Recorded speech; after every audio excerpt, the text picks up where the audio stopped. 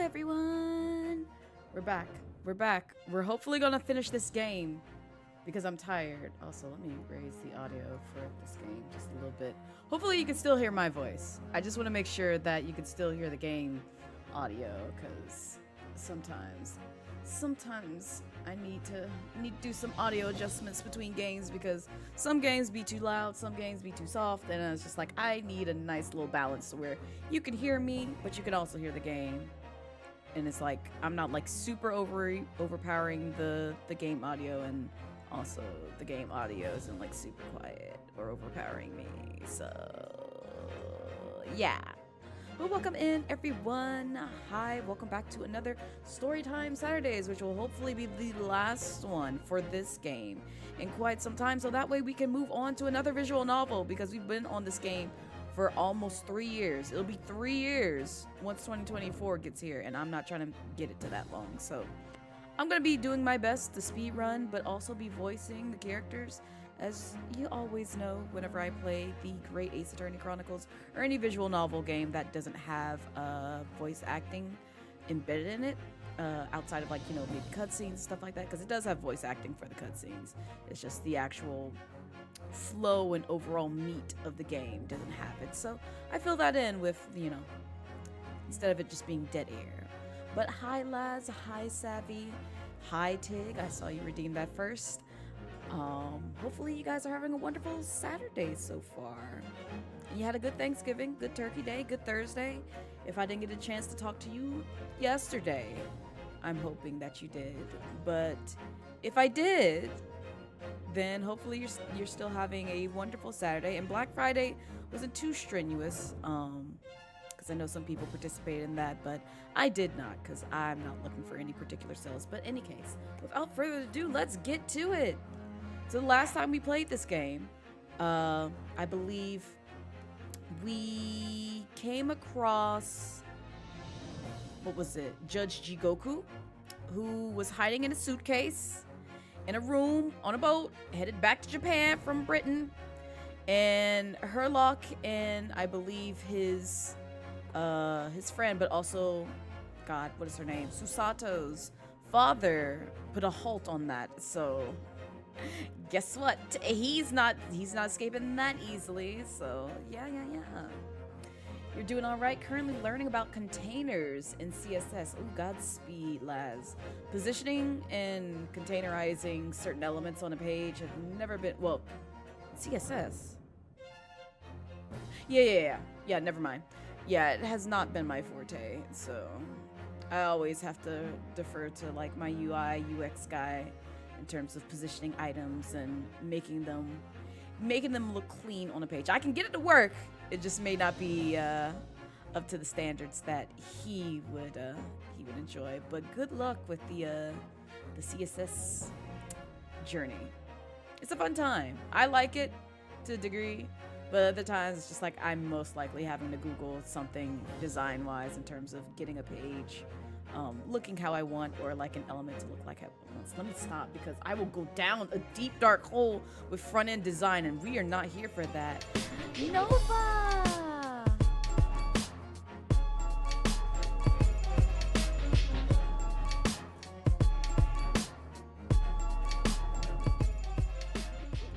Hello, Nova. That is my wife. Hello. Hi. You're here for the cheeks? The cheeks are clapping just for you. Just for you. Only for you, Nova. Only for you. But yeah. So we put a halt on all the things that Jigoku tried to do.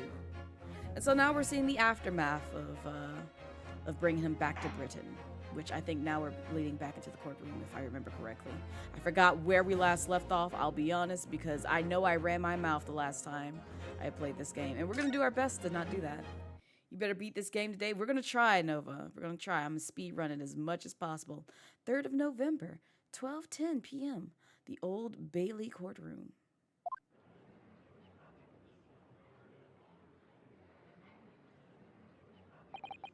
Kazuma Soki. I know you, and I know you wouldn't lie, but still, there's no doubt that you're holding something back. You know more than you're saying. This unicorn gavel does not get old for me. During the past 30 minutes, while this court was adjourned, all possible efforts were expended. But sadly, Mr. Jigoku's whereabouts could not be ascertained. Oh no, we know. We must accept the unfortunate conclusion that the Reaper has already done the deed. He did not. Don't worry about it, Bonzies. It'd be hilarious if someone did a Law and Order intro for Ace Attorney. Doom doom doom doom doom doom doom boom boom boom boom boom boom boom boom boom boom boom bam bam bam bam bam. Okay, that's about enough as I'm going to get into that. There's no sense in wasting any more of the court's time. The prosecution calls for an immediate verdict. But also, welcome in, Trash Gamer. I hope you're having a wonderful Saturday so far. No, the trial cannot end now. You're a Japanese man, Ryunosuke. You should know when to lay down your sword. You're one to talk. You have your own sword. And you should know never to presume when the battle is won. The court has already been presented with all the evidence and heard all relevant testimony. And there can only be one conclusion, that the accused is guilty. All relevant testimony? Far from it. There's still a crucial witness, from who the court is yet to hear a single word of testimony. In that case, call your witness to the stand at once, counsel. Yes, my lord. Tomorrow, if possible. Not you delaying it tomorrow, Ryunosuke. The witness is already on his way and scheduled to arrive tomorrow. Oh, okay. They're in communication with him. Bet. That's right, because we talked to him. Duh. Who on earth is this crucial witness? Don't worry about it. We got an ace up our sleeve. Sashiro Jigoku. Oh, okay. We're just gonna lay it out in front of him. Great. The very man allegedly murdered by the Reaper. Judge Jigoku? You found him? Yes. Are you shocked? He wasn't very far. He was in this country like literally not long ago. He tried to get away. He's not dead. He's alive, sir. We literally just spoke to folks who saw him breathing, unfortunately. But the investigation of every policing resource in the capital suggests that Jigoku is already dead. Who? You just sound like you're trying to hide something. Who the fuck is this? I dig. He's the guy we met when we first landed in Britain and started, penetrating the court system. Where's Santa? Santa is not presiding over this courtroom because of reasons, which you're gonna get into if we finish this game today. I know the reasons because I played this game entirely offline, so there's no spoils for me. But I need y'all to witness the things that are about to happen in this courtroom. And also, plot-wise, if you stick with me from the beginning of the series. Why did his eyes just call you the hard ER? He would actually probably be the one to use that. At least, Von Zeeks would just call us Blackanese. He would actually use the hard ER. He would definitely use it. How in the name of God did you find the man? He was located in France during the recess at the port of Dunkirk. Thanks to one of Mr. Herlock Sholmes' famous deductions. Herlock Sholmes? Inspector Gregson almost certainly met with Mr. Jigoku the night on his death. Because along with Prosecutor Sogi, Gregson was on a mission to assassinate the man. He's given Kanye West... Ooh.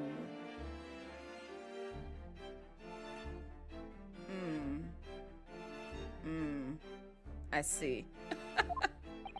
Which means that Shishiro Jigoku is the sole witness who can clarify exactly what happened aboard the SS Gross on the 31st of October. But yeah, stick around to the end, Tig, if you can. I'm trying my best not to give away things. Well, it would appear that it's too soon to move to adjudication at this point. Nami, hello. Welcome in. So I like this dancing emote you got. It's very cute. The prosecution occurs. The court must hear Mr. Jigoku's testimony. No judgment should be passed until all testimony has been considered. Give me bad trope, Santa. Toupee, Santa. You hate it here already? Listen. It's the way I hated it too, Tig. Don't worry. Don't worry. I don't like this man at all. I've never liked this man. I never liked this man. Even before I finished the game, I never liked this man. I still don't like this man. There's a reason why I don't like this man even more, but we'll get there. In that case, I hereby call the end of today's proceedings. Court will reconvene at the same hour tomorrow. No objections from either side. No, my lord. No objections, my lord. Van Zeeks, you gonna talk? We live to fight another day. By the skin of our own teeth. You're one to talk, sir, but we also know you're, you know, part of the Ryunosuke, not Ryunosuke. Naruhodo family tree, so yes. Yes. You're doomed to be sweating in courtroom quite often and have the same, you know, reactions as Phoenix. You know. A descendant of yours later on down the line. If that arm moves in a specific direction, or jump through this screen, not this. I just want to finish this game, that's all. That's all I want to do. I just want to finish this game. Oh, see, we could have left it on this after they got back to the courtroom. I didn't realize it was going to give us a to be continued the last time we stopped on this game, but that's okay. It's fine. We're literally at the finale. We just got to get through it in like 2 more parts? Yeah, 3 more parts, I think. The unexpected halt of proceedings sent a clamor around the courtroom, but outside the Bailey, where Londoners knew nothing of the secret trial within it, it was a typical still night. Then, at a little past 8 o'clock that evening, Mr. Sholmes and his partner returned to Baker Street. You doing footstep today? Hi, Dwayne. Welcome in. We might do a little foot stepping, foot speeding, foot gripping. Oh, no, not foot gripping. No feet gripping here, please. No feet gripping. Gravel gripping. There we go. Gravel gripping. Oh, look. See, we should have played this on Thanksgiving. This would have been a perfect time. You got the setting right there in front of you on a chest. It's poor timing. Bad timing my part. Also, Loser, welcome in. How's your Saturday going so far? Trying to speed run this game because we're literally at the finish line. I just need to get through like roughly, I'm assuming 3 to 4 hours of this game. And then we'll be at the end. And then you'll see all the things unveiled and you'll see how blown my mind was when we get to the end. Because there's a lot to unravel here. 3rd of November, 8:07 p.m. Sholmes is sweet. Oh, hi, it's you again. We have returned, my dear fellows. Welcome back to Britain, and thank you for your timely help. I know, you helped out a lot, Sholmes. Think nothing of it. I believe you've had an even more wearing day than Mikatoba and I, no? You could say that. We were on the brink of defeat in court earlier. So this prosecutor, Asoki, had you on your ropes, did he? And he's your best friend, you say? Well, he's not really the man I knew in Japan anymore.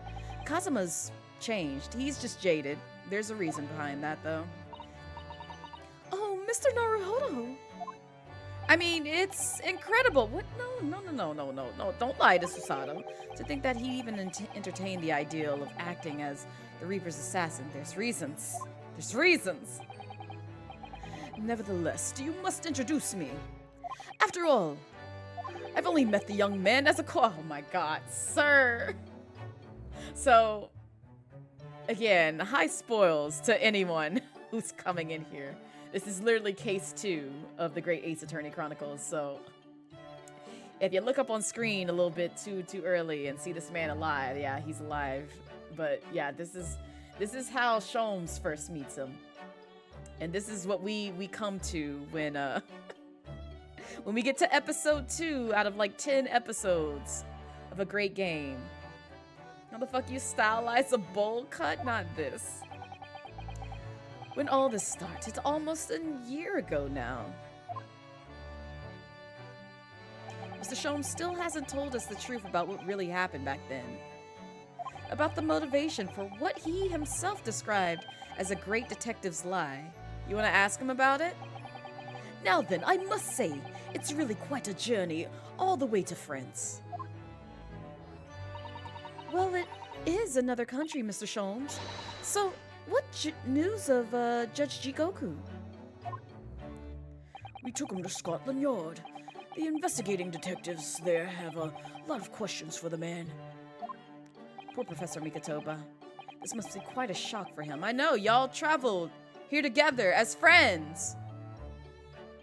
And with him in a large suitcase of lies and crimes. And then you meet again on the same boat that y'all came in and see him hiding in that same large suitcase full of, you know, deceit and lies and crimes. I'm so sorry for you, Mikotoba. Yeah, you got a traitorous, you know, best friend there, or friend, whatever you want to call him. I don't really know what he is to you. But yeah, he's a lot. He's a lot. Ah, I picked this up at the telegraph office on our way home. What is it? Surely you haven't forgotten already. I put upon you for the matter only yesterday. You put upon me, Sholmes? I had to fill out your telegram to Japan and foot the bill as well. Oh, that sounds on brand for him. Yes. Oh, you've had a reply already? What's so urgent, though, Mr. Sholmes? Such matters can wait until later. I'm far too hungry for an involved conversation at present. Well, that's good news, because supper is already ready, everyone. Ah, and what a feast it is! If I was none the wiser, I'd think the trial was won already. Wait, did you cook all this yourself, Iris? You opened the bottle of wine, you cooked the turkey, you put out like all the veggies and, you know, condiments and everything else. How long did this take you? Roast beef, kippers, stew, steak and kidney pie, Yorkshire pudding. Tomorrow could be a very long day, so eat up. In that case, I think I'll seat myself just here. This place appears to be the only one set with a helping of pheasant as well. Oh, sorry, Hurley. Not there. Why ever not? Are we in set places this evening? Yes, and that place is for Susie's daddy. For me? That's right. I made it especially for you, Professor Mickey. Not Professor Mickey! No! Oh boy! Not Professor Mickey! I see. Well, that's terribly kind of you. No, why you putting on the sad face, Iris? What's wrong? It's a shame, really. What do you mean? Well, for a brief moment, I believed it. That Susie and I were half-sisters, I mean. Oh, I see. She thinks cute.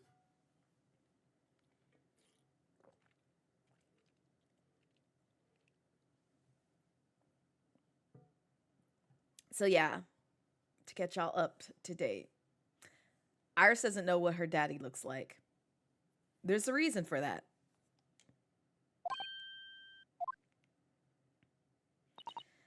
Iris, do you mean? Yes, I know now. I overheard yesterday. I secretly listened in to the conversation you had after I tricked you all into thinking I left. Of course not. Of course. Sholmes, baby, get up. Get up, please. The misunderstanding arose because of that autopsy report from 10 years ago. Not leave him down there. No, he's got to get up. Somebody's got to pick up his corpse. But actually, it turned out that neither Dr. Wilson nor Professor Mikatoba are Iris's father.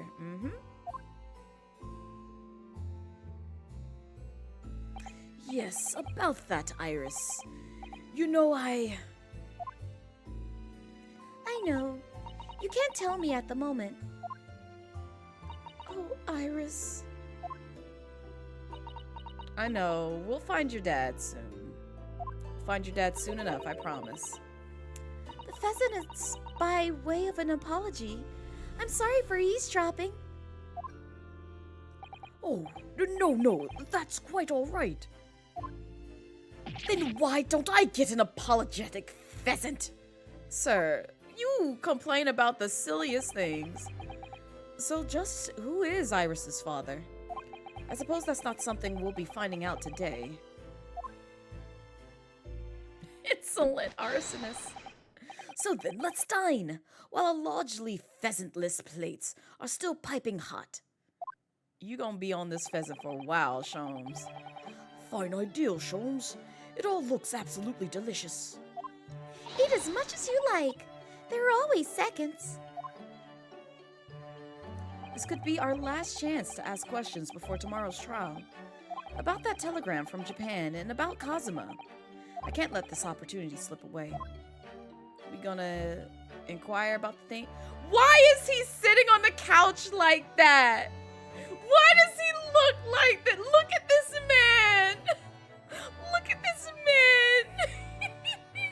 It's like he's sitting there by a fire next to a dinner table, just like, I'm ready for intimacy, my love. This bitch is pouting like a bird. I'm so sick of this man. He makes me so sick. Oh my god, I can't stand him. Let's look at Iris's side of the room real quick. If I remember correctly, this large and imposing lump of iron is called a typewriter. To think that every single one of the adventures of Sherlock Holmes blossomed from this very machine. It's such a dreamy thought. I actually had to go on it the other day. The metal bars that move when you hit the keys got all tangled up somehow, and that made Iris angry. Ooh. Mr. Naruhodo, you're ruining my dreamy thoughts. Please don't do that again. Ugh. Now I've made Susato-san angry as well. Good job. Alright, let's see what... Oh, we've already looked at what concoction she's making today. Well, that saddens me. Iris's pretty little tea set is set out beautifully as ever. Look. Well, it's only by carefully taking care of a tea set that you can make good tea. Is that a roundabout way of telling me I need to tidy my desk? Oh, Mr. Naruhodo, you do overthink things at times. Bum, bum, bum, bum, bum. Alright, let's talk to this man. Wait, what's over here? Anything? No. Oh, it's nighttime? I don't know. For some reason, I thought it was daytime, but it's nighttime. Hello, you. Mr. Sholmes, what are you doing? Oh, he got that mopey-ass face again.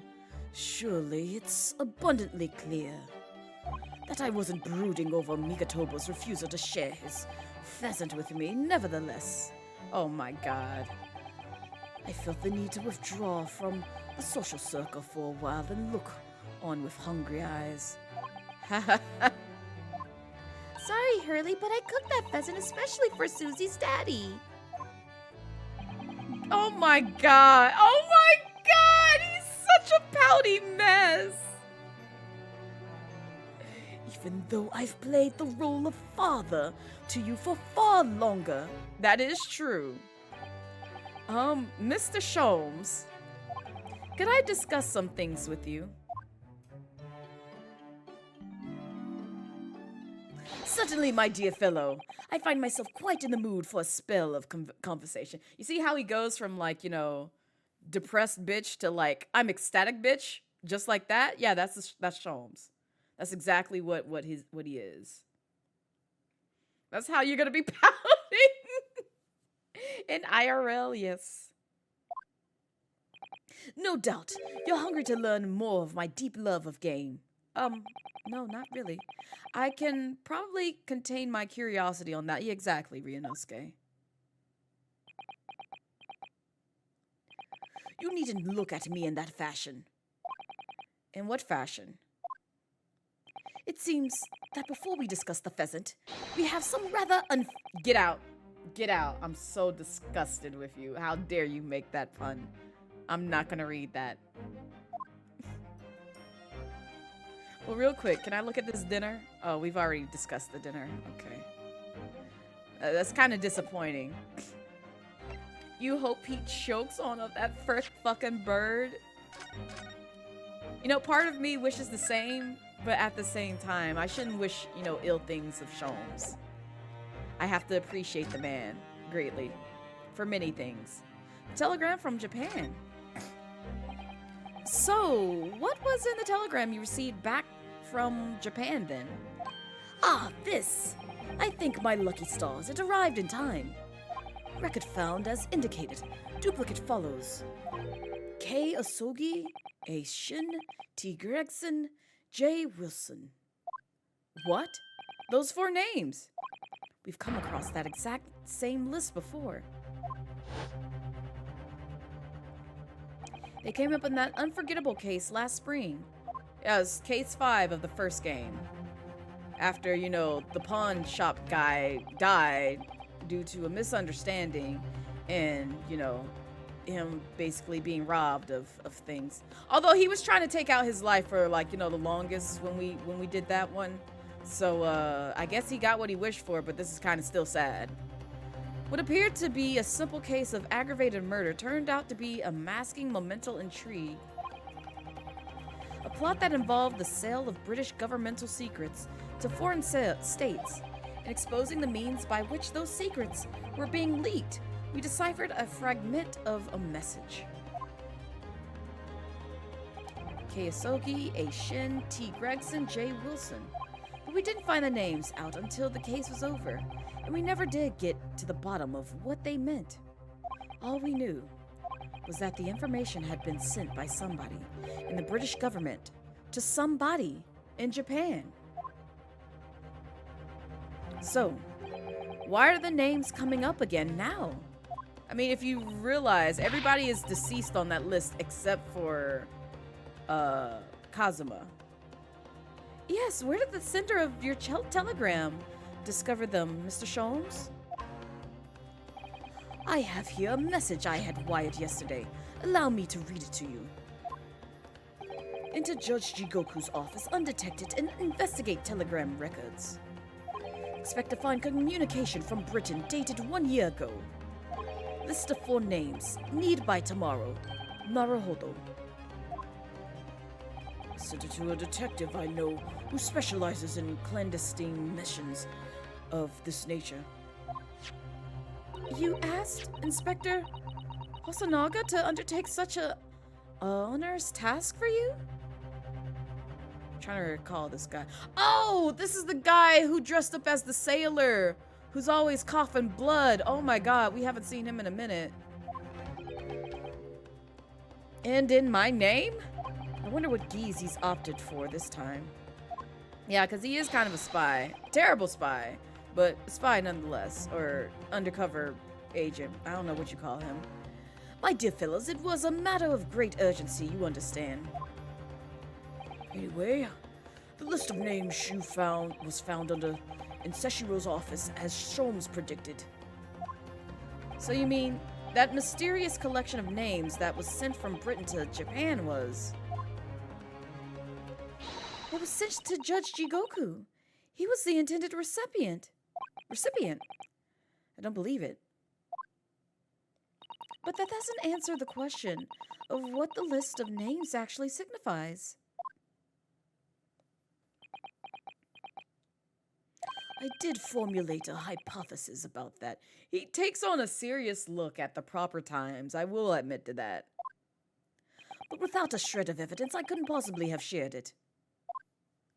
Mr. Sholmes looks deadly serious for once. He does. A telegram from Japan has been entered in a court record.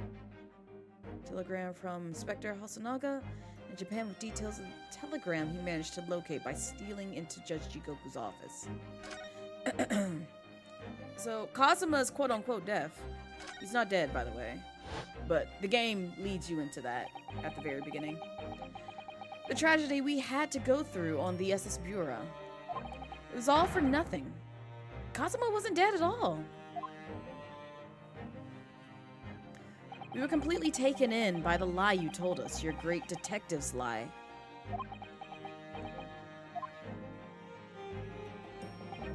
I took no pleasure in deceiving you. However, at the time, all that concerned me was preventing the young man's study tour from taking place, whatever the cost. What? I capitalized on the events that transpired to see that he was sent back to Japan. His remains, you mean? Precisely, Miss Susato. And then I made sure that somebody else was sent to Britain in his stead. Oh my, you mean? Yeah, Naruhodo. The arrangement between our two countries was already in place. One university student lawyer and one judicial assistant to become accommodated on a study tour. In other words, by arranging for someone else to fill the place originally intended for Mr. Sogi, I would successfully prevent the man from arriving on our shores for several years at least. Wait, do you mean to say that it was all in aid of stopping Kazuma coming to Britain? That's why you... Think back, Mr. Naruhodo. Was there not somebody who quite casually urged you not to continue on the voyage to England? Yeah, it was... The terms of the study tour were negotiated by the Department of Justice in both Great Britain and Japan. In the light of Mr. Sogi's unfortunate death, I'm afraid the study tour can no longer go ahead.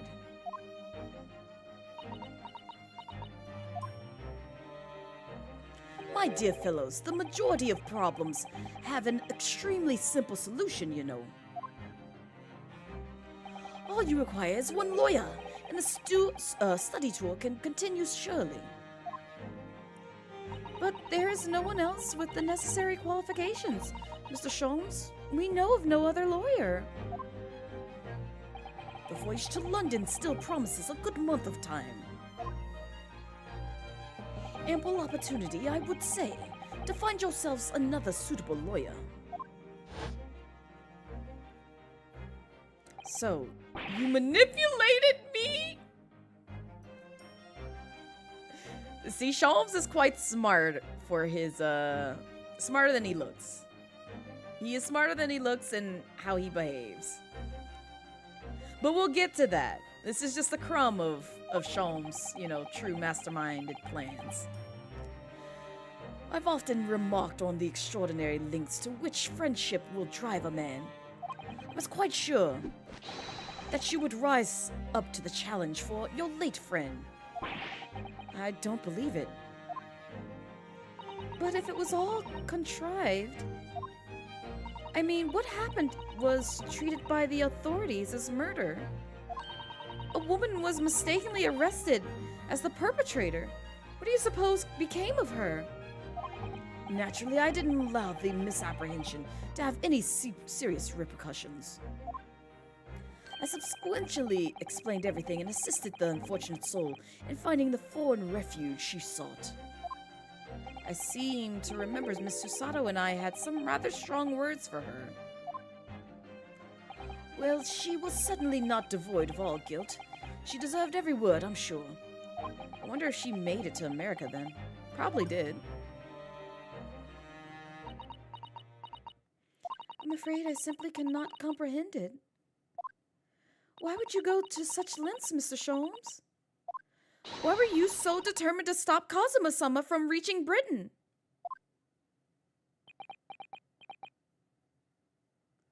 The truth is, 12 months ago, there was already a very tangible omen of the impending tragedy, you see. Oh. An omen that, at at this very moment in time is close at hand. An omen of all these tragic events that already existed a year ago is close at hand? We need to find out exactly what Mr. Sholmes knows.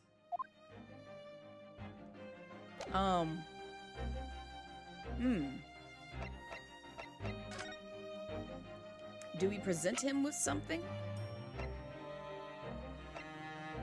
Because he's not giving us any more options. There's no room for doubt with your instructions in this telegram, Mr. Sholmes. You're very clear that it was just Jigoku's office that should be searched, so you obviously knew that's where the list of names would be found. Keisoki, A. Shin, T. Gregson, J. Wilson. But we only learned of those 4 names just over 6 months ago now, and only because they appeared as part of the top-secret government communications that were leaked. That's true, yes. But at the time, you were unaware of the background. You see, those 4 names were wired to Japan. Right? Around 6 months before that, approximately this time, last year in fact, when you both were still in Japan. Uh-huh. It would be hypocrisy on my part to reprove others for intercepting state secrets.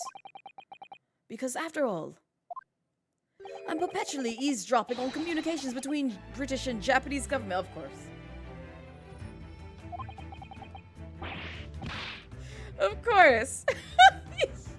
He just drops that casually. He's just like, yeah, so I'm just, eavesdropping on government secrets between countries. It's no biggie. It's not like, I'll see jail time or it's like, incriminating to my nature or illegal in any, fashion. It's perfectly fine. It's just, casual everyday thing that, anybody does. Yes. You're perpetually doing what? How? Never mind the detail. No, I'm curious. How are you intercepting these? You got people in the shadows? Let me know, Sholmes. But you should know. No secret is safe from Herlock Sholmes when he has designs on knowing it.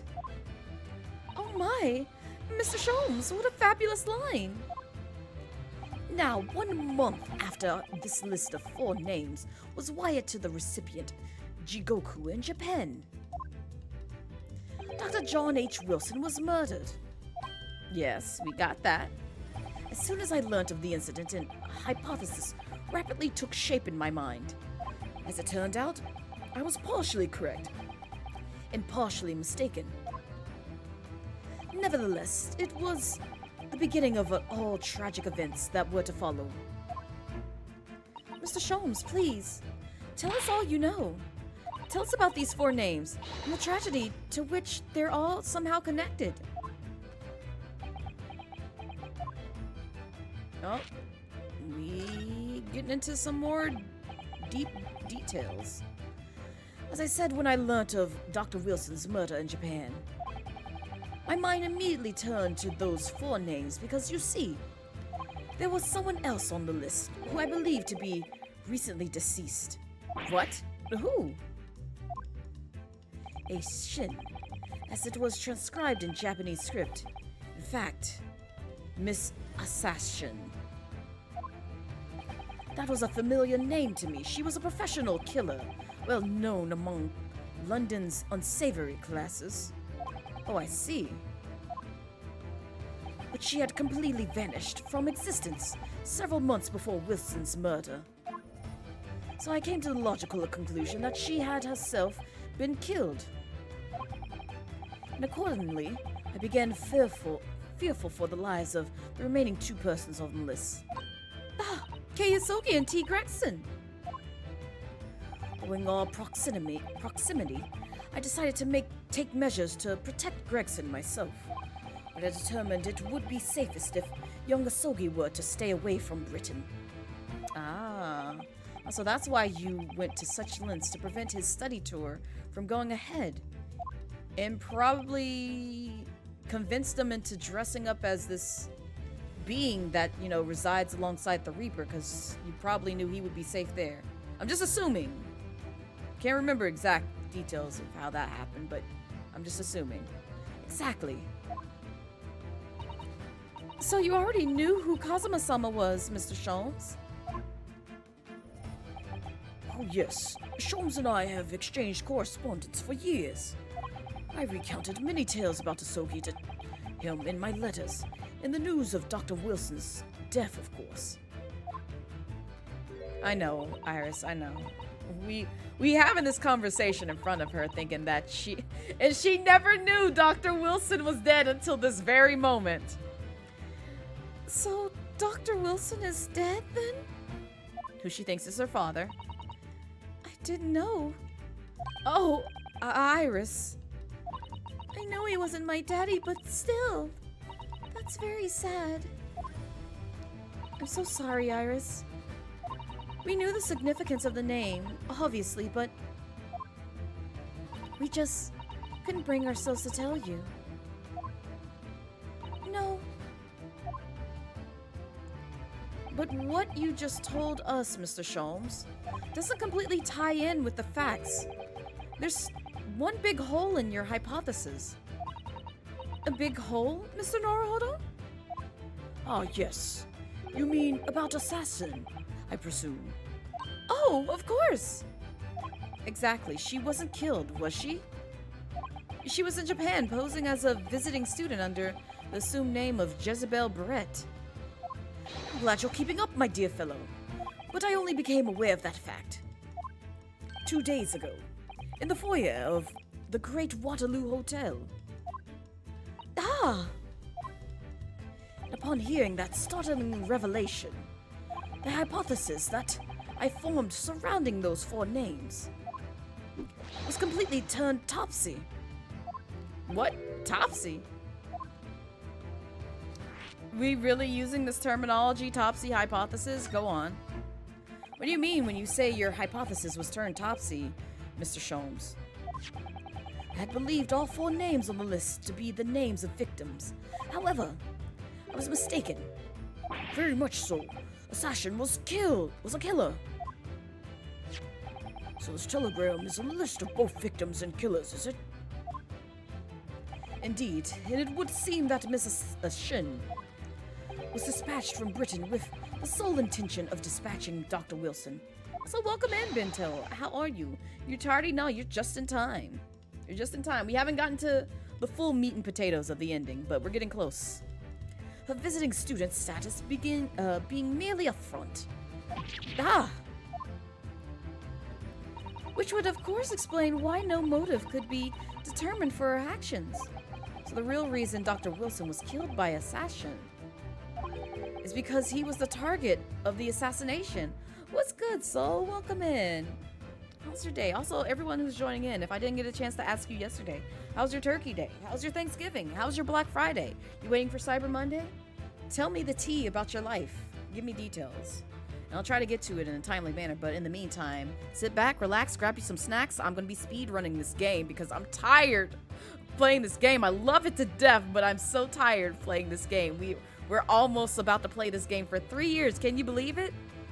Can you believe it? We already hit the 2-year benchmark for this game. I'm not trying to go for 3. Please don't let me go for 3. But yeah, you're just chilling. I'm glad that you're chilling, relaxing. There's nothing wrong with relaxing on a Saturday. It's a great time to relax. It's because he was the target of the assassination. You're full. I too am full, but got plenty of leftovers to last me for at least, 4 more days. 4 more days, and then after that, I will get tired of it. Or probably 3 more days. We'll say 3 more days. Yeah, 3 more days is more accurate. Informed with that knowledge, fresh consideration with this telegram puts the list in a very different perspective. What do you mean? Well, does it not strike you there's another among the 4 who subsequently became a visiting student, Asogi? Asogi.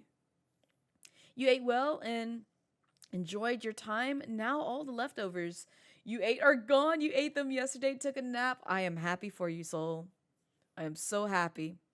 Best believe if my appetite didn't, betray me as of late, because I didn't eat much, surprisingly, on Thanksgiving Day. I just didn't have much of an appetite.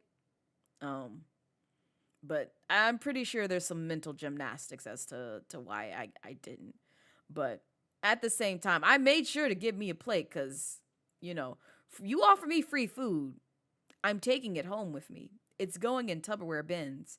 It's going to be stored in the fridge, if not freezer, depending on how long I want to keep it. Can you make me some baked mac and cheese? I got you, Bento. Oh, that was the other thing. So yesterday, my friend picked up the mac and cheese that I had in a spare dish. So I hope they are enjoying it. They got like a good pan size of mac and cheese that should last roughly about 3 to 4 days. So it's a good time. 3 more years of looking at Shomes. We not going for that trope. We not. But also, welcome in. How's your Saturday? Yeah, your aunt let us take food home, so that's all you brought back. No, I understand it. Take what you can. The mac and cheese looked awesome. Thank you. You will pay you. Listen, I actually do have like some ice packs that you use to like ship things, and I've used it before to ship off some coffee, iced coffee that, you know, a local barista and friend made to another friend. So that way they could taste the mixture. I need to see if they're still blending stuff, because that coffee was good. And it was vegan friendly too.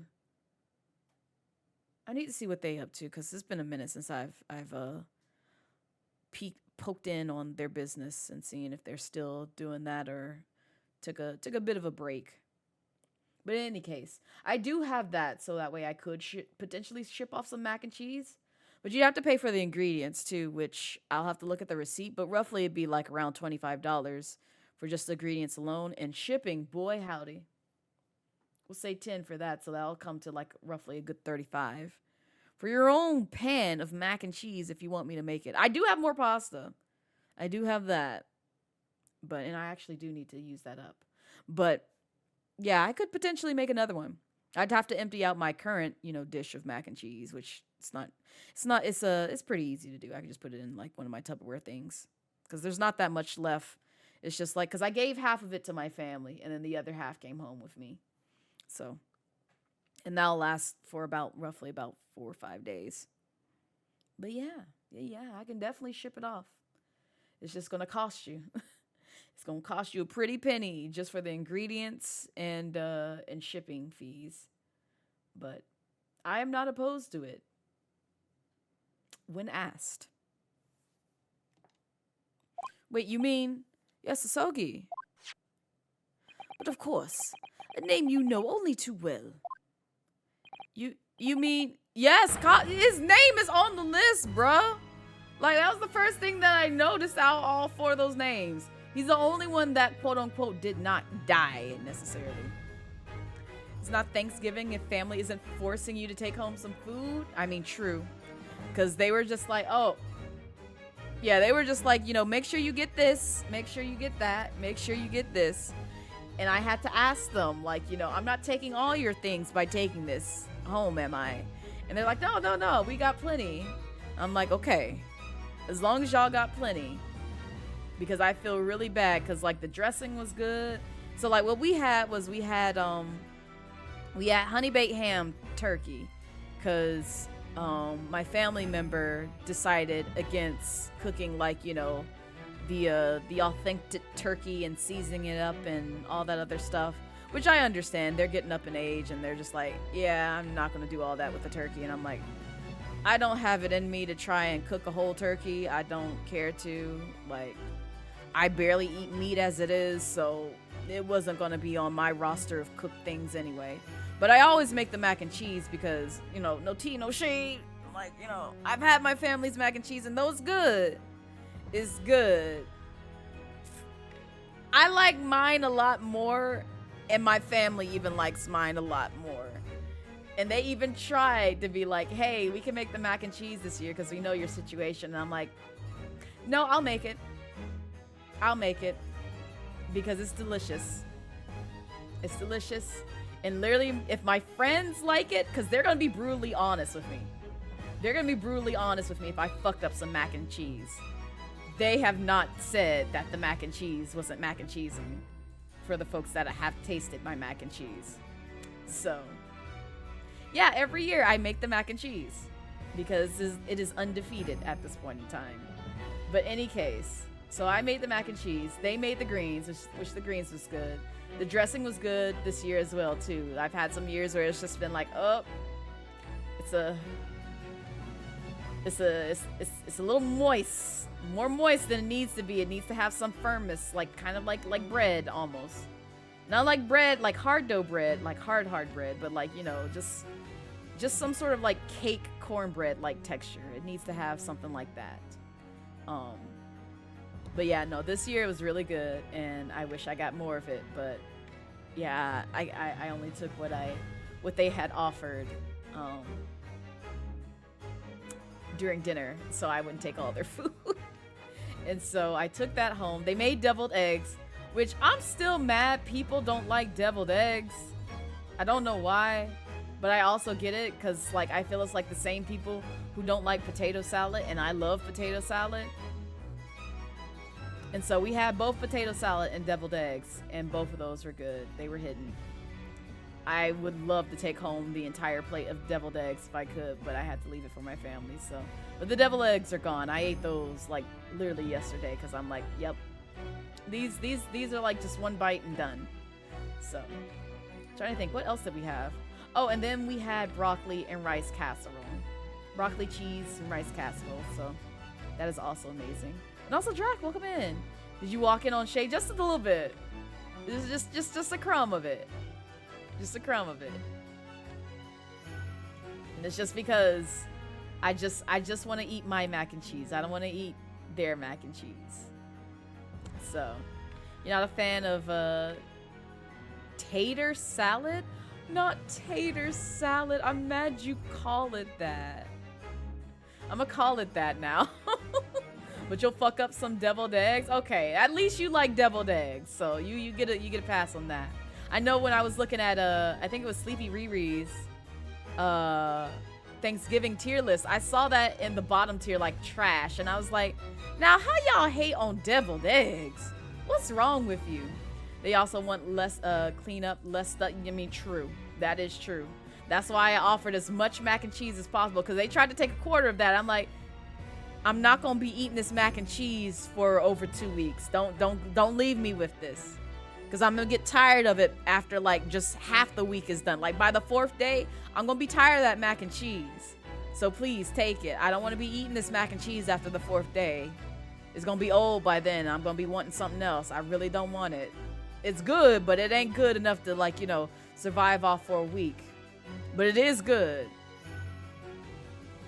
You had so many terrible mac and cheese, to be honest. The worst mac and cheese that I've had was from a former coworker. And they put it in a crock pot. It wasn't baked. It was crock pot mac and cheese, and they have no kind of seasoning on it. Zero. Not a crumb of seasoning. My southern soul died that day. I was just like, I've never tasted worse mac and cheese in my life until this very moment. Until this very moment. And I was very happy. Another coworker who was melanated made another dish of mac and cheese. And so I ate that. I had that. Damn. You know, I realized ever since I've been there, I never made mac and cheese for them since we were working in the office.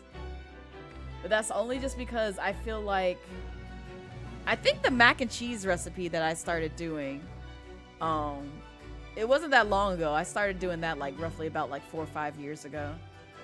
So, and that was roughly around the time that the pandemic had hit. So I was like, yeah, we gonna make the mac and cheese this year. It's fine. You can make mac and cheese in a crock pot. But yeah, that's how they made it. But mind you, they weren't blickety black. I will put it that way. Ain't a crumb of salt or seasoning on that mac and cheese, and I was very upset. One thing that I do want though, to try to make next Thanksgiving is stuffing. Cause I haven't had that since my former friend brought it over when they celebrated Thanksgiving with us pretty heavily most times. They are no longer invited to family gatherings for reasons, but that's only just because they turned out to be very toxic, and I am quick to cut off toxic people.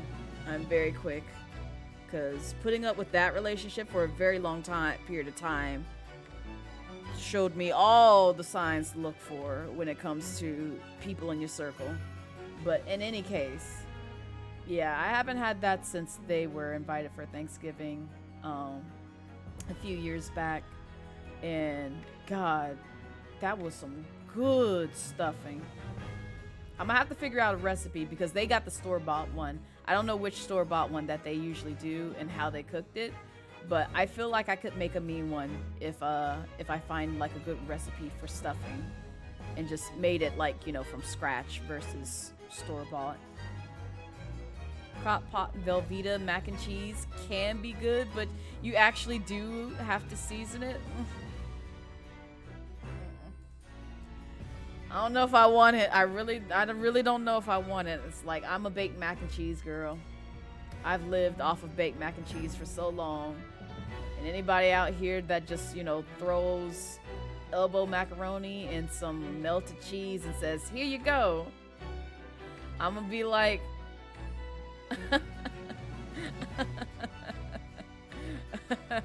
wait, where am I? There we go.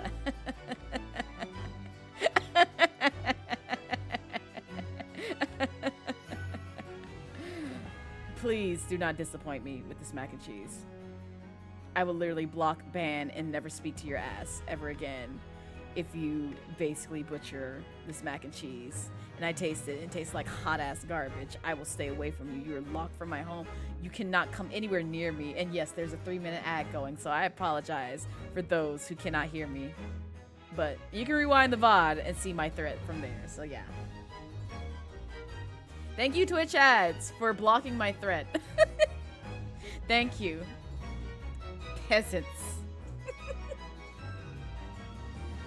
Crock pot mac and cheese could be cool. It's easy. I can see it be easy, but I'm just like, somebody gonna have to prove me wrong on the crock pot mac and cheese. If you make me a good crock pot mac and cheese, I'll give it a pass. But right now, I don't trust it. Ever since that moment where I tried it, I was like, nope, never again. Oh my God, Nova!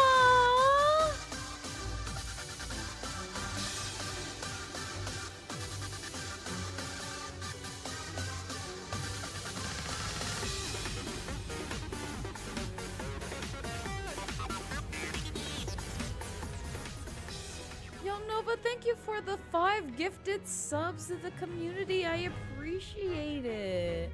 You're so sweet, wifey. You're so sweet. I appreciate you. You're so sweet. Thank you. Thank you, wifey. Thank you, wifey. Say thank you, wifey, to those who got a sub and still lurking here. Say thank you. Thank you. Thank you. Oh. But yes, that is how you can avoid the ads. That's how you can avoid the ads until I get another job to where I can lower the ads to like 1 minute. But right now, I gotta get that bag that Twitch is like, hey, we'll split it if you show more ads. I'm like, okay, bet. Give it here. I need to pocket more money, please. I need it for like, you know, bills and things.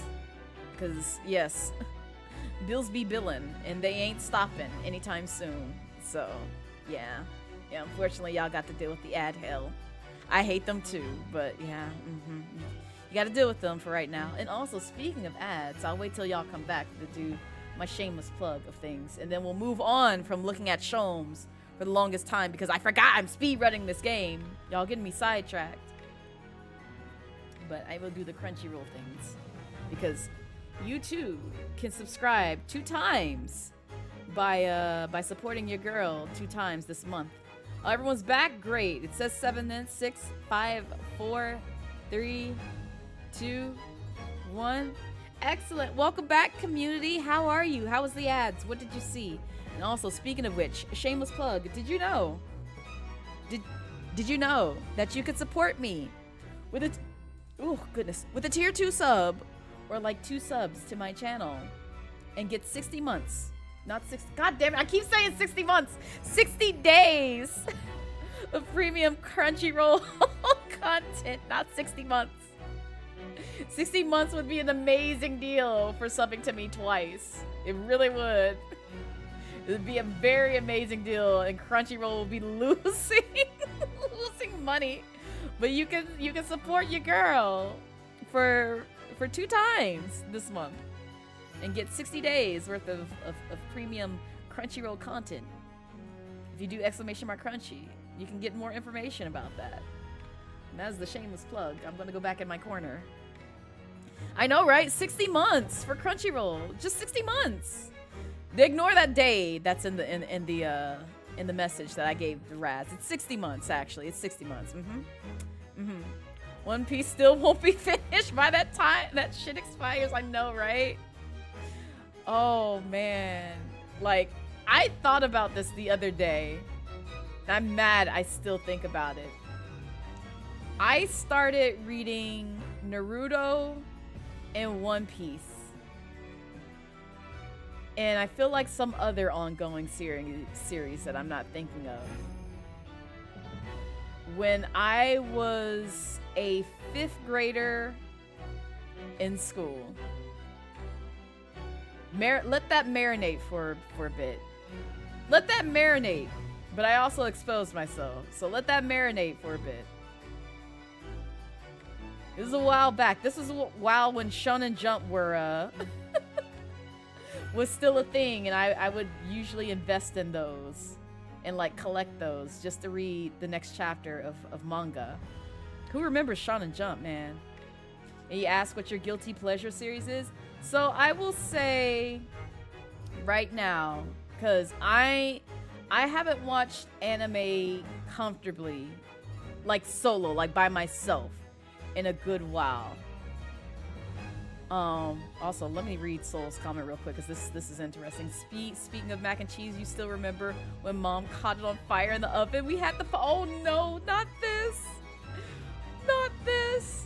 But yeah, I haven't watched anime by myself in quite some time, and so I've been using my Discord community, my Midnight Snacks, my lovely Midnight Snacks, which we do have movie nights, haha, every Thursday, watching, you know, a new anime series that I may not have seen or either have seen.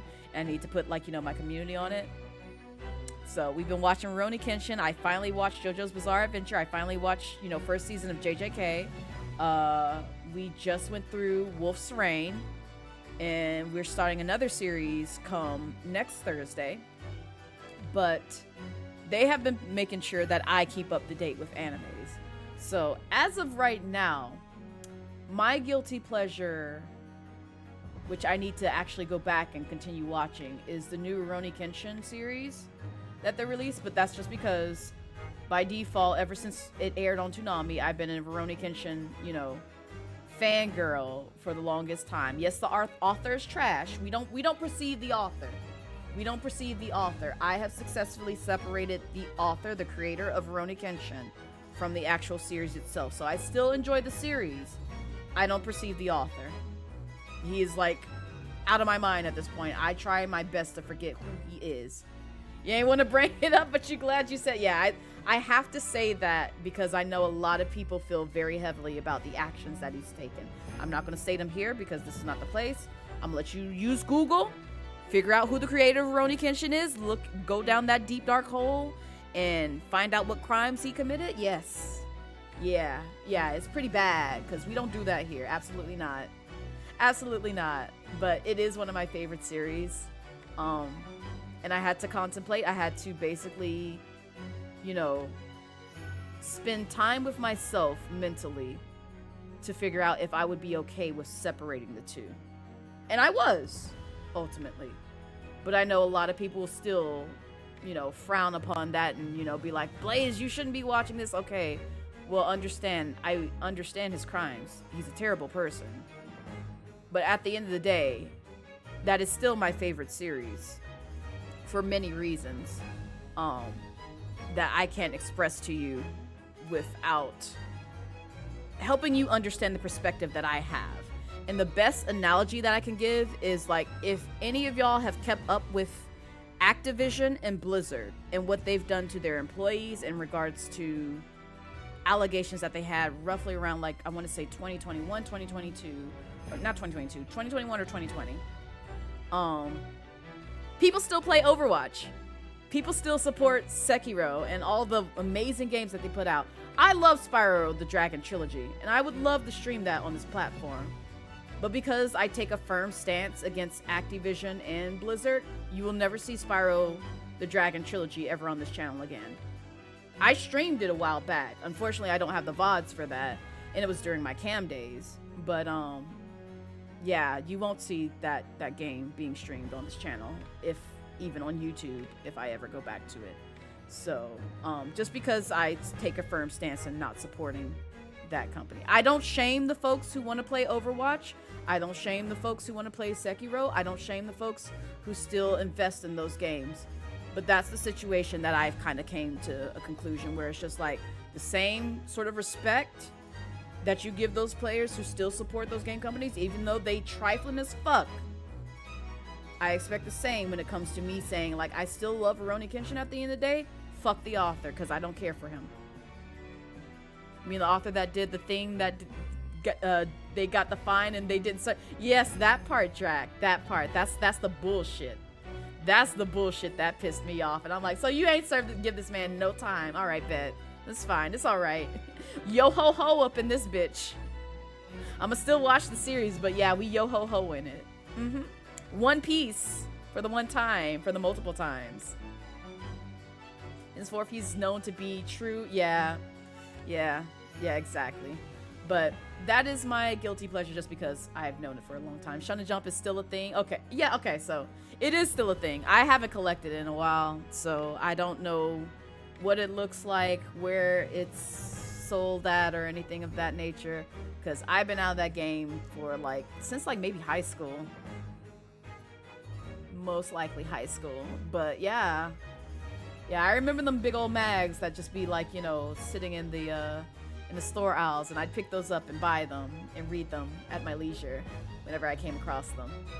But if I had to pick an anime that I really, really, truly loved that I watched recently, it would probably be JoJo's Bizarre Adventure. Because the way that they've tailored that series, even though it caused me great trauma and pain with it showing me my phobia, and also amongst a lot of other things where I'm side-eyeing the author and being like, are you okay? Are you on drugs? Are you good? Is you good? Help me understand. Is everything okay in the house? The way they curated that series in terms of release of episodes, their intros, outros, and everything, in terms of kind of dropping hints in there. And I know a lot of people, will complain about spoilers of the series, but it's just they dropped in those sweet little Easter eggs in certain parts, and I'm like, this is genius. I love this. I absolutely adore this. This is great. I want to see people break the mold when it comes to that type of thing. So JoJo's is up there in terms of animes or mangas that I wouldn't mind diving into and reading again. JJK is another one. I don't want to watch season 2 just yet because I want to read it first, because I'm basically treating it like I did with Attack on Titan, where I watched season 1 of Attack on Titan and then I started reading it, and then I got up to the point to where basically they didn't animate the part where I had stopped reading off of for at least roughly about 2, 3, 4 years. And now I'm just learning that they've ended the series both anime wise. I knew that the manga had ended, but they just ended it anime wise, if I'm not mistaken. I'm behind on the manga. I still need to circle back around, even though I'm bored to tears of that series and the kind of sort of turn that it took, to where I'm just I don't know why I have to be invested in this, but I have to. just so I can have closure for myself with starting that series with, you know, how hard of a banger it was in the beginning, and now it's just like, I don't know if I care anymore. Because I waited so long to figure out what was in the basement, and I found out what was in the basement, and then after that, it was just like, okay, all right, so we're getting somewhere, and then it took this other turn, and I'm like, I don't care. I genuinely don't care. Why would you do this? Like, why would you try to make me care? Because I don't. And I can't say much more than that unless you're caught up on the series. And I honestly just don't want to say it in this chat, just because, you know, some people may be actively reading or watching Attack on Titan and still don't know the things. So, Attack on Titan, Drac. So, because I'll put it this way, with being just as vague as possible, they shifted perspectives. And at that point, I was just like, I'm checked out. I don't care. Why did you do this? I don't like this. Because there's a way that you can do it, and it's like, this is a masterpiece. The way they approached it is just like, you've basically made me want to stop reading this. And that's what I did. But I need to get back to it just so I can, again, have some closure and figure out what happened at the end, because I'm genuinely curious at this point. And my brain will not stop thinking about, like, you know, what happened, even though I've been spoiled on quite a few things. I want to see it for myself and see, like, the turn of events that happen back to back. But that's another one. Boku no Hero is another one that I need to play catch up on reading wise, because I did the same thing. I watched a few seasons of Boku no Hero, and then I jumped straight into the manga. That's what happens, like, with a series that I'm just like, it's really good. I feel like I want to put some time and invest in reading it versus watching the anime. Those are series where it's just like, you had me intrigued at the very beginning. Now I want to read it and play catch up on all the things, because I know the manga is typically ahead of, like, what they animate, and it doesn't bother me. I know a lot of people are just like, I want the visuals, I want the fighting scenes, I want the blah blah blah blah, and that's great and all, but I'm literally I'm one of those where it's just like, you don't read it for the story. Yeah, no, I'm actually reading it for the story. I want to see what happens. So that's why I always defer to the manga, because I'm like, I'm engrossed in the story now. I don't necessarily need to see it animated. I just need to see what happens. Like, give me words on a page, give me visuals to some degree, so that way I can be immersed in, you know, what I'm reading here. Both the manga and anime are finished, so you can watch either. They ended the same. Oh, okay. So good. I have some stuff that I can hopefully play catch up on, maybe in December. So, we'll see. We shall see. But yeah, those are my current guilty pleasures. Wolf's Rain was good. I recently watched that, and I was like, oh, this was a good series. Really good series. There's another one that I started recently, which I might watch at my own pace, which is because we started in the Discord as well, until they touched on things such as slavery and some very lolicon-like topics that I'm like, I don't know if I can get behind this, Chief. But you got me invested in seeing, like, you know, what happens to this character, and I want to see what happens with the character development and the rest of the plot. And it's a relatively popular, like, new and popular series too, but I'm just like, I ain't behind all these themes that you put in this anime. Like, you got me fucked up just a little bit by putting these types of things in this. It's not Promised Neverland. It's I think it's Rising Shield Hero or something along those lines. It's that series. I started that one with my Discord community, and we were all like, we'll give this a chance, see where it goes. Yes, Rising of the Shield Hero, that one. Yes, that one.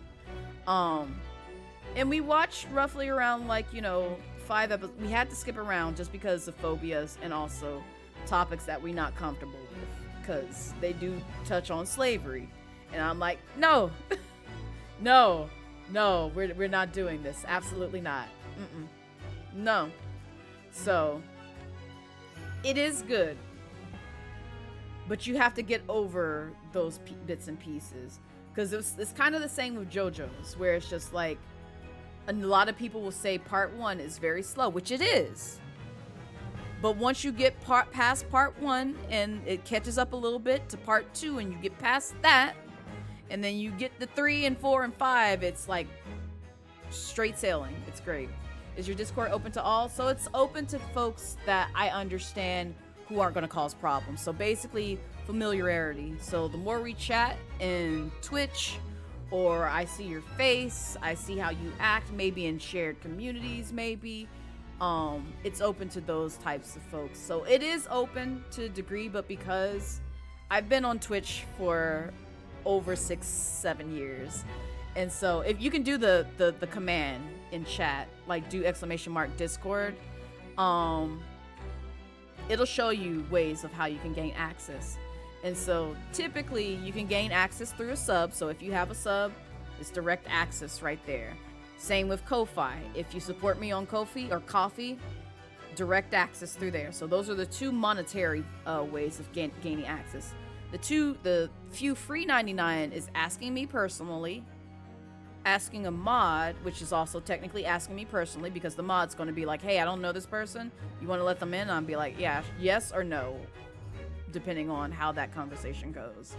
And then the other option is through channel points. So if you look at the channel point redemptions that I have, there's one I think that's set at 25,000 if I'm not mistaken. And that's because you spent a considerable amount of time in Twitch chat, so I can kind of understand your behaviors. And even if you lurk and gain that much and gain access by redeeming that, there's still a vetting process in place. So again, it's one of those situations where I learn from previous mistakes that creators have made, where it's just like, yes, you can open the Discord, it can be, anybody can click on it, but it's also making it prone to where you could get trolls, you can get bots, you can get people who have bad intentions for your server access to your Discord. And so I make it to where I make it comfortable for anybody who comes in, where it's just like all eyes on you, and you also have to go through a vetting process, because I am past the time of dealing with the bullshit from, you know, random internet folks. So, but yeah, I know I've seen you a while, Vonnie. So if it is something that you want to eventually join, definitely stick around more. You're more than welcome to join, because it's like, again, it's open to the Midnight Snacks and people who really want to be a part of this community. But at the same time, I have to look out for my protection as well as my community's protection when it comes to introducing people into the Discord. That's not going to spew hate or be disrespectful to my mods and my my community members. Shield Hero has too many incel red flags for you to watch. Understandable, trope. Understandable. That's why I said it's a maybe if I watch it solo. Because as a community, we decided, yeah, we're going to skip this because it it had too many red flags with certain topics. And I'm like, I don't know about we want to watch this one. I know JoJo's took some liberty. And we were just like, yeah, we can skip past that. But this one is like, it took it to a whole nother level. I don't know if I'm comfortable watching this. So we'll see. We'll see. While you look at redeems in the first one, that stands out is Step on You. Yeah. Yeah, JoJo's is a wild one, but it's so good. It's so good. Once you get past the, what the hell am I watching right now moments, you're like, you expect it for its charm and you appreciate its charm. And I got you, Nova. Inspect your boundaries. You'll keep showing your face and prove you don't just lotion your arms when you go outside. No ashy behavior form shall prosper. Thank you, Bonnie, for respecting that. And I'm sure my mods and other people of the Midnight Snacks greatly appreciate it as well.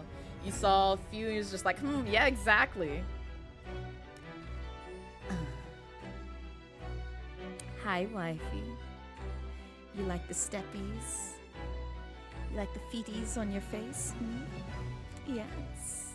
Yes, let me crack your spine with them dragon claws. Dragon booties, if you will. Yes. That's the step on you. And that's the step on you. That is the step on you command. So yes, that's what that does. when you redeem it. Oh god, that's as far as I will go on stream. If you want to hear more of that, you know where my spicy account is. I cannot promote it here for legal reasons. But if you follow my Twitter, or Zitter, excuse me, you know where it resides. You know where it resides, and I soft tag it. Okay, but put those doll skill boots to work. Oh man, I love my boots so much. And again, I have to shout out my wonderful friend Blue Noel. Blue Noel for the design of these boots. Because the design passed over to Lovmura when I gave Lovmura her chibi reference of Blazette. And without my knowledge, I did not know Blue Noel had redesigned the boots to where it looked better. They were just like, yeah, this looks better. This just looks better on your model. I'm like, oh, you treat me so well, friend. Thank you. What if a chatter happens to not have Zitter? So I am working on getting a Patreon set up. I have to research it. And I say this cautiously because I was informed of what happens. I like how that's how somebody just follows me. It's immediately, it's just like, Patreon! Oh, follow.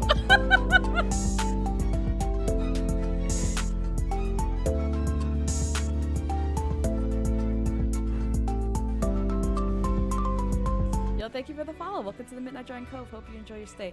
But that's where I want to eventually migrate my spice to. If I don't look at other platforms in regards to where it might be good to have both voice as well as imagery. Because that's where I want to move it to. Is like a safe platform that's not going to bite me in the ass when it comes to pursuing safe for work avenues, we'll put it that way. Because at the end of the day, I still want to get into voice acting, seriously, for like projects that people may be working on. I still want to, you know, pursue other things that is, you know, safe for work curated. And I don't want them to be like, oh, well, they did spice over here, and now we're not going to hire them because we've seen the spice over here, if you catch my drift. So that's why I'm kind of being cautious and exploring my options and seeing where to go with that, if I can do it at all. If it becomes one of those things where it's just like, it's just best not to explore it, then I won't do it. But I'm still in the researching phase of that. Depending on how spicy, you know, a place. Please don't say Pornhub. No. It's not going there. I refuse. You cannot pay me enough to go put my stuff over there. Absolutely not. Also, I got you, Blake. Mwah. Hello. Hello. Yes, please do not be like, hey, Blaze, put it up. No. I want to put it on a place that's profitable for me and where people can enjoy that content with no minors involved. Please, no minors. Please, dear God, no minors. This is an 18+ stream even. Please, no minors. But still, you know, it's one of those things that I just have to research and like speak to the right people who know the things in a great deal of depth to where I can protect myself. Yeah, basically to where I can protect myself. That's kind of what it boils down to. So, if you know some things, definitely reach out to me. No minors, what's next? No loggers or minors in this chat. Absolutely not. We don't support the folks who, you know, be Stardew Valleying in 4K. We don't like that. We don't like that here. Oh, see, Susato's caught off guard. did say in court earlier today. What about divers? No divers either. You can't be a part of the sea either. No sea. No sea lovers. No sea lovers or land blubbers. Sound like a pirate. Oh, you be chatting up them cuties in 4K? Oh my. Yes, on October 31st of October, I accompanied Inspector Gregson to Dunkirk. Also, Bunny Rinchin, hello. How you doing? How's your Saturday treating you so far? Is the point of Stardew, right? Oh my god. Yeah, I mean, yes. Yes, Laz. Yes. 100%. It's not like, you know, I live and breathe and smell the essence of Sebastian every time I play that game. No, it's never that.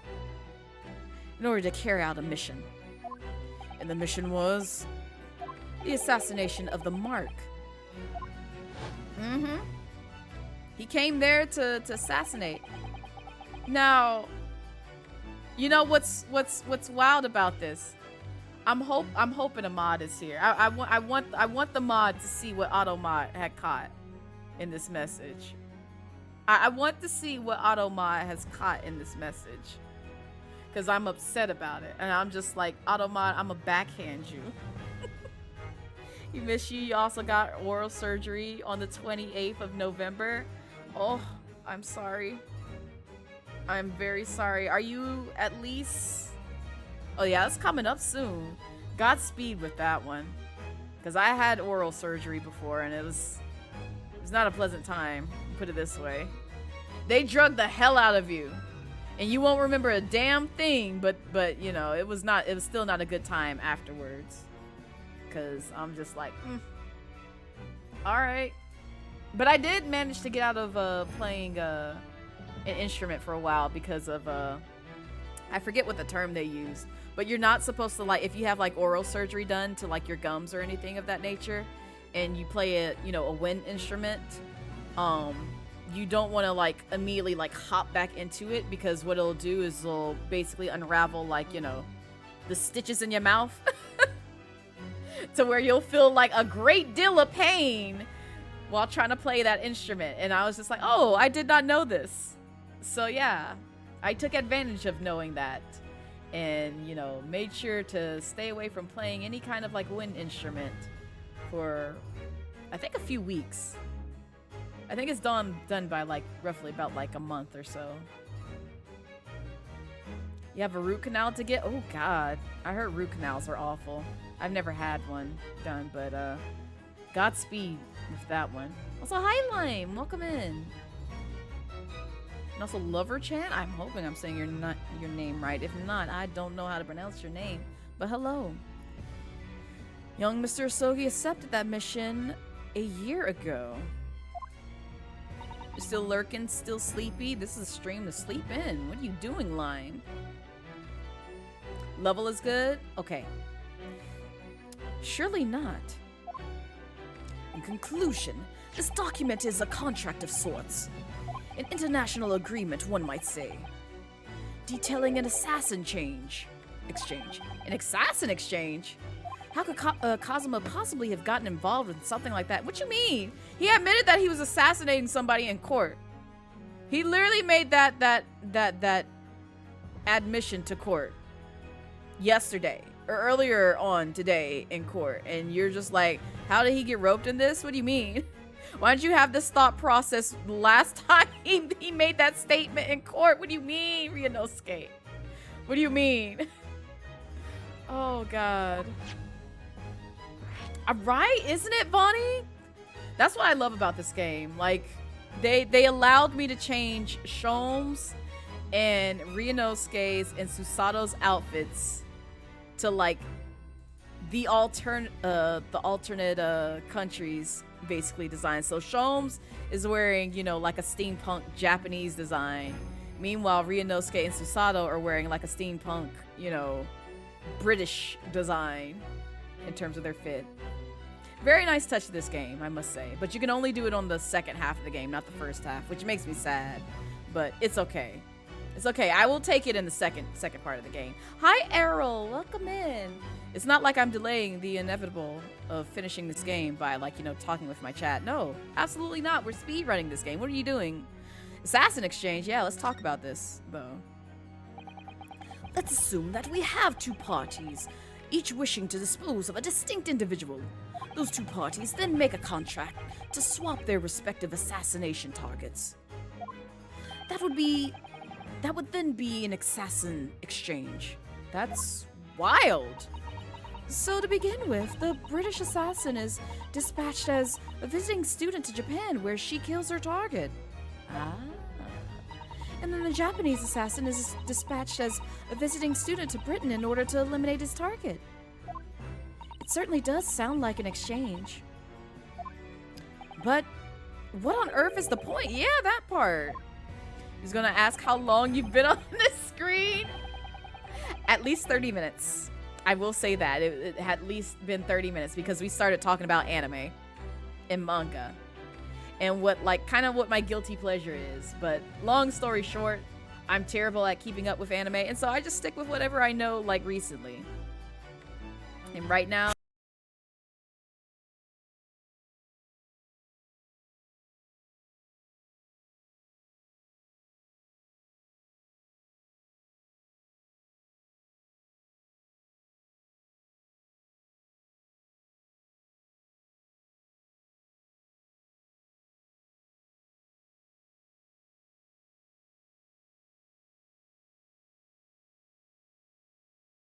Dark Mimi, hello. Thank you for the raid. Welcome in, raiders. Hi. If you don't know me, I'm Blazette Midnight. I'm a dragon VTuber here on Twitch. We are playing the Great Ace Attorney Chronicles, which is a game that is set prior to the Ace Attorney trilogy that you know of Phoenix Wright and Apollo Justice and all those other, Ace Attorney characters that you know well and love and cherish. So we're playing in the past, but we're also close to the end of this game, so I encourage y'all to, those of y'all who don't want the game spoiled, definitely duck dive and dip out if you need to, or leave a lurk, but also welcome in. Mimi, how was Dead by Daylight? How are the games? Tell me all the things, please. Thanks. Let me drop by. You haven't played it yet, but you're gonna get around to it. Do the thing, Mimi.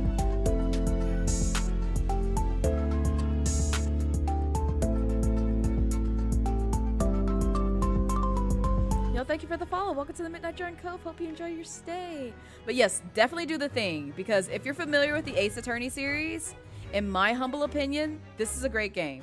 This is probably my favorite game if I remove the nostalgia factor of me loving the trilogy of the Ace Attorney series. But yes, highly recommend it.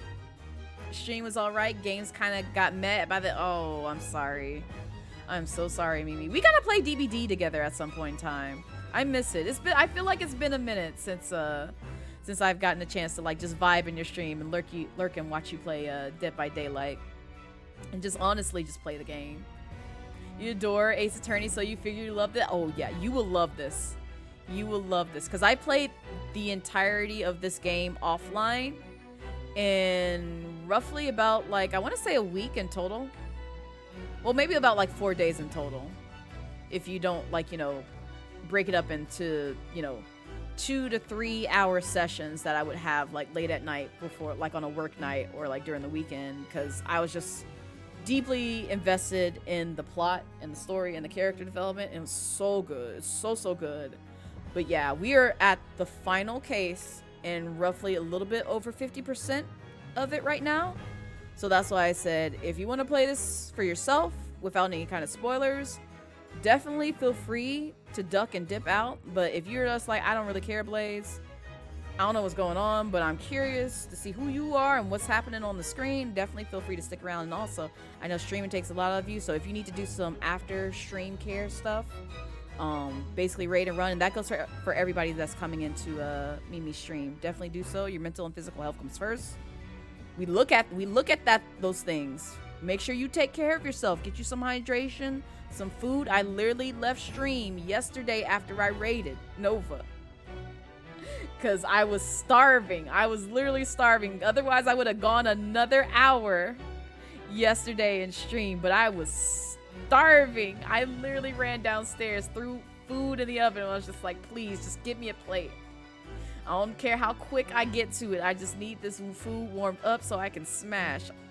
I have not Trope. I know my friend Callie has played that. And I need to get their opinion on what they think about Ghost Trick.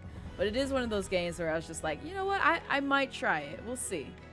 We'll see. Because I like, you know, detective, mystery, crime drama type games or like stories. My guilty pleasure was watching, you know, Law and Order SVU. So this is like right up my alley. You may gotta hit the lurk because the spoiler stuff, but you definitely want to bring your peeps over. I appreciate it, Mimi, and thank you for sharing your community with me. How dare you not acknowledge my boyfriend, Edgeworth? Listen, we love Edgeworth. What you mean? Edgeworth is great. I don't know a single person who don't like Edgeworth. He's great. But at the same time, this game is quality to a T. This is very good. If you love the goofy stank of AA, then it's right. Oh, okay. Okay. I like that. I like that because I do like the goofy stank and the puns. The name puns always get me in Ace Attorney because like as soon as they name drop, I'm just like Assassin. And I'm just like, I see what you did here. And I'm disappointed in your life choices. But at the same time, this is genius. Good for you. Good job, Capcom. Good job, Nintendo. I'm proud of you. Do the damn thing. But yeah, it's a great game. And also, speaking of which, I'm so rude. I normally show a raid video to folks who raid me. So if you want to get to know me a little bit better and also some of the content that you may see on this channel, here, enjoy. My path is the only path I can take. Yeah, I know it's chosen. There ain't no easy road. Gotta create it. It's not given. I'm just living. I'm just living.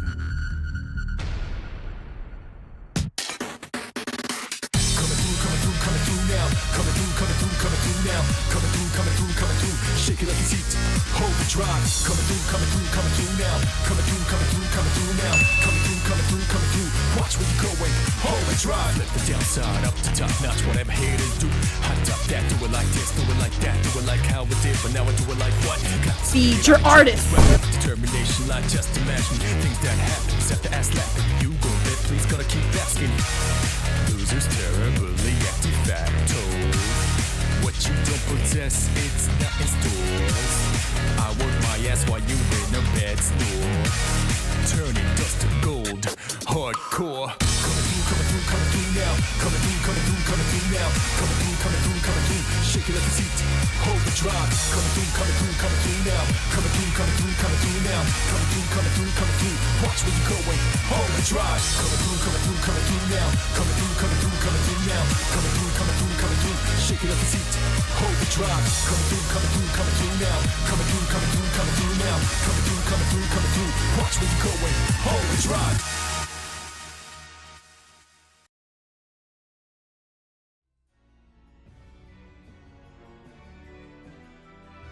Yeah, that's just a little bit about me, teehee. But I'm going to try my best to finish this game. So without further ado, I'm going to progress. But still, please feel free to talk to me and chat. I know I get distracted a lot. I like chatting up with my community. So do not feel ashamed if you're just like, Blaze, but I have this one question. By all means, still distract me. But I am trying my best to get through this game because I realize it has been 2 years that I've been in the making of playing this game. And I'm just like, we're going to finish this game today. If not today, by at least, not next Saturday, because I have someplace to be, but the Saturday after next. Because I will not let this game go into 2024. I refuse. Don't forget, Naruhodo, that the British assassin at least escaped conviction. Thanks to diplomatic immunity afforded by consular jurisdiction. Oh yes. Such jurisdiction should be null and void under the terms of the new treaty between our two countries. So the fact that it was brought into play suggests intervention at the very highest levels. The highest levels? These murderers were two sides of the same coin, linked not by a common motive, but by contractual agreement. As such, they appeared utterly unrelated. Yet in truth, the assassins were complicit in one singular devilish scheme. That dissociation and the safeguard of diplomatic immunity were, I believe, the motivation behind this plot. But wait a minute, Sholmes. This telegram really is describing the exchange of assassins as you're suggesting. It would mean that the Japanese killer's talk, it was never Sashiro Jikoku at all. Yeah, exactly. It would mean Asogi's talk, it was actually Inspector Gregson. What?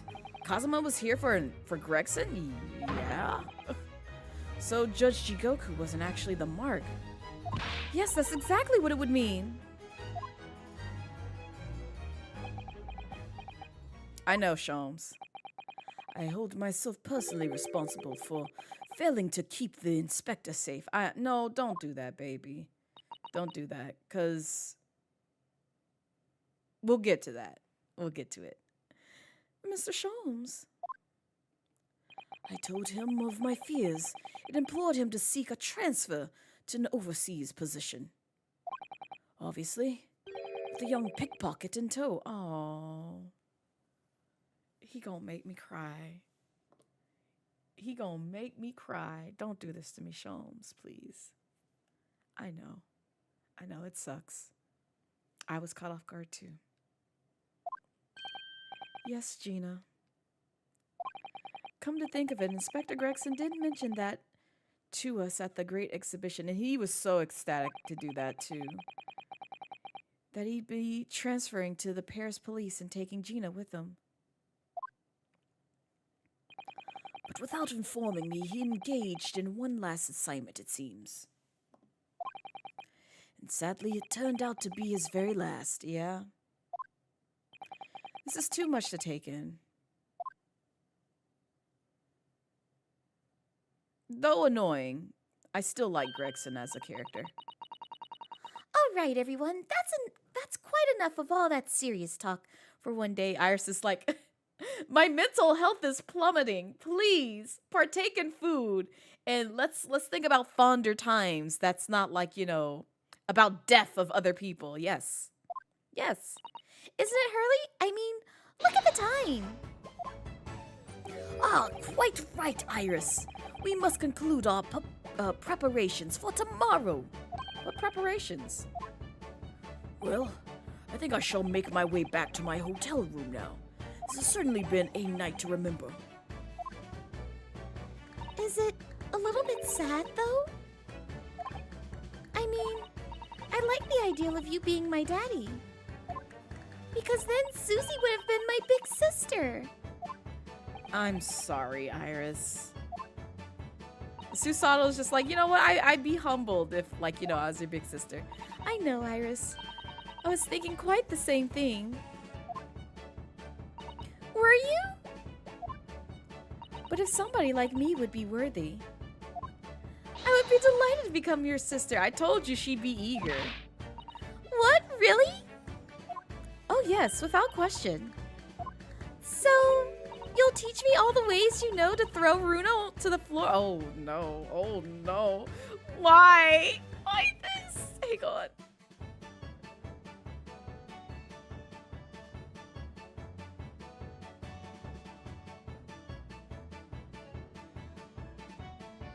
Okay.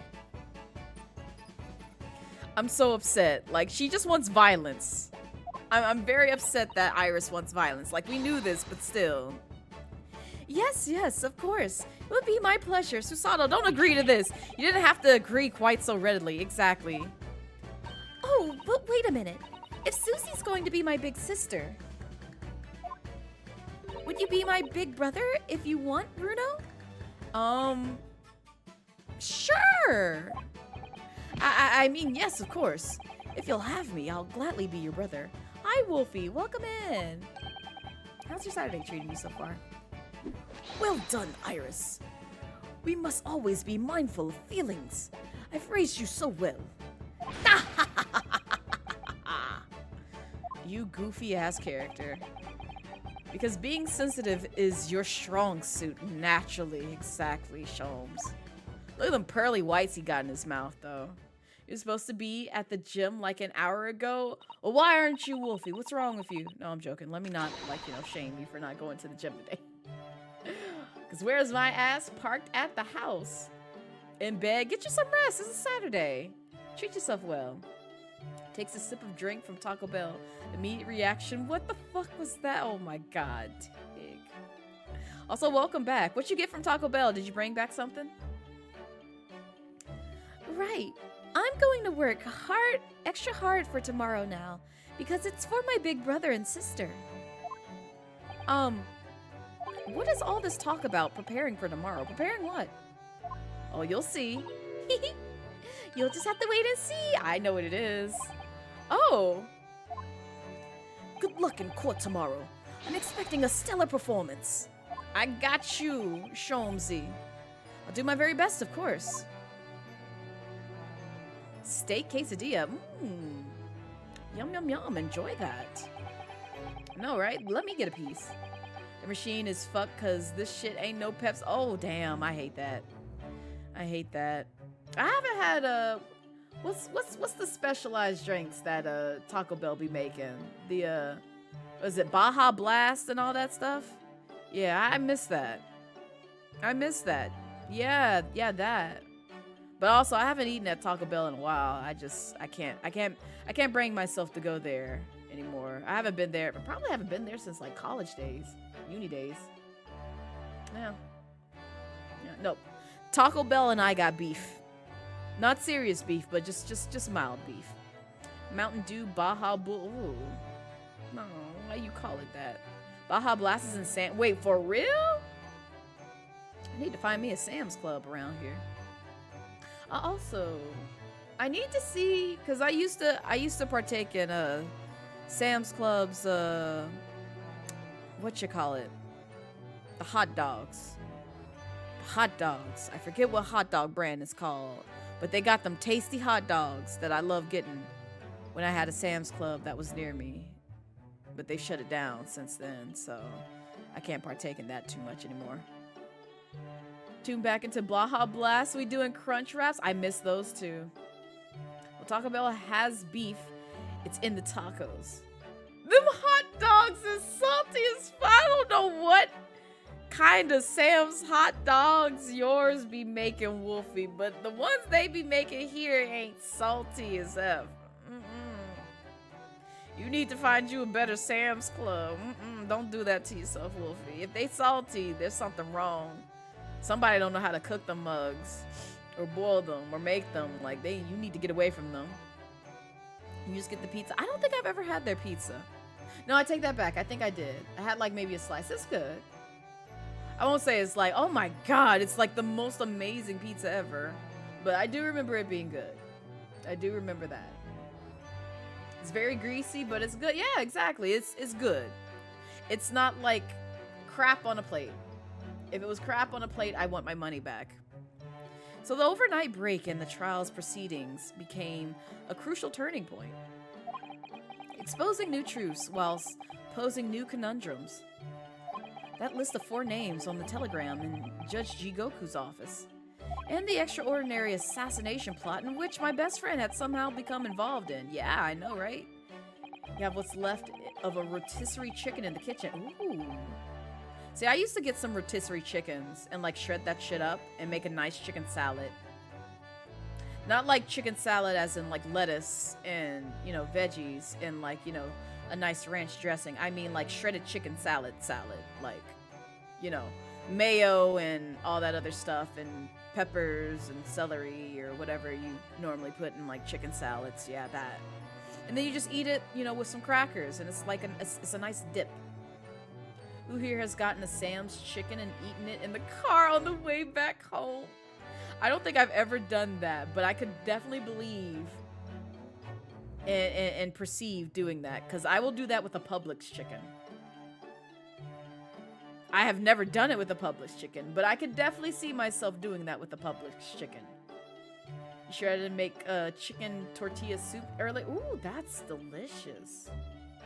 See, that's now you big braining, Wolfie. That's how you do it. Shred that shit up and make you a nice soup or salad. It's good. Just take a bite out of the chicken titty. Just one chicken breast, please. One chicken nipple. One chicken nip nop. I just want one. Not the other, just one. felt as though I had been plunged into an even greater darkness all of a sudden. But at the same time, I felt sure I would see the light again soon. Oh, look at the family. It's so cute. Because I was lucky enough to have these goofy ass folks. The most wonderful family in the world standing steadfastly behind me. Just a ragtag team. Now somebody else got a quote this time. No, they don't take. Sitting at a red light, munch, keep dry. Exactly. No, just take a thigh, get one bite in, and then just keep moving down the road. Ease on down the road. Trial part 2. Let's go. Come on, let's fight. Let's square up. I'm ready. I'm ready to end this game. It's time. We played this for far too long. Oh, we're so close. We are so close. I forgot how long this is. How long is this? Oh, it's pretty long. Oh, we might be here. It might be another part. We'll see. We'll see how quickly the dialogue goes. But I got the things right next to me. You gotta go to Publix after the gym too. Yes, get you that pub sub if you can. Unless you can't have bread, then it's just like, well, you gotta get something else. But Publix got some good stuff at their deli and their bakery. I miss their sandwiches. I want another sandwich. I want another sandwich. I might invest in one in December. We'll see. If you look over and you see someone eating a whole chicken at the light, I'm not gonna even look at them funny. I know. It's just like, don't judge them. They know what they're doing. 4th of November, 9:30 a.m., the Old Bailey courtroom.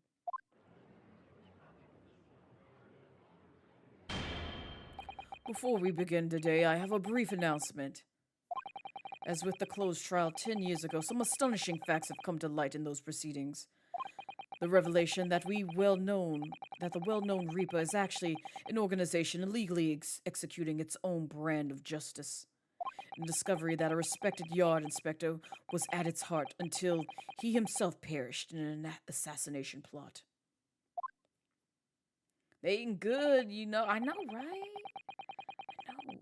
They eating good. Right? Chicken tendies, chicken wings. Ooh, listen, hear me out. They're potato wedges. If you manage to get lucky enough to where they run out of potatoes and you get the sweet potato wedges, boy howdy. I pass out on the floor right there in that grocery store every time they run out of potatoes. And they're just like, we only got the sweet potatoes. Give them here. Give them here. I want them wedges. Give them here.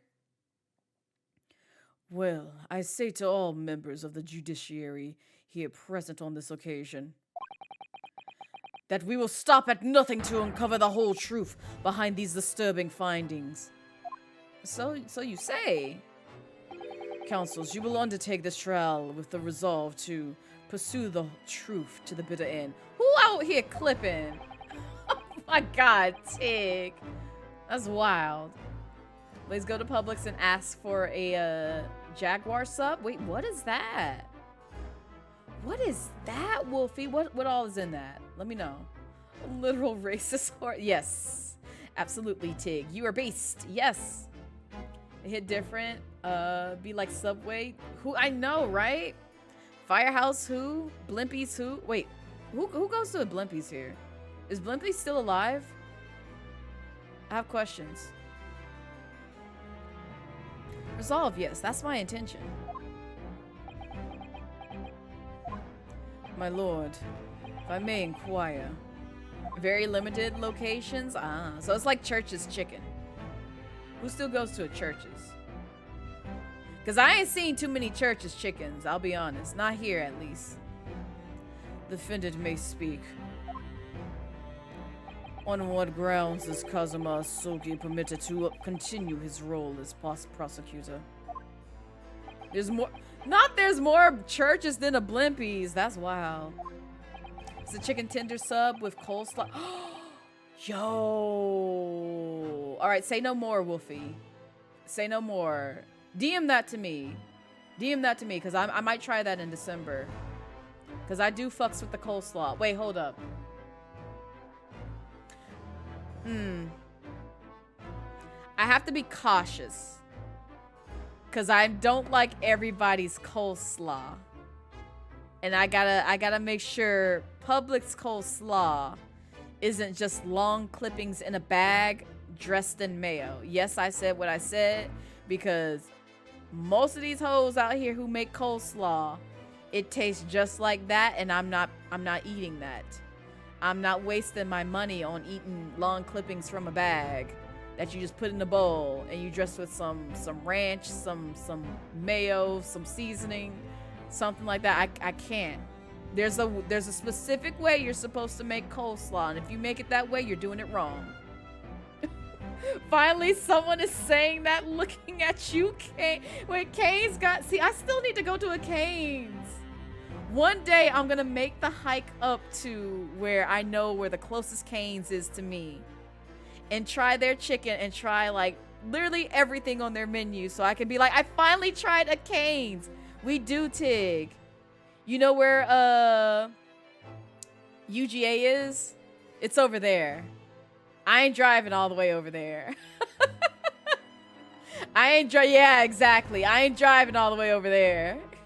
I know some people who are over there, but I ain't driving all the way over there. That ain't even my alma mater, so no. Not for different chicken, I know, right? So I think that we have like 2 in total in my state. Don't quote me on that, but the only one that I know that's like closest to me is over there by UGA. And I'm just like, I'm not making that hike over there. That's so far. That's so fucking far. Like, I have to be on a mission to like get something else that's on that side of the state. And then also get me some Canes while I'm over there. I have to remember that, because once I leave there, I'm not going back. I'm not. Found out Orlando has a specialty sub too. It's a black bean patty sub. I'm side-eyeing just a little bit. Also, there's a 3-minute ad coming up, so I'm sorry, y'all, who gotta get tossed in the ad void. Goodbye. Tell me what ads you see. Love you.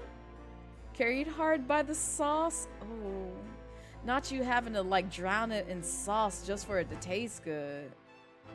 Now we gotta be at a con and hungry because, yeah, exactly, Tig. Like, I feel like I'm trying to remember like the last time I was over in that direction. I want to say it was like for like discount books, because I was like with a friend for some things, because they got some interesting venues over there.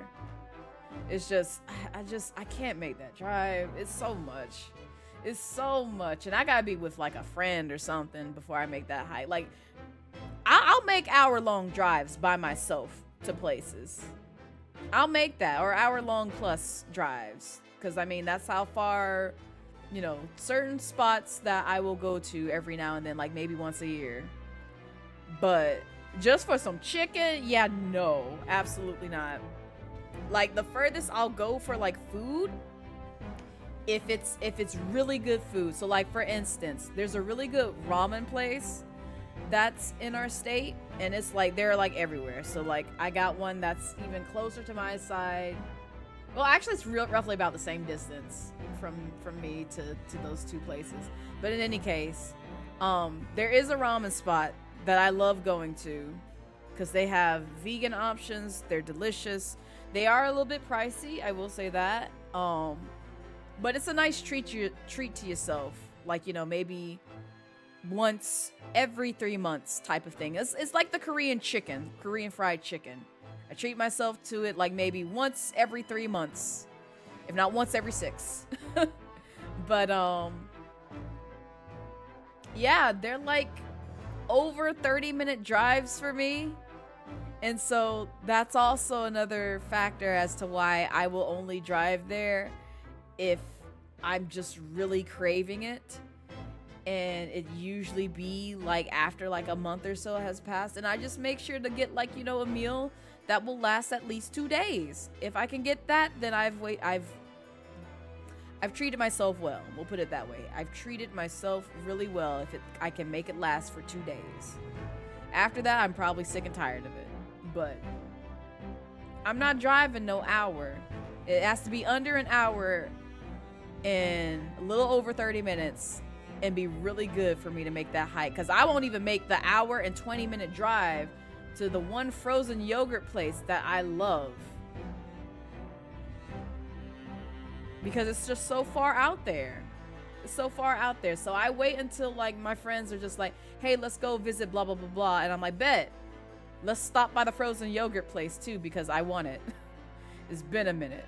And probably the next time we go up there, I will want some frozen yogurt because I haven't had it in years. And it's like the only frozen yogurt place that I know that's close to me. That's really good. Hi, Pop.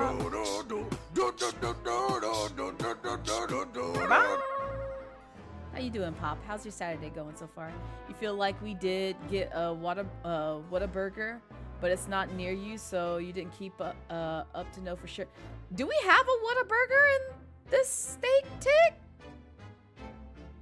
It's probably far too, isn't it? Oh, I gotta sneeze.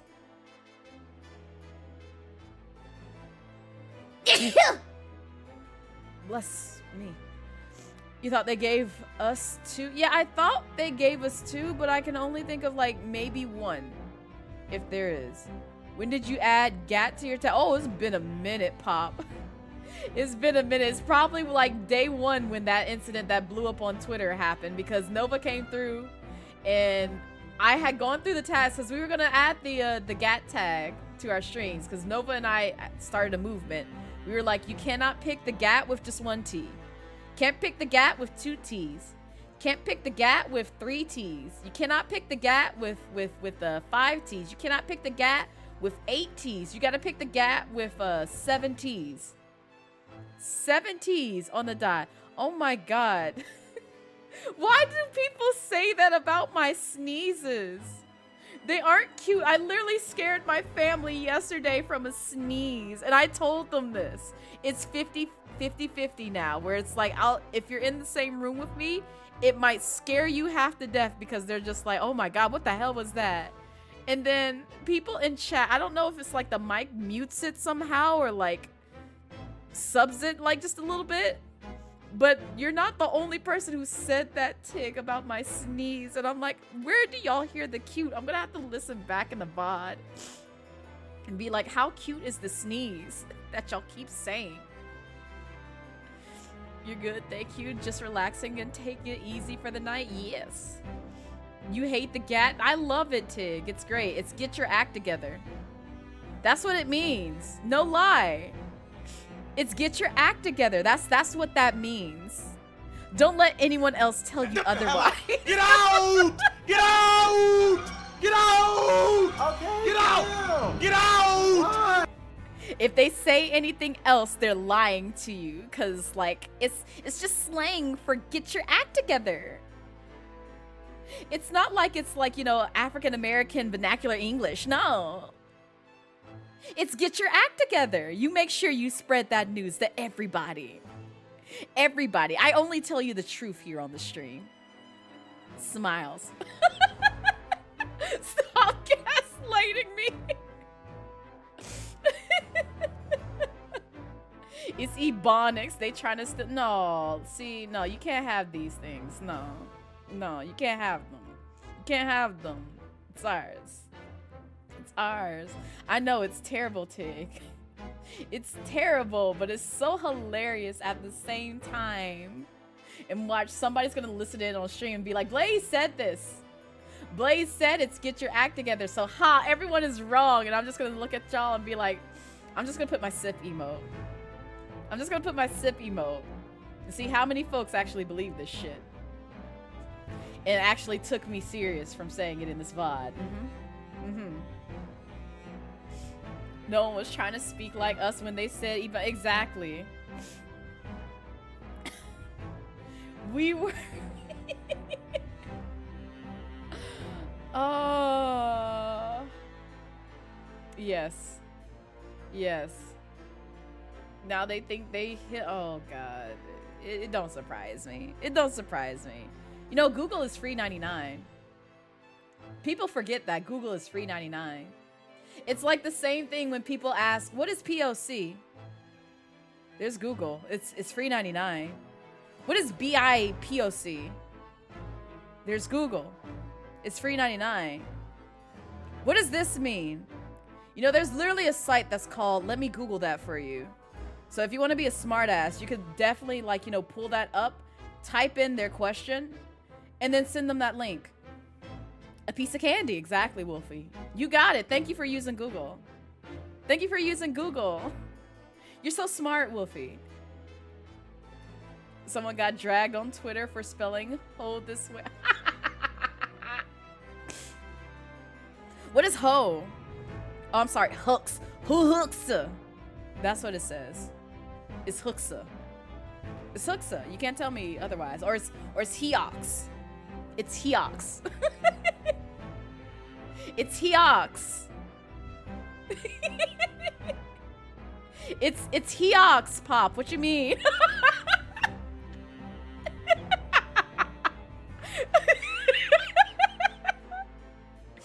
Oh.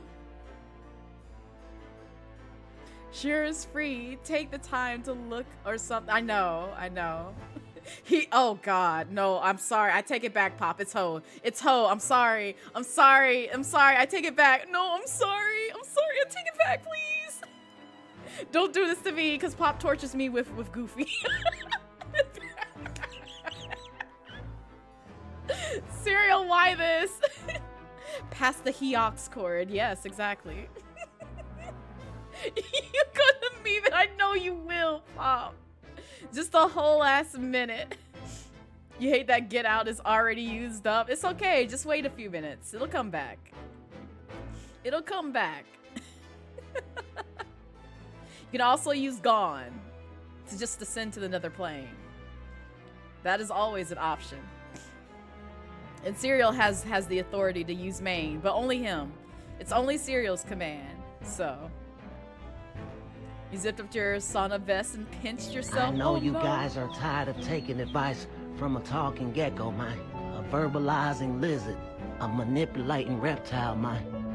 Come on. You forgot you changed your name? Oh my God. Oh. Listen, it's the way that I took a peek in like the Melanin Mafia, and I realized that I had wolf cakes in my name, and I was like, oh, I see. I had one of those nights where I was just like, I don't care whose server I'm in and what name I possess, as long as it's like, you know, not one that I want to keep for a very long time because haha hee hee woo memes. I'm gonna change my name to Wolfcakes, and that's what I did. Everywhere where it's just like, oh, I have a normal name, I'm gonna change it to Wolfcakes. And that's what I did. You need to be active in VTuber spaces. I've given up hope in becoming active in Discord, because like it already takes a lot of energy for me to just be active in my own Discord. Not that I hate it, it's just like, because there be interesting conversations that happen in my Discord. But if you're just like, you know, Blaze, join my Discord and expect me to be active there, I'm only going to be active every time you ping with everyone. And that's a high maybe. A very, very, very high maybe that I will be active and come out of lurk or hiding. And that's if I don't have like your entire server on mute.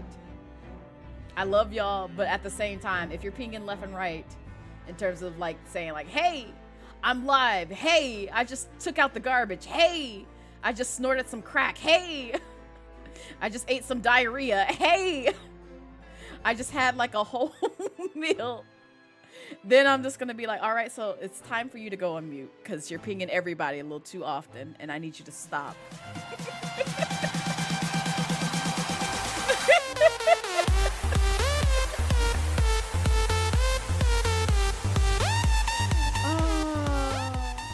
Listen, I was in a friend's Discord server where people would ping at 3 a.m. in the morning talking about some, hey, you want to play Overwatch with me? And I'm like, no, go to bed. Go the fuck to sleep. It's 3 a.m. on the East Coast. Go the fuck to sleep. Find you some friends that are up this late. Don't be pinging me at 3 a.m. in the fucking morning talking about some, please play Overwatch or Valorant or whatever with me. Go to bed.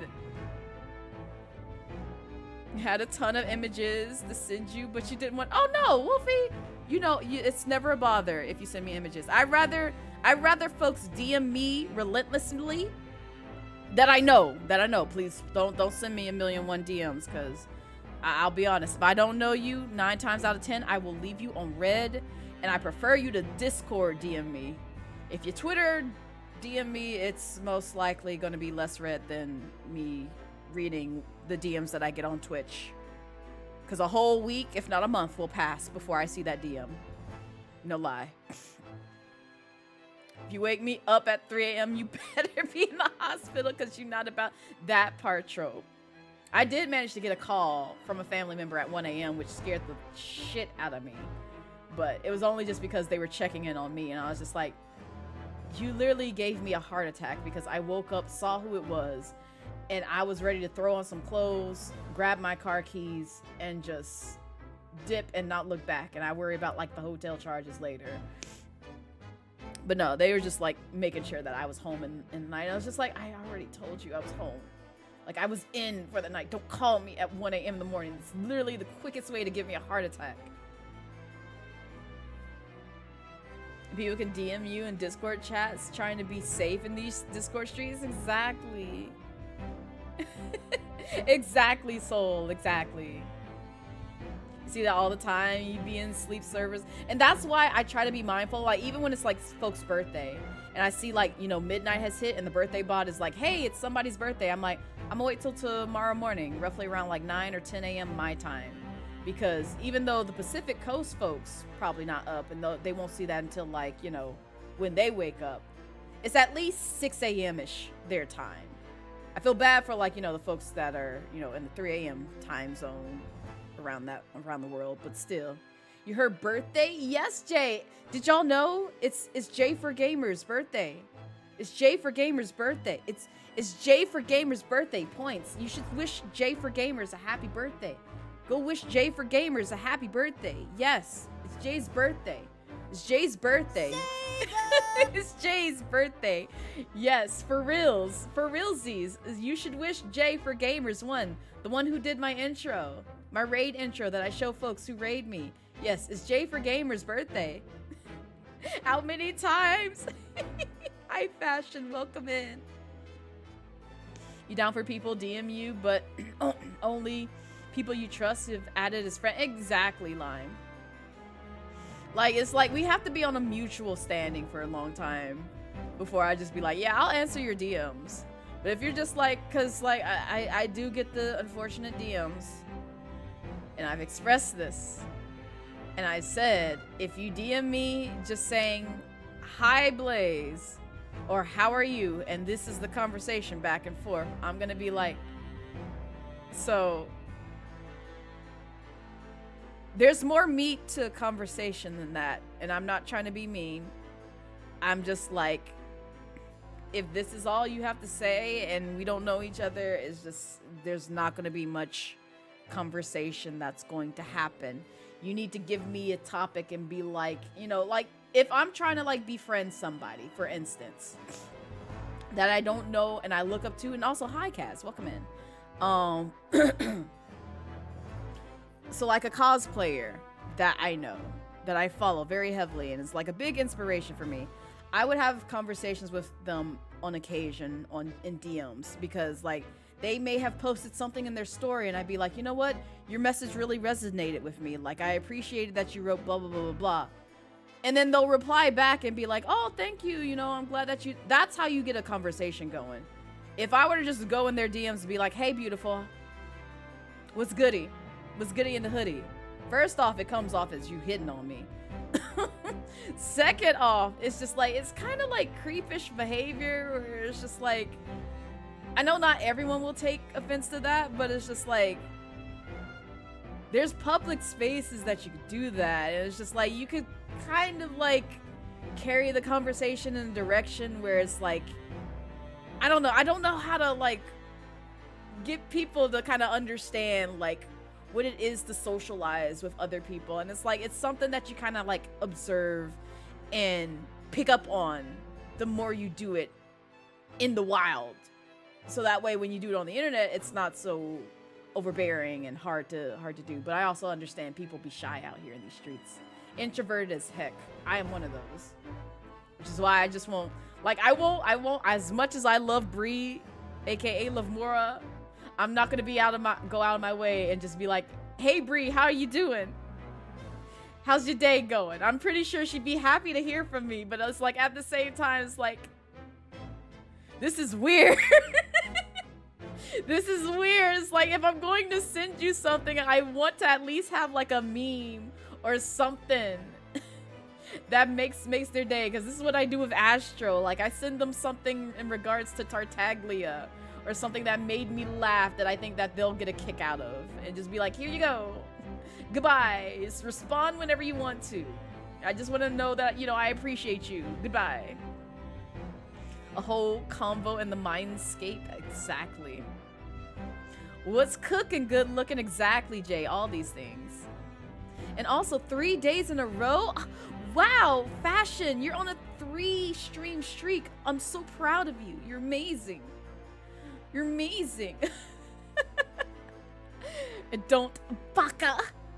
Gosh, you really love me, huh, Fashion? Shy fingers. Hold up. Let me get a little nervous here. Let me get a little nervous. Oh my god, I'm such an introvert. Oh my god. You really appreciate me. You really appreciate. Oh my good lord, I can't. You really appreciate me. I'm so honored. I'm so honored. Oh my god, you love me. I just I can't handle pressure.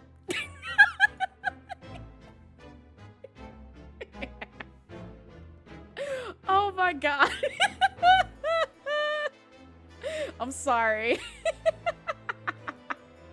I'm just a little shy dragon. Just a little shy. You don't mind talking to people, and you love a good opener. You know, a hook. Yeah, exactly, like a hook. Like, give me a hook. I don't mind talking to people because I can chat it up. Granted, I may not always have the spoon, so if I'm late to the party with responding, don't take offense. I promise I don't hate you. Don't panic if it's been like 24 hours and I ain't answer, or it's like late in the day and I don't answer, or it's like early in the day and I'm like maybe at work and I don't answer. I promise. I love you. I love you. It's just gonna take me a minute to respond. I promise. I promise. Meanwhile, Callie and Blaze torture. Well, hold up. Hold the fuck up. That is you, Pop. That is you. That is you. That is you who goes into our DMs talking about some hear me out. And then you follow up with like this cursed dialogue or like wild ass dialogue about like, so I'm gonna teach a parrot to do this, that, and the other.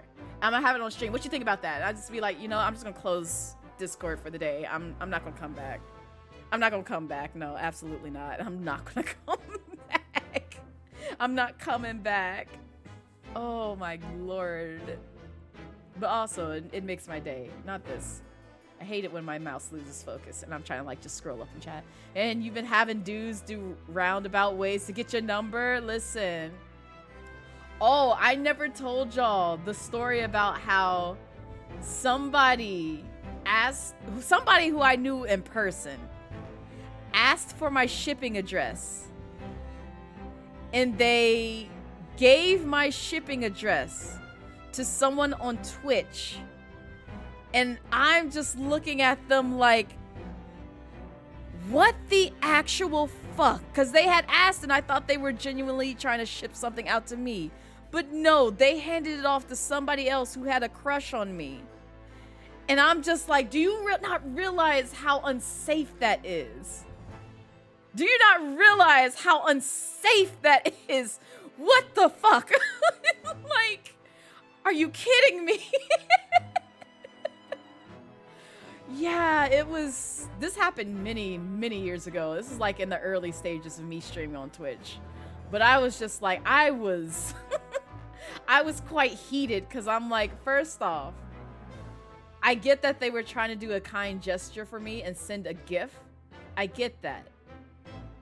But realize they now have personal identifiable information about me that I'm not comfortable with them having for me, and you willingly gave it away to them without thinking. You were just like, oh, this is so cute, and I hope Blaze has a relationship with this person. I'm like, first off, I don't really like this person to that degree. I'm Demi for a reason.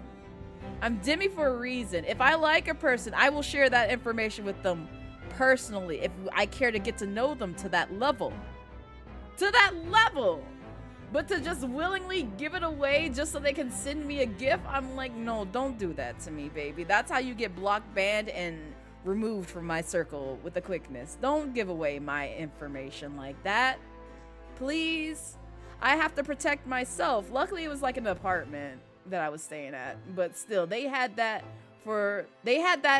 leverage for the time that I was still there. And I'm just like, God, I really hope this man don't show up at my home one day the next time they in the state, because absolutely not. We not trying to do this here. I ain't trying to, like, you know, have the cops, which I did luckily have like cops in my neighborhood that could pull up on somebody who was, you know, up to no good in a heartbeat.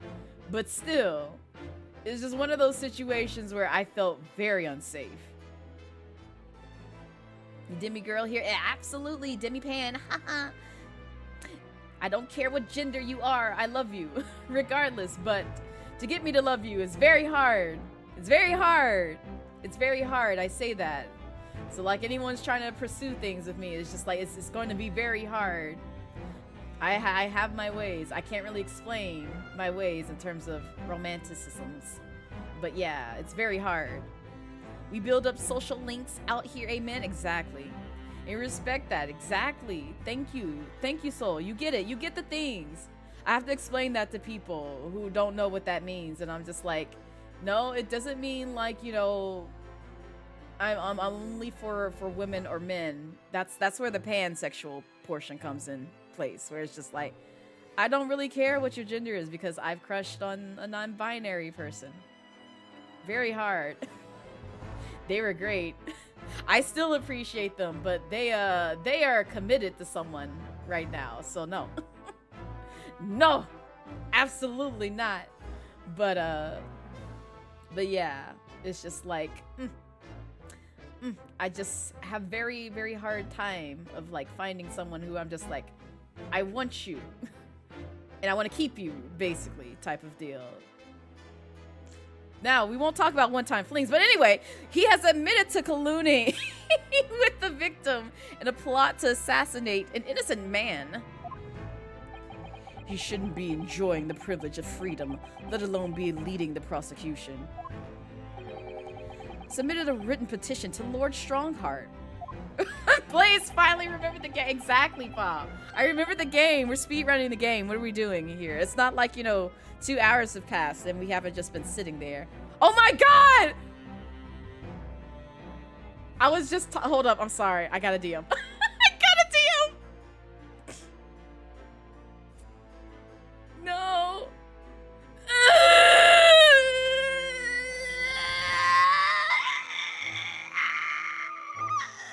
I'll respond to it after stream. I'll respond to it after stream.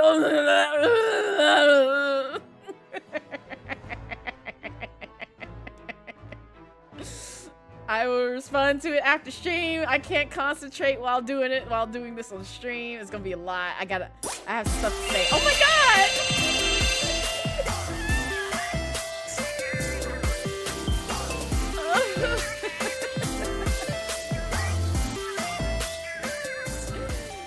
Thank you for the 100 biddies, Lime. I appreciate it. I'm still not saying even if you paid. Because I literally cannot say. I literally cannot say who DM'd me. Don't worry about it. It's not important. It's not important. Just know it made my day. Not the bits attacking you. You're going with it. No, you have to stay. Love how our DMs is just the Chongali. Yes. The cakes, Kaz. The cakes. I love them. Chad, you've been there. You get it, Bonnie. That's not what you're asking. That's who deflated me, Lime. I can't say, though. You need you for comic relief? Oh my god. Yeah, Pop, you have to stay. You have to stay. No scream of Blaze is worse than the one she did when she got Chow and Genshin. Oh, wait, hold up, Pop. I got you. I got you one better. I got you one better. No one who's playing Genshin actively look at this. If you haven't gotten past the Fontaine bits and pieces. Oh my god, hold up. No, go to, yeah, thank you. Go there. Oh, nope, I was on the right one. I will do you one better. I will do you one better. I'll even timestamp it for you.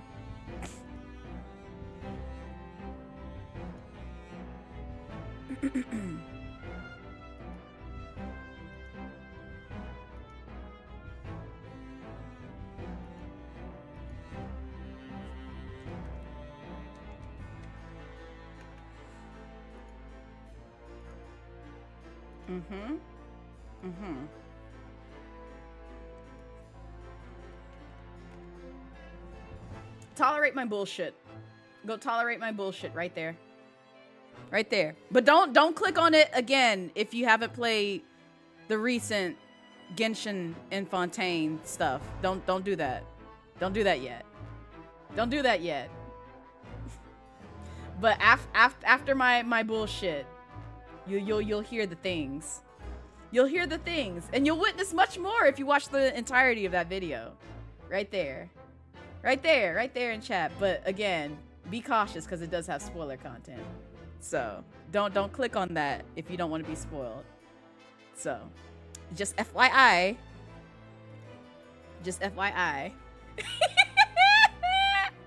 What? It's great. It's fantastic. It's fantastic. It's good.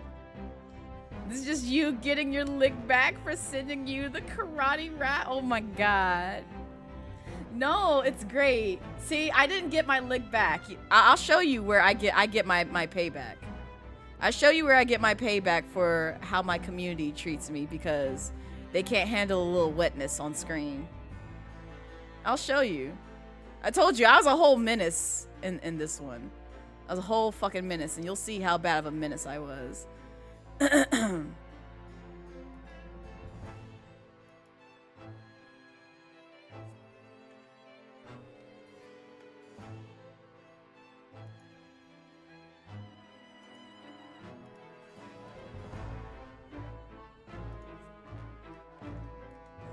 There's another timestamp to the same video. There you go. Again, don't watch it if you haven't done Fontaine stuff. But there you go. People who were there, remember why I did this in this video. People know who were there, know exactly why I did this in this video because there's clips about it and there's a whole highlight about it. And that's exactly what came to mind. What you mean no, Pop? What you mean no? What you mean no? You click that link in the screen, exactly, Lime. There's so much more in that video. You have to watch the entire thing. I told you, that's one video edit that I'm really proud of. Very proud of because I did so many things in that video. So many.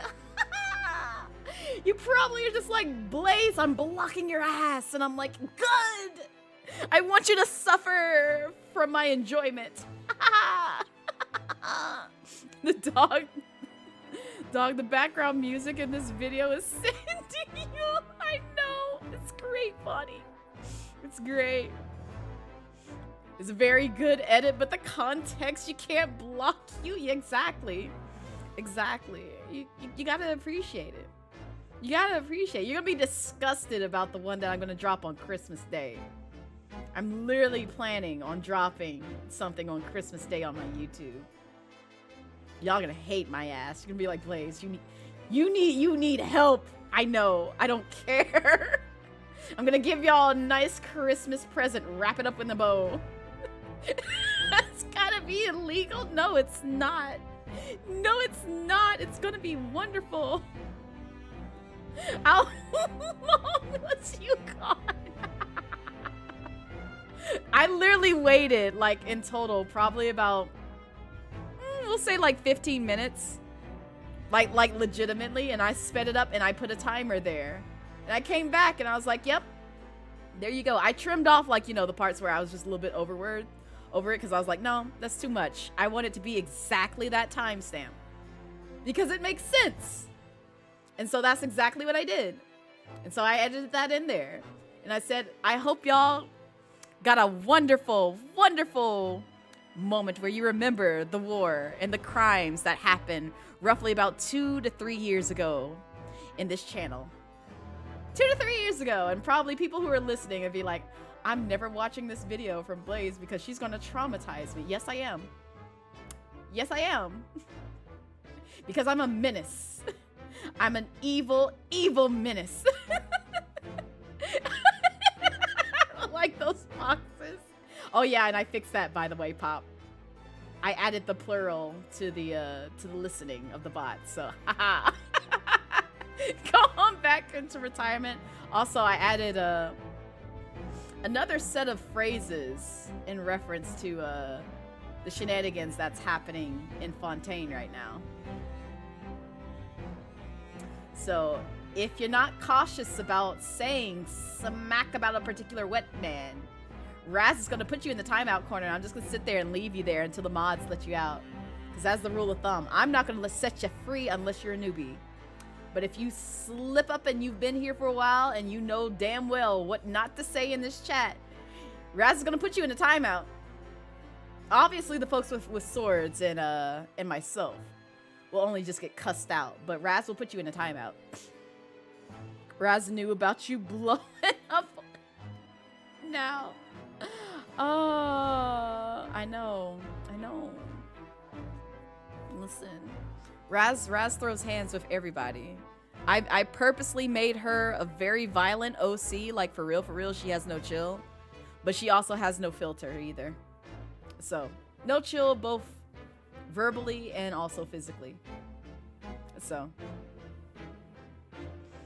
you was like, Raz, you can't cuss me out for Blaze's crime. None at all, yeah. No, Raz only remembers the takoyaki and the foxes. That's it.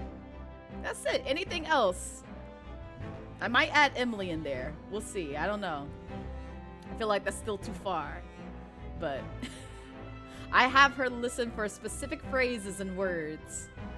Because haha hee hee hoo hoo, it brings me joy. We gotta get some again one day. Absolutely. I am not opposed. I was talking about that ramen bar that we went to, Pop. It's good stuff. Definitely gotta go back again. And I always think about that every time I see it on the menu. Watch someone named Emily. Visit the stream when you do that. Oh my god. I know. Wait, no, but it'll only do it for you though, Pop. So even if they come in, oh wait, but yeah, that's right, because you'll address them. You'll be like, hi Emily, and Raz will be like, now Pop. What? There's somebody literally here named Emily. Shut up, Raz. And watch, somebody's gonna name themselves Foxes, and you'll be like, hi Foxes. Now Pop. Raz, I'ma fucking fight you. These are the moments I live for. This is why I like being a menace to people I love. To people I love. Only people I love get this kind of treatment. Everybody else can go suck it. No, I'm joking. I'm so sorry. That was mean. That was mean. My antisocial asocialness came out, and I'm still not playing this game. Look at me. I told y'all I was supposed to be speedrunning this game. Y'all let me get distracted again. Foxy. Okay, that one username is safe. Yes, Foxy is safe. Hi Riku, welcome in. How you doing? How's your Saturday? You take the blame on that? It's fair. It's fair. Let me get back to this game, because we've been looking at Kazuma for quite some time. Oh, speaking of which, probably spoiling the game for anybody who's playing this and be like, that man alive! No, shut up. He's dead. What do you mean? This is a thing in the past. Shut up. Technically, it is. It truly is a thing in the past. That's all I got to say. Kazuma's in deep thought. Yeah, he's just a standing corpse, too. Could be that. You just came here and you suck it. Yes. Yes, exactly. This is how I treat people in chat. Requesting that judgment of my transgressions be delayed by 1 day. Wow. It's not you requesting this. How about we judge you right now for your crimes? You did what? You tried to assassinate someone, and then he closed his eyes like he don't perceive it. In today's proceedings, I intend to expose everything, not them pupils. My whole life for the last 10 years has all been leading up to this one day. Came in here and he's just a standing corpse. Yes. Pop, why you add that one? How dare? Kazuma, whatever the outcome of this trial, I give my word that I will accept whatever punishment is deemed appropriate, however severe. And I suggest you prepare yourself for the same, Reaper. It's wild. Kazuma is bristling with hostility today. That's a statement. How do you describe someone who's hostile? They're bristling with hostility. I get the distinct impression we're heading into very dangerous territory. Is that really even Kazuma-sama standing before us? As an extreme exception to normal practices, I have granted this prosecutor's request. The defense finds this acceptable, I presume. Yeah, take a deep breath. In and out. Yeah, that's right. Slam that head down to where it looks like you almost cracked your neck. You got this, Ryunosuke. Yes, my lord.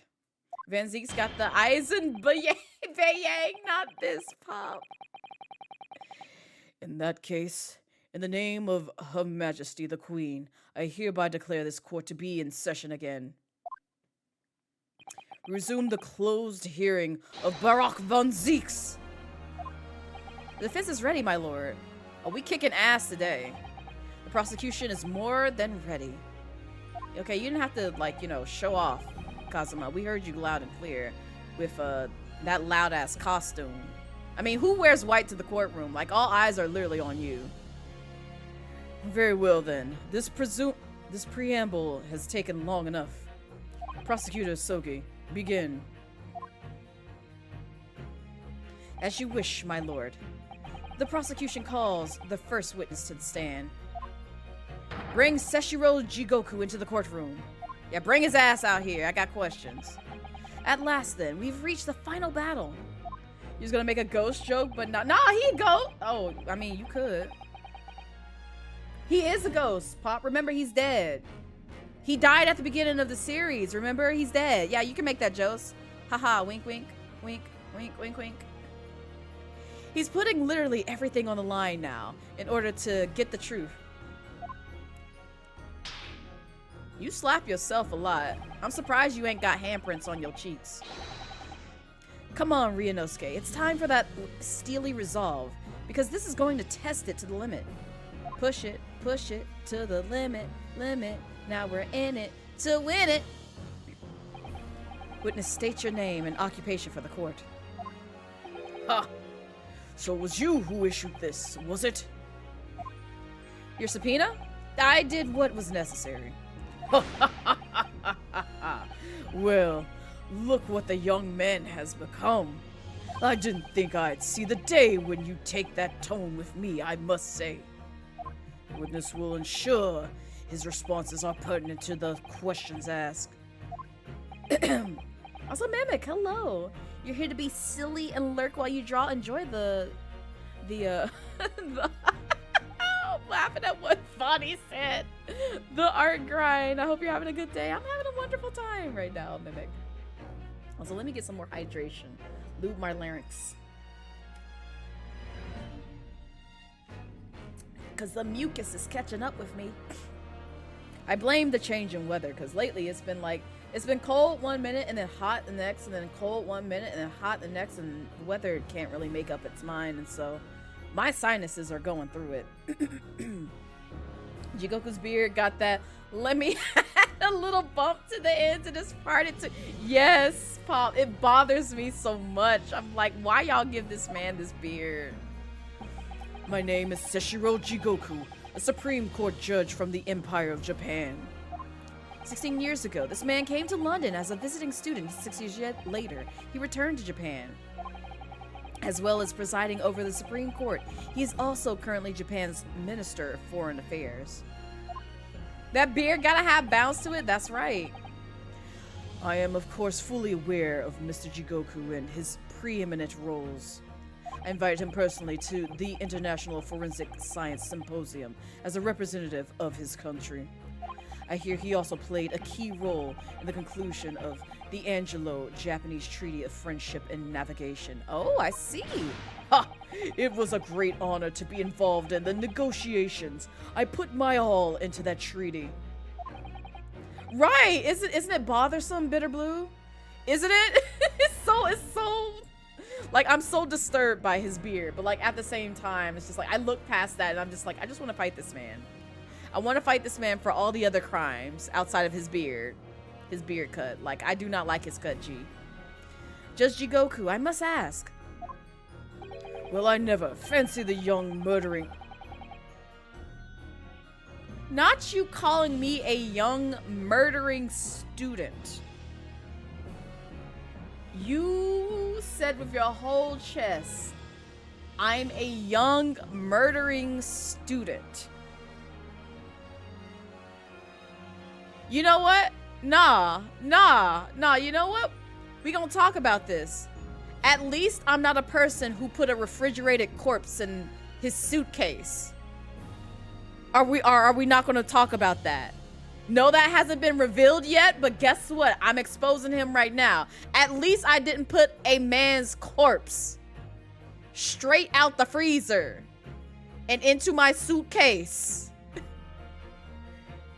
You want to talk about that? I ain't murdered nobody, but go ahead. Go off, my guy. Keep going. Keep talking. You acquitted me yourself. Thank you. And now I'm practicing. I'm a practicing defense lawyer. Yes. And a fool of self-importance, like your friend across the room, I see. You tie the ends of your beard. Oh, he said it with a smile. Exactly, Pop. And mind you, this man was found in that same suitcase where he had a corpse in it. He put himself in that same suitcase where he had a whole dead body in it. But again, go off. You came here to London by invitation to the International Forensic Science Symposium. But then, without informing anyone of your plans, you took flight to France. Took flight? I have to object to that turn of phrase. Then explain yourself. What exactly were the circumstances? Well, I was somewhat expecting this, and I'm sorry to say, I declined to oh, God, he gonna be difficult. All right. Snatch his beard. I'm done with this man. What? Leaving the country prematurely when I was invited. An invited guest may be questionable etiquette. Yes, it is. But my decision is unrelated to this case. I can't be bound to testify. No, you are. Because I just revealed how you were tied. I didn't say who. But I know who was in your suitcase. But keep going. Unrelated, you say? I appreciate that a respected police inspector has been killed, for which I offer my condolences. Do you really? However, being an alien, I'd obviously never met the man. Did you really not? Nor do I know the first thing about him. Are you sure?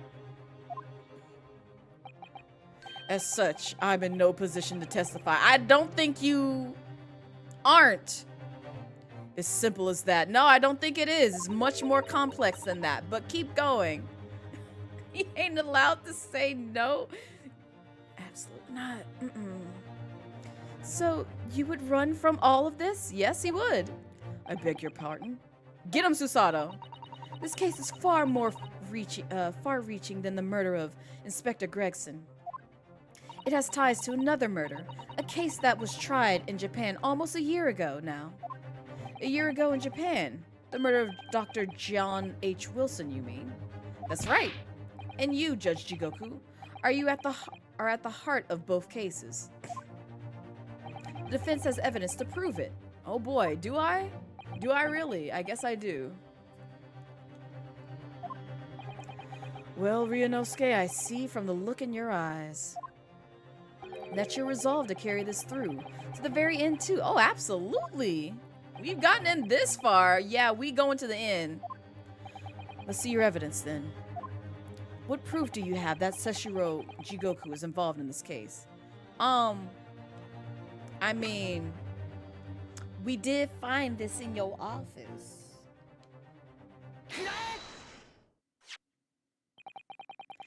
This is a telegram detailing a communication sent between Britain and Japan approximately 1 year ago. The communication contained 4 names: Keisoki, Ace Shin, T. Gregson, and J. Wilson. Oh, no. Oh, so you want to shut us up because we found information in your office pertaining these names, yet you tied to every single one of them, huh? You caught with your pants down. Keep going. Yeah, we little to you now. We little to you now. You were big up there with your big ass, ugly ass beard and your black ass, big ass suit and your big ass case that held a fucking big ass corpse. But go off, you little. Oh, you mad? Look at him, big mad. Look at him, big mad. Oh, where did you get that? Don't worry about it. Remember, you ain't got no ties to this case. Remember you said that with your whole chest? With your big ass chest? Yeah, you ain't got no ties to this case. Hi, Valk.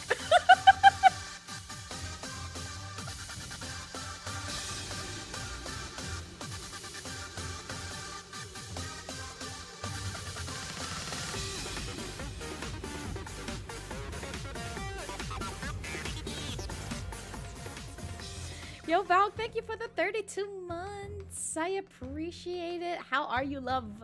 Welcome in. How's your Saturday treating you? How's your weekend? How was your Turkey Day, Thursday, Thanksgiving Day? If you partook in the things, or treat yourself to some rest and some food. But also, if you're just here to lurk, do not feel obligated to answer my question. I'll bother you later. But I hope you're having a wonderful day so far. In Tokyo, from your office, Judge Jigoku. What? How on earth did you? What's this all about? Why is my name on that list? Don't worry about it, Kazuma. This is a list of 4 names follow a certain pattern. T. Gregson and J. Wilson are the names of the victims. Keisogi and Ashin are the names of the assassin. No, yeah. Smiles. Tee. A year ago in Tokyo, John H. Wilson's life was taken in a Western-style restaurant in the capital. Yeah, and then this racist chick with the goose on her head. You're doing really well. Just flew back in the morning and recovered. Oh, goodness. Oh, goodness. Get you some rest. Please go get you some rest, Valk. It was good. Didn't really do much but make dinner with Lee. Oh, that's so happy. I saw y'all take a photo together.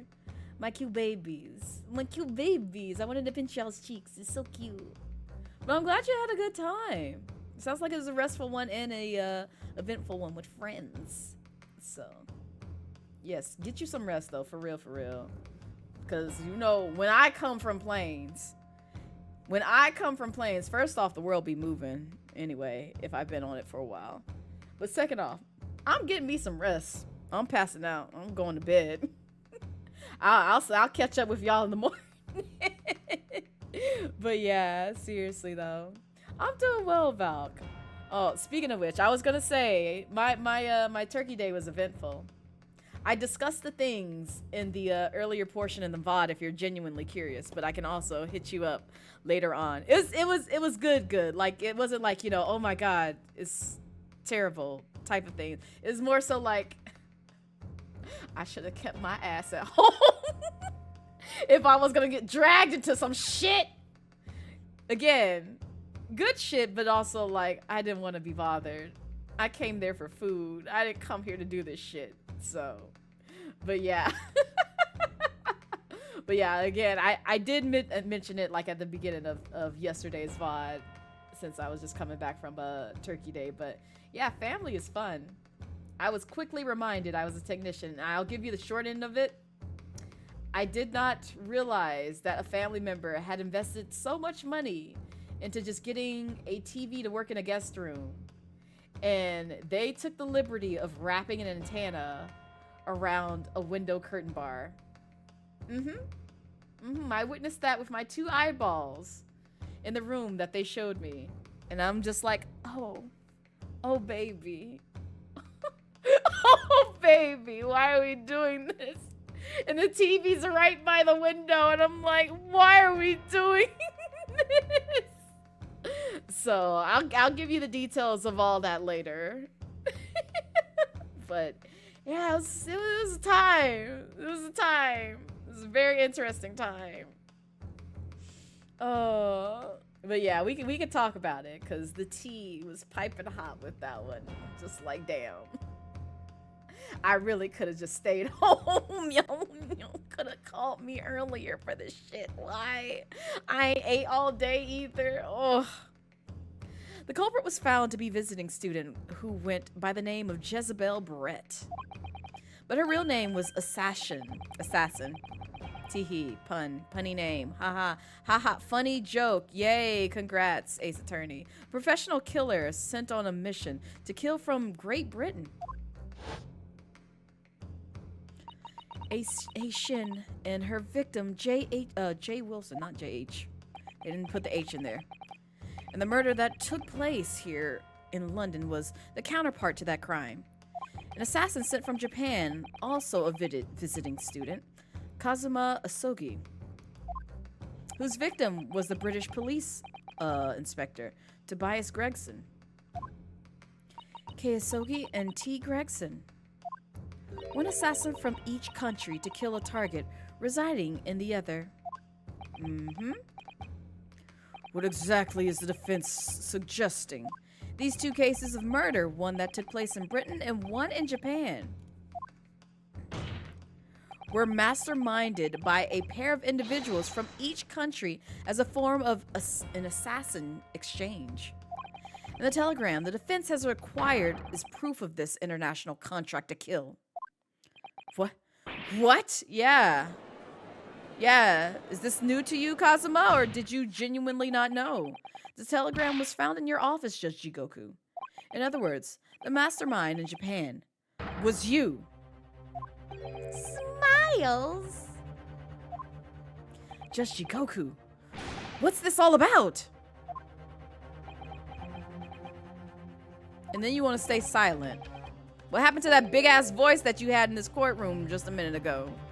And you, Kazuma, you lie exactly. But we'll get on to you later. Right now, I'm not quite as upset and mad with you right now.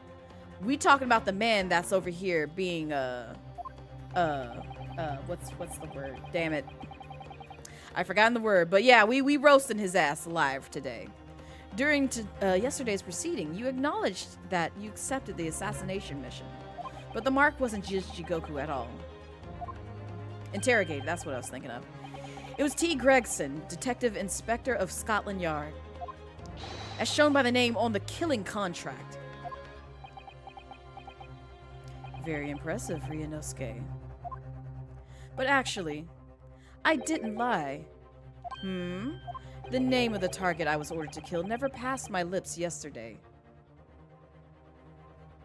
True. The idea that Sheshiro Jigoku was the mark came entirely... That's true. That is true. You deliberately avoided saying the name. Yes, exactly. Because he said the mark, remember? He never dropped a name. He said the mark. The defense claims these 4 victims, 4 names indicate some sort of international assassin exchange.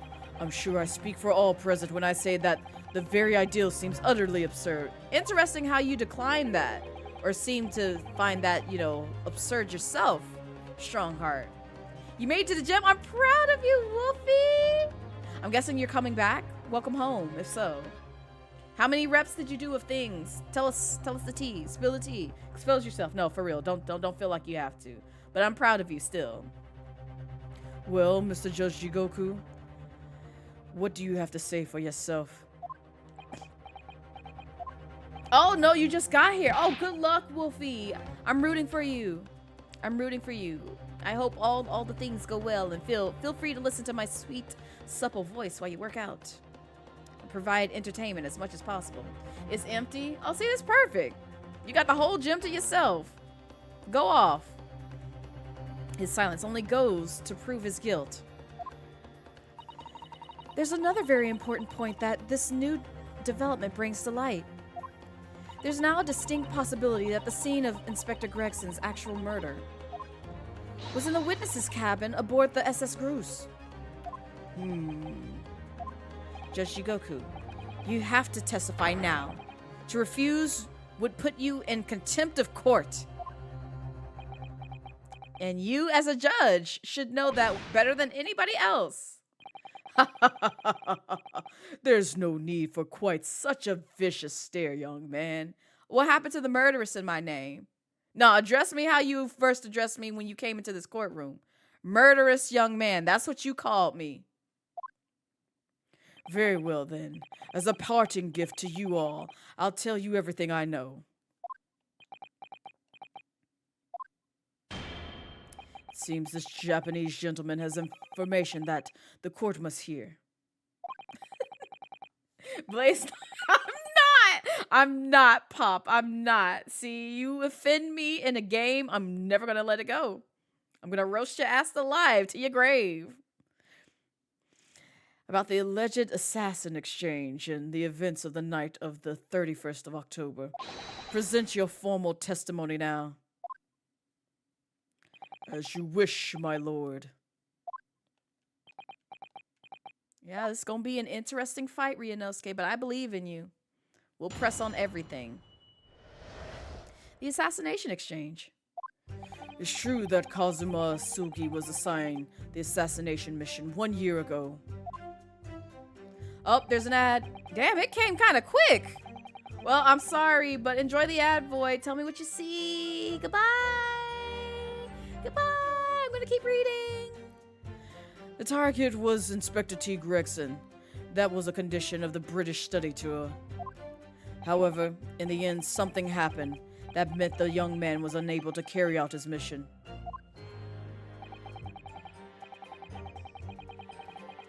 On the evening in question, a member of the crew was on duty outside my cabin at all times. If there'd been a shot fired, the crewmen would have heard it so clearly I can't be involved. No. I don't know if we have necessarily the proof of that, but no, they couldn't. So I admit it then, as this communication suggests. There really was an assassin exchange arrangement between Britain and Japan. Political endeavor at the highest levels, not something I can discuss here. To use such a worthy practice as foreign study to coerce someone to commit murder.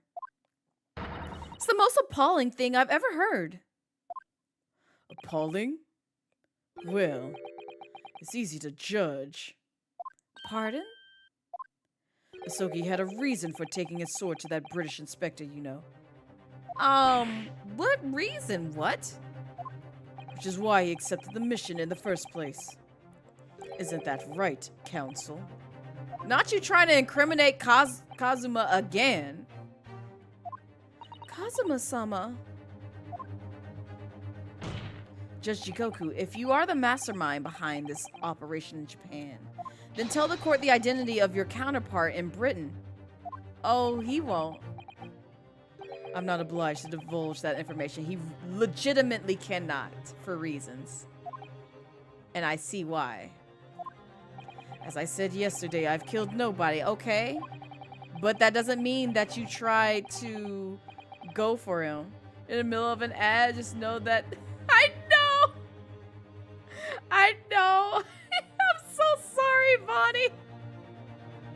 Hi, Brass. Welcome in. I freely admit that I accepted the mission, but on the night the plan was to be executed, I backed out. How's your Saturday treating you so far, Brass?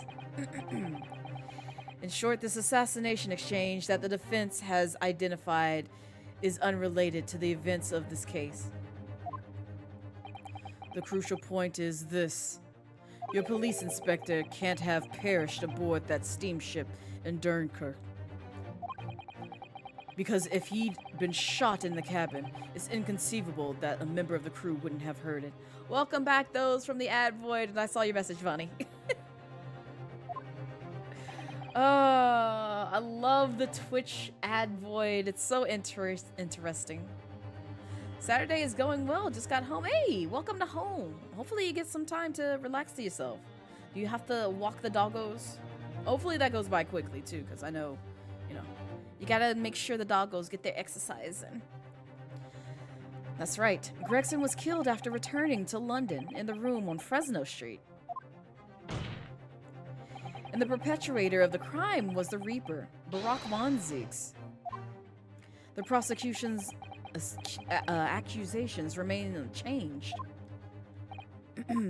Okay, but to think that a seemingly innocent foreign exchange program was a facade for much Machiavellian, oh god, I don't even know if I said that right, dealings. Clearly it's a plot only a government minister and high-ranking judge, such as the witness, could hope to execute. Well, I seem to recall that it was someone on the British side who controlled everything.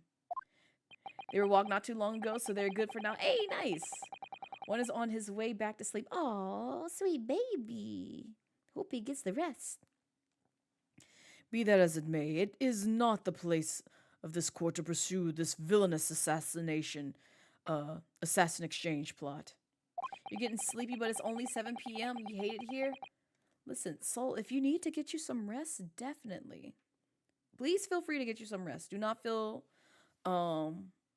bad if you pass out during stream or if you need to be like, bye, Blaze. I love you. I want to stay here and find out the things. The vibe will be up, I promise.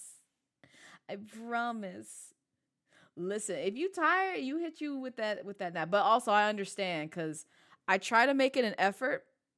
If I'm really tired, I wait at least till 9. Because if I pass out at 7, I'm going to ruin my sleep schedule and I'm going to wake up most likely at like 3 or 5 o'clock in the morning. And I'm going to be ruined because I won't be able to get back to sleep. If not like around midnight. And then I'm just like, oh no. I've made the mistake of passing out in the evening times. And I wasn't ready for bed. And now I can't get back to sleep. It's the worst feeling in the world, and I hate it. But that has gotten me when I got my Covida shot or Cocaron shot or, the flu shot. It has definitely put me out by those means, and I hated it here. I hated it. And my shoulders still hurt, but like at the same time, I got me some good ass sleep, but at what cost? Because now I can't go back to sleep. So do your best to stay awake. So I understand those vibes. I'll try my best to scream in between to make sure you're still awake. You try to stay up a little longer, but if you fall asleep, exactly. I already know if I don't hear you chatting for a while and be like, yep, slumber got the ass. I'm so sorry, Soul. We are concerned only with the tangible events pertaining to the murder of Inspector Gregson. Your sleep schedule this weekend was all over the place. Mine was a little bit too. Like, it'll be working one day, and then other days it's just like, nah, I ain't gonna be able to get, like, stable sleep because somehow, somewhere, I wake up subconscious and then find a way to go back to slumber. He took a nap at 9 p.m. last night, went to the movie, and then went back to sleep at 3 a.m. before waking up at 9 a.m. again. Oh, yeah, that's the struggle sleep vibe, Brass, right there. Exactly there. Is the fence clear on that point, Counsel? Yeah, I got you. You ain't got to repeat yourself, Strong-Hardy. Yes, my lord. I'll keep that in mind as I cross-examine the witness. Oh, good for you. Why Kazuma look like an old man in that, you know, quick little segue visual thing?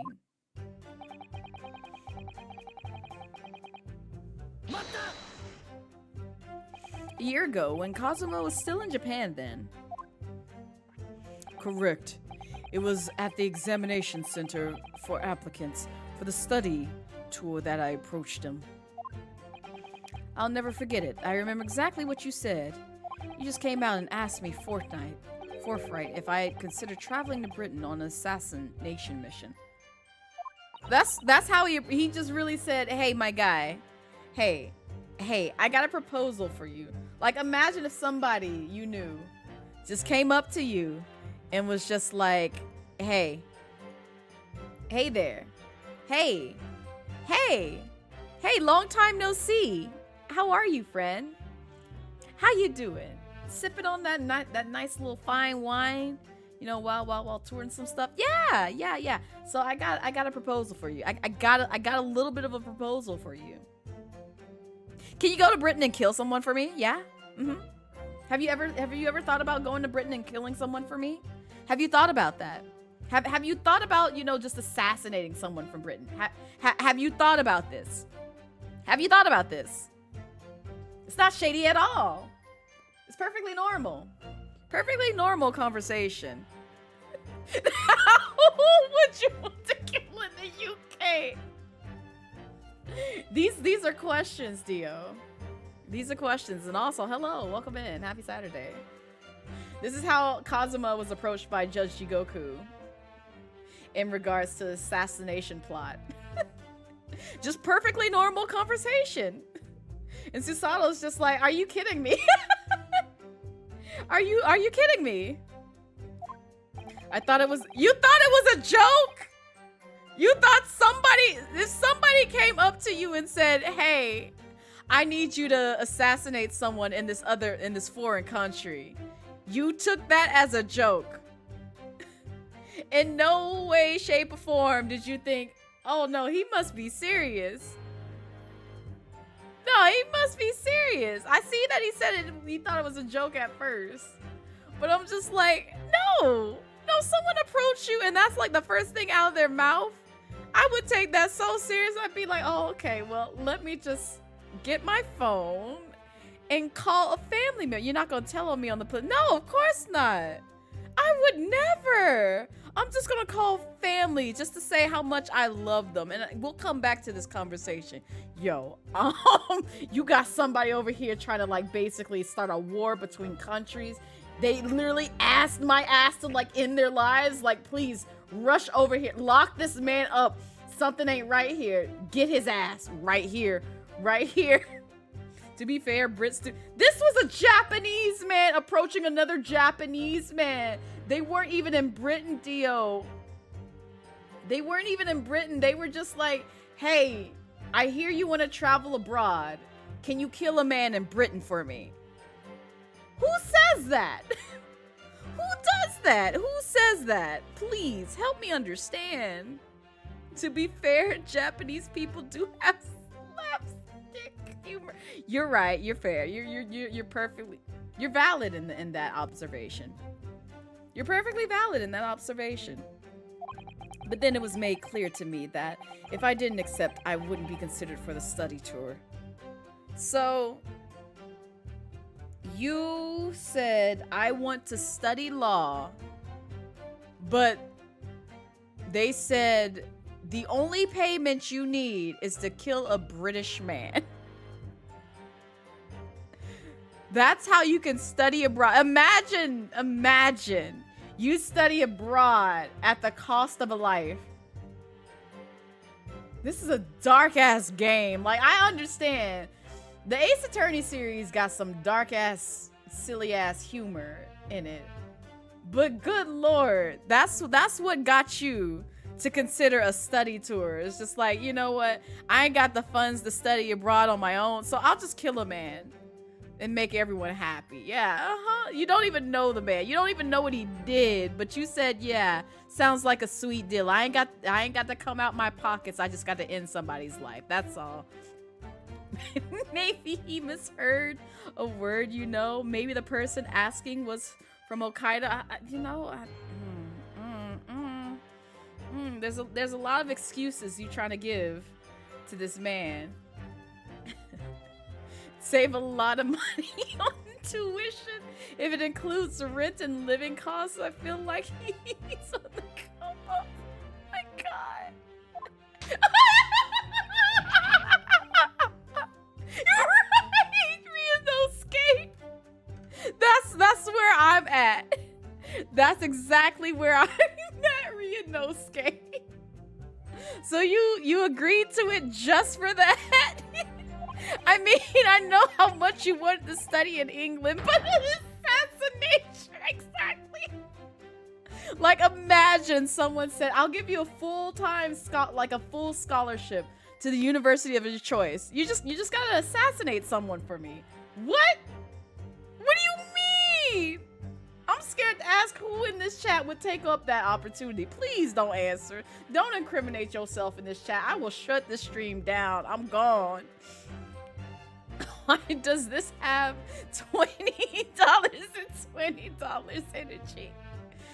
Ryunosuke know about the cost of living crisis, right? I feel this too, Brass, but you know, we're not thinking about logic here. He was just like, no, that's a sweet deal. I'm gonna jump on it. And then he's silent afterwards. He's like, I ain't got nothing to say after this. I know it was, probably not the wisest decision, but I took it anyway. Because, who didn't want to study law in Britain? It sounded like a, lifetime deal. The Empire of Japan had accepted a proposal from the British Empire at the time. Ryunosuke is the upper class society. He ain't no struggle. They came from the same joint of life, I feel like. But yeah, you know what? You're probably right. You're probably right, Blue. You're probably right. It's okay. It's okay. He probably is, in that upper class society. Who knows? Let me not presume that from Ryunosuke. Agreement to send a student from each company to the others to deepen cultural understanding and friendship. And friendship? You killed a person. How is that friendship? What friends are you making with other murderous folks? Just like other criminals? That's who you befriending. Some folks in jail? I don't know if you want to make friends with folks in jail. I promise you that. They ain't gonna be just your friends in jail. But behind the scenes, the chosen students were to be given assassination missions. I had no choice but to accept the proposal that originated from my British counterpart. Why? Why didn't you expose the plot there and then? Everybody's so silent in this game. Britain acknowledges no part of these alleged misbegotten dealings. Advise you not to make spurious allegations for Minister Jigoku. As a witness, I am bound to tell the truth, my lord. Welcome back, Lime. Anyway, I picked the Sogi and explained the details of a plan to him. Oh, speaking of which, Lime, you missed out on basically Kazuma getting a grand deal of studying abroad to be a lawyer, as long as he assassinated somebody. He said that's the deal of a lifetime. I'll take you up on that opportunity. I'll kill someone in Britain.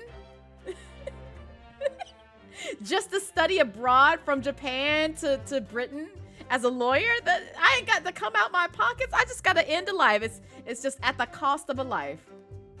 That covered my expensive fees to just travel abroad. Yes. Imagine. This is this game. Free scholarship for the blood of a prince. Sign me up, exactly. Does the statute of limitations apply if you're overseas? You know what? I don't even know. I'm not up to date with my study in laws, so I couldn't tell you. I could not tell you. Why Kazuma? Why did you pick him as the assassin? Why did he? Oh, why did you judge Jigoku? He was the most capable of all the applicants, and in addition, I knew his desire to travel to Britain was very strong. In fact, it was almost more than a desire. It was his whole purpose in life. Yes, because he wanted to investigate some shady dealings. Yet you wrapped him up in some shady dealings by saying, hey, I'll send you to Britain if you basically get involved in these shady dealings. Like, Kazuma, read between the lines. Don't take him up on these offers. Why? Yes, as his best friend, I can certainly attest to that. The way he threw himself into his studies, the way he pursued becoming qualified as a lawyer. It was all ultimately for that one single goal of being accepted on a study tour to Britain. Yeah, that's true. He was willing to end a life for it. Mm-hmm. And of course we know the reason behind that. He was determined to find out for himself the truth behind his father, Genshin Isogi, who was wrongfully killed. There's nothing I wouldn't have done to get here. We realize that, Kazuma. We realize that. Considering you literally are just like, ha ha ha, assassinate someone from Britain. Ha ha ha. Oh, you're serious. Well, yes! Be that agreeing to assume the role of an assassin or betraying people's trust. Well, you certainly did a fine job of betraying mine, so you sent him on this. You sent him on this. But why was Inspector Gregson the target? I have no idea. Those were the orders from Britain. I was in no position to question them. You have no idea, really? I find that hard to believe. Oh, you roasted him. Oh, do you? Joshi Goku was once a visiting student here in Britain, himself, of course. Perhaps he has some connection with Inspector Gregson from that time. Defense really ought to catch up. With what? The fact that the assassin exchange has absolutely nothing to do with the case under scrutiny here. No, it does. Yes, I've already admitted to recruiting Isogi. Uh-huh. Yes, and go on about these details. I presume you're referring to the incident that occurred during Kazuma's passage to Britain in January. Ah, yeah, that's right, because he was quote-unquote dead. The awful tragedy that took place on the steamship. Word arrived at the ministry some 2 weeks after the ship's departure from our shores. The visiting student had been killed, but his body had somehow gone missing in Hong Kong. The news was wired to me from a detective I'd placed on the ship to accompany the assassin. Obviously, Kazuma didn't actually die at all, but he did lose his memory, including all details about his special mission. Till just recently. Judges in these are the most ridiculous as fuck. Hey, Judge, my client claims he didn't do it just because I said so, and it's his birthday. Okie dokie, time to hold a trial, exactly. Did you not consider dispatching another assassin at that point? No, of course not. It was impossible, simply because that black-clad young student, what happened to Murderous over there, had already put himself forward as Isogi's replacement. I'm never letting that go.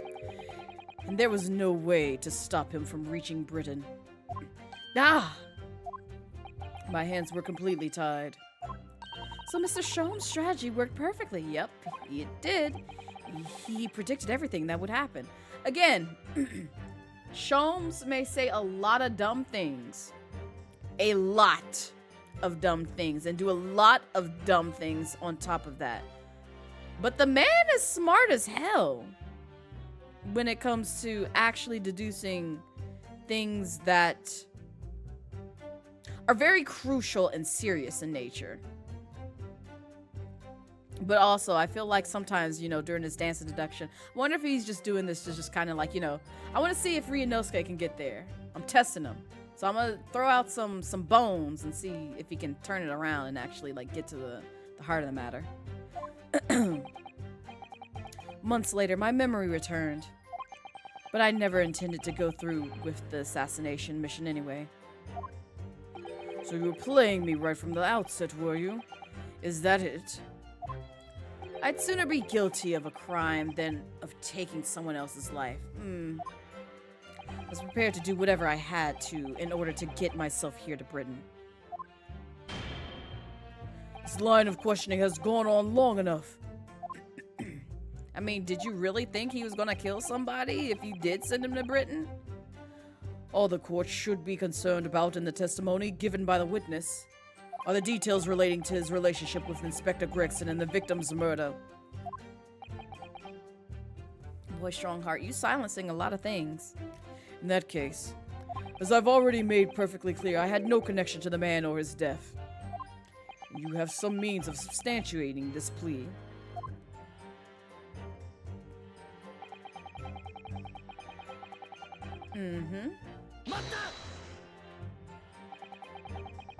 Oh, my sinuses are getting to me bad. Outside your cabin in the first class area of the SS Groose, you mean? Yes, that's right. Not least because there was a murderer of a student passenger earlier in the year, I imagine. The liner operators have taken to posting a crewman outside every first-class cabin door. I can confirm the presence of the crewman guard myself. What do you mean? Because I accompanied Inspector Gregson to Dunkirk that that night I witnessed it with my own eyes. There's a well-built crewman standing guard directly in front of the door to the witness's cabin. At that particular time, of course, I'd gone to the ship's dining room for dinner. The inspector and I asked the crewman to allow us into the cabin while we waited for Judge Jigoku's return. I suppose Inspector Gregson was there in his capacity as the Reaper. He was intending to take the witness's life. Exactly. As I've said numerous times now, I had no intentions of killing anyone. So the crewman let two potential assassins into the cabin he's supposed to be guarding. Not the most convincing of sentries, really. In truth, those were my thoughts too.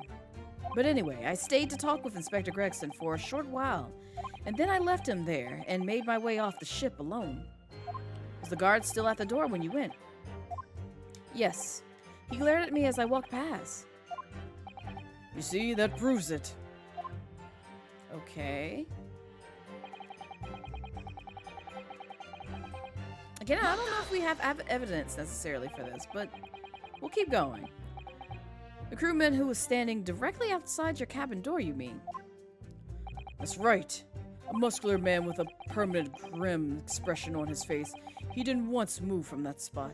To be honest, I thought he was a miserable fellow.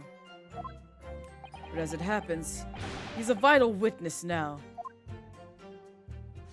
There's no doubt that Gregson was killed by a gunshot. It's inconceivable that a crewsman standing just outside the cabin door wouldn't have heard that. But wait, what about ship's enormous steam engines?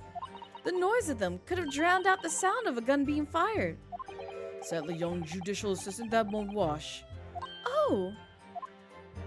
You'll recall that my cabin was in the first-class area of the ship, which is also, of course, the quietest. Don't imagine for a moment that it's anything like steerage, where the judicial's assistants go. I didn't mean... But a hole like that made by a bullet was found in your cabin, Judge Jigoku. That's compelling evidence that a gun was fired in there.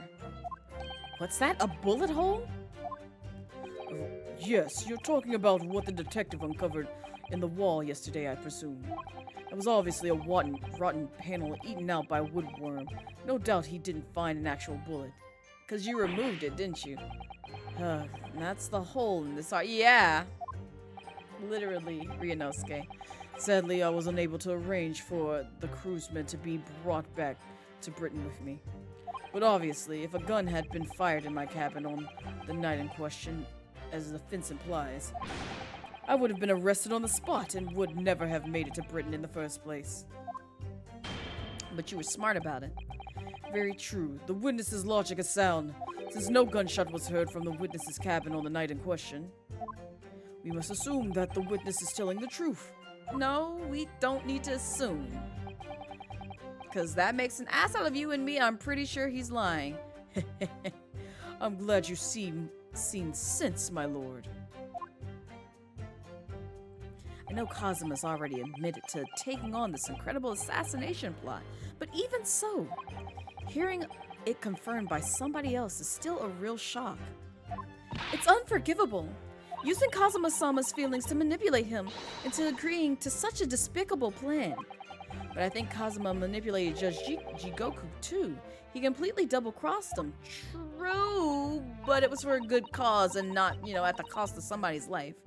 Oh dear, it's hard not to see that as a stroke of brilliance on Kazuma's part. Sheppy!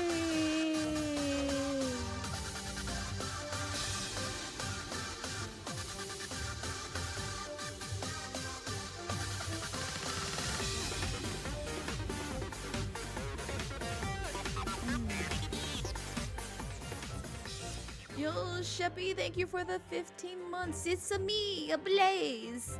It's a you, the Sheppy. How are you, Sheppy? How are you doing? How's your Saturday treating you so far? Also, shouldn't you be like asleep right now? What you doing up? Oh, goodness. But it's also always a pleasure to see you, Sheppy. I hope you're doing well. I'm feeling you get told to your face. I'm sad I won't hear from you for a while since Santa needs his elves short. Oh. Oh.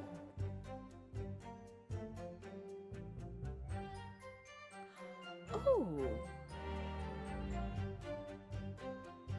And you took out their kneecaps, right, Lime? Right? Right? Mm-hmm. Yes, you took out their kneecaps. It's a me, a Shepio. Sleep is for the weak. Damn straight. We are speed running the Great Ace Attorney Chronicles, but we are not gonna finish this game today because, like, I already see what time it is. I see how much more we have to go through, but I'm trying to get to a good point to where at least we get some stuff unveiled. One way or another, though, Gregson ended up dead. Yes. I really think that the murder must have happened aboard that steamship. Midnight is chill and vibe hours. Facts, because that is usually me. That is usually me. If I'm not vibing in somebody's stream, I'm like catering to myself. Either by like taking a nice soak in the bath or catching up on my novellas. Which my novellas are usually things on YouTube in relation to horror indie games. Which I need to finish watching the one that I am watching. Where, yes, and I quote, this is the title of the video that I'm watching. Your mom is dead and she's trying to eat your abs. That is in the title. And yes, I did witness this in 4K. It's not the name of the game, but that was the name of the video, and I'm like, oh, we'll see where this goes. I said what I said live. I said what I said. They're trying to eat your abs. Your ABS. Your abs. You know, the things that I don't have here. But, you know, your abs. So you mean one letter off from being sus? Oh no, see, if that happened, then I'd be like, I don't think I need to watch this or want to watch this. Because it sounds like it's getting into some, you know, Andy and Lele territory, and I'm not trying to go there again. I'm not trying to go there again. You can only tolerate that so much to a certain degree. And that one put it through the ringer in the fire, and all hell broke loose when it came to the dialogue in that game. Great game, great art style, but good lord. Jeez. That is a game that needs all the trigger warnings to it.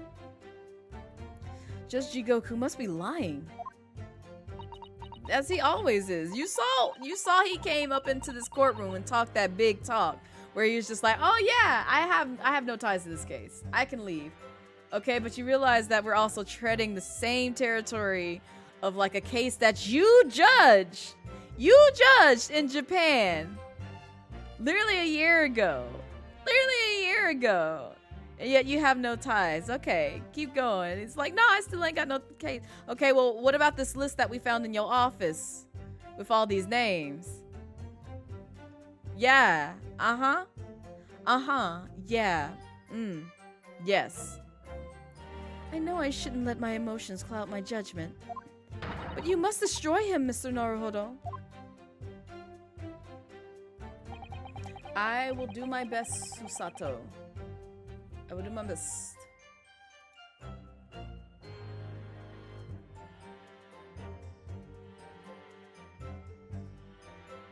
Okay. So, what is the statement? Oh. On the evening in question, a member of the crew was on duty outside your cabin at all times. Were they, though? Let me see. The automat took your message, must have typed a marked word.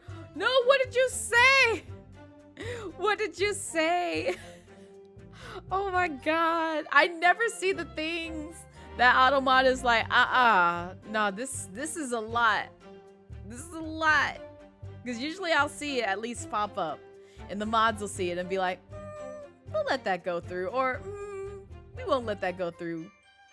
But, you know, if the mods read it or I read it, it's there. But yeah, this time it's just like it didn't show anything.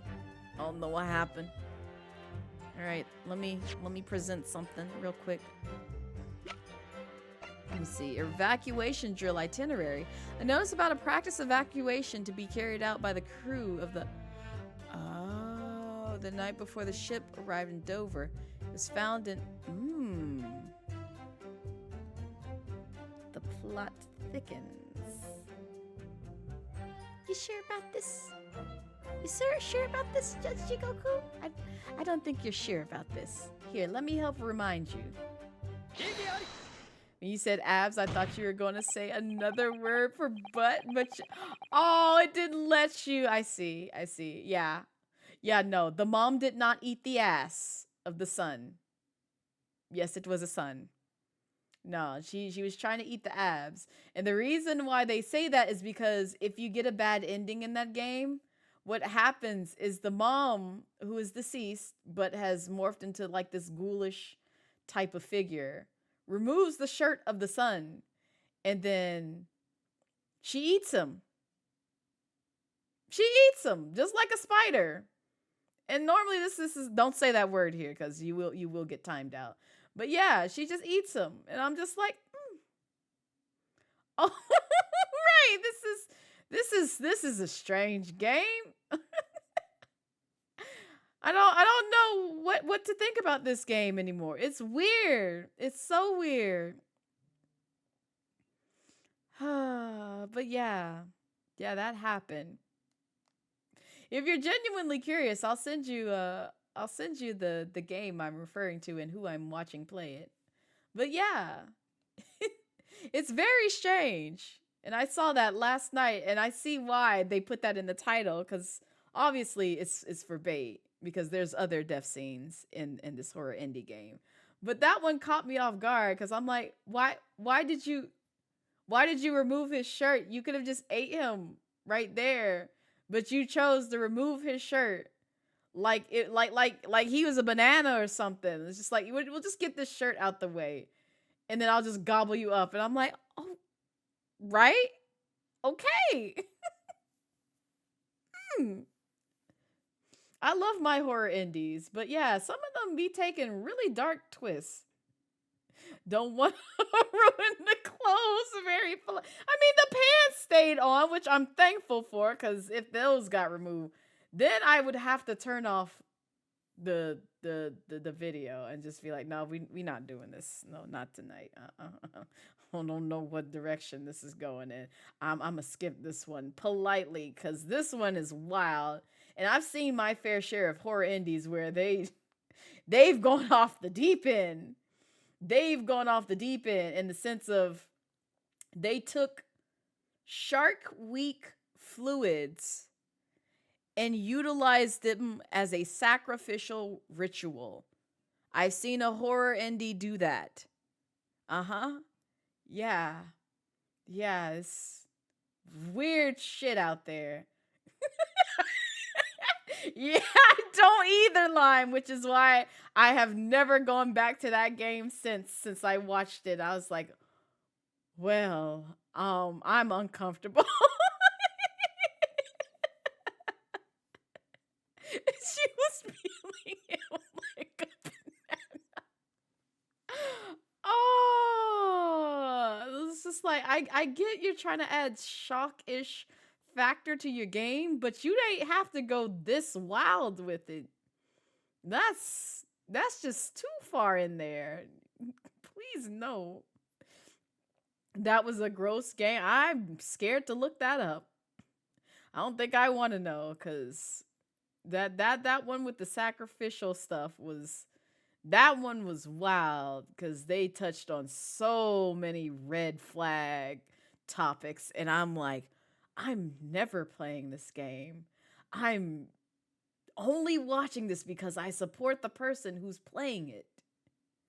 But this game is god awful, and I am never supporting this dev in the content that they've curated. That is just oof. But kudos to because the person I watched has played some very, very, very questionable and horrible games. But he gives fair, like, because he's just really good at like reviewing things. And so I always enjoy watching his content. But he gives very valid statements, and it's not the worst that he's played. I've seen some of the worst ones he's played. But yeah, that was just one of those, just like, yeah, don't like this. I don't like this at all. But I'm gonna support you in your content because I love what you do. So you're saying the Sussy Wussy Stream games was, yes, yes, Brass. It honestly was, like, even okay. So I will put it this way: the Coffin of Andy and Lele was the least tame out of all the games. Probably the second least tame was the one that I did at the very beginning of the Sussy Wussy stream, involving us beating up other girls for senpai. Yeah, that one was, a very close first, but it was second. Yeah, that one. The rest of them were very tame. But ones that far surpass, like, the Coffin of Andy and Lele, was that one that I just said. There's another one that it's probably on par with Andy and Lele, but it involves furries. It's very suggestive with the furry art for that game. Good game, good storytelling, but you got to be careful with that one on stream. Night in the Woods, God, no, it's not Night in the Woods. Leave Night in the Woods alone. It's a great game. But if you're curious about that one as well, Lime, I'll send it to you. Oh, you got a furry? Actually, Dawn, I think you saw the one that I suggested, because I dropped it in Blurda's Discord. It's that game that I'm referring to, because there's some very suggestive CGs in that game, and I'm like, I don't know if I feel comfortable playing this on stream. You could possibly get away with it, but I'm pretty sure a lot of people would come through and be like, Blaze, where you find this? where did you find? Don't worry about it. I watch a lot of horror indie games, okay? Leave me alone. Leave me alone. You thought you'd be more of a scaly, to be honest. I am. What do you mean? What do you mean, Dawn? What do you mean? I'm a dragon. But also, I love my furry friends as well. Okay, Five Nights at Freddy's. Yeah. Yeah, I never stream Five Nights at Freddy's here. Never. Not the first or Security Breach. I never stream Five Nights at Freddy's here. At all.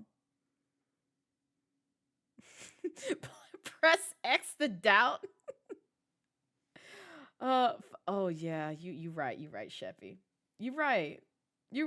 See, Sheppy knew. Shep got Got him! Good job, Sheppy. I'm so proud of you. However, we can be sure that contrary to the witness's claim, sees the crimes and clips. The guard wasn't there at all times. What? Yeah. I have here a notice of a particular event that was scheduled to take place aboard the steamship on the 31st. What? Where did you get that? Don't worry about it. Enjoy the lurk, Lime. On that note, you got... Ooh, enjoy date night, Lime. Enjoy it. I hope you have a fun time. Enjoy the things. Be rooting for you. Eat some good food and talk the talk. And you do the thing. No, I'm just... Not my mono winking. I promise. I didn't mean to wink. I didn't mean to wink. I didn't mean to wink. That was my glasses. That was my glasses. I promise. I'm so sorry. It's so weird. It was my glasses. It was my glasses. But yeah, I hope the date goes well. I'm gonna go back to playing this game. It's evidence gathered by Mr. Herlock Sholmes.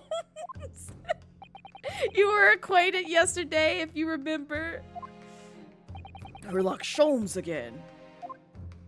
Yes. According to this itinerary, after leaving the port of Dunkirk at exactly 10 p.m. and for a period of 20 minutes, all crewmen of the SS Groose were to gather on deck for an evacuation drill. All crewmen were away from their wink, wink, nudge, nudge. Am I right? I didn't mean it. And during that 20-minute interval, of course, any gunshots emanating from your cabin would have been heard by no one. Mm-hmm. Aw, you look so pouty with that ugly-ass beard.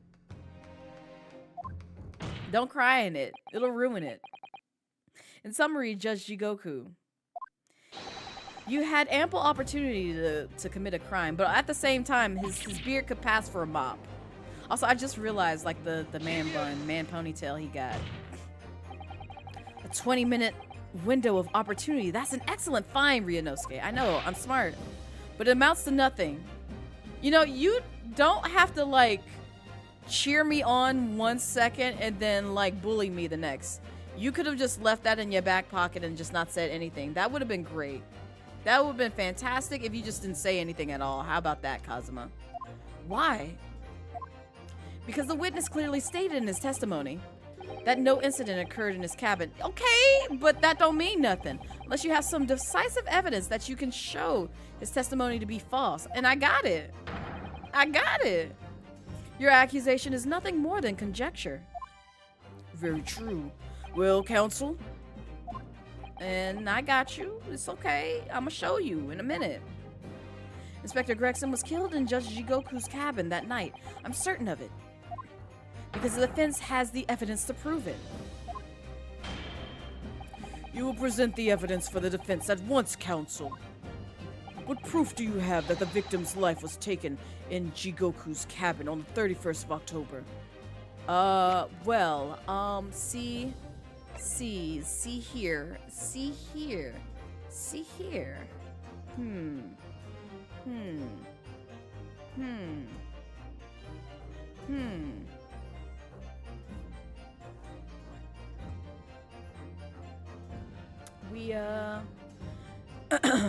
We may have some things. Hold up. Oh, that's right. We didn't do this thing yet. Oh, thank you for giving me Dragon Daddy. Thank you, Cassie. Hold up. Let me put this away. There we go.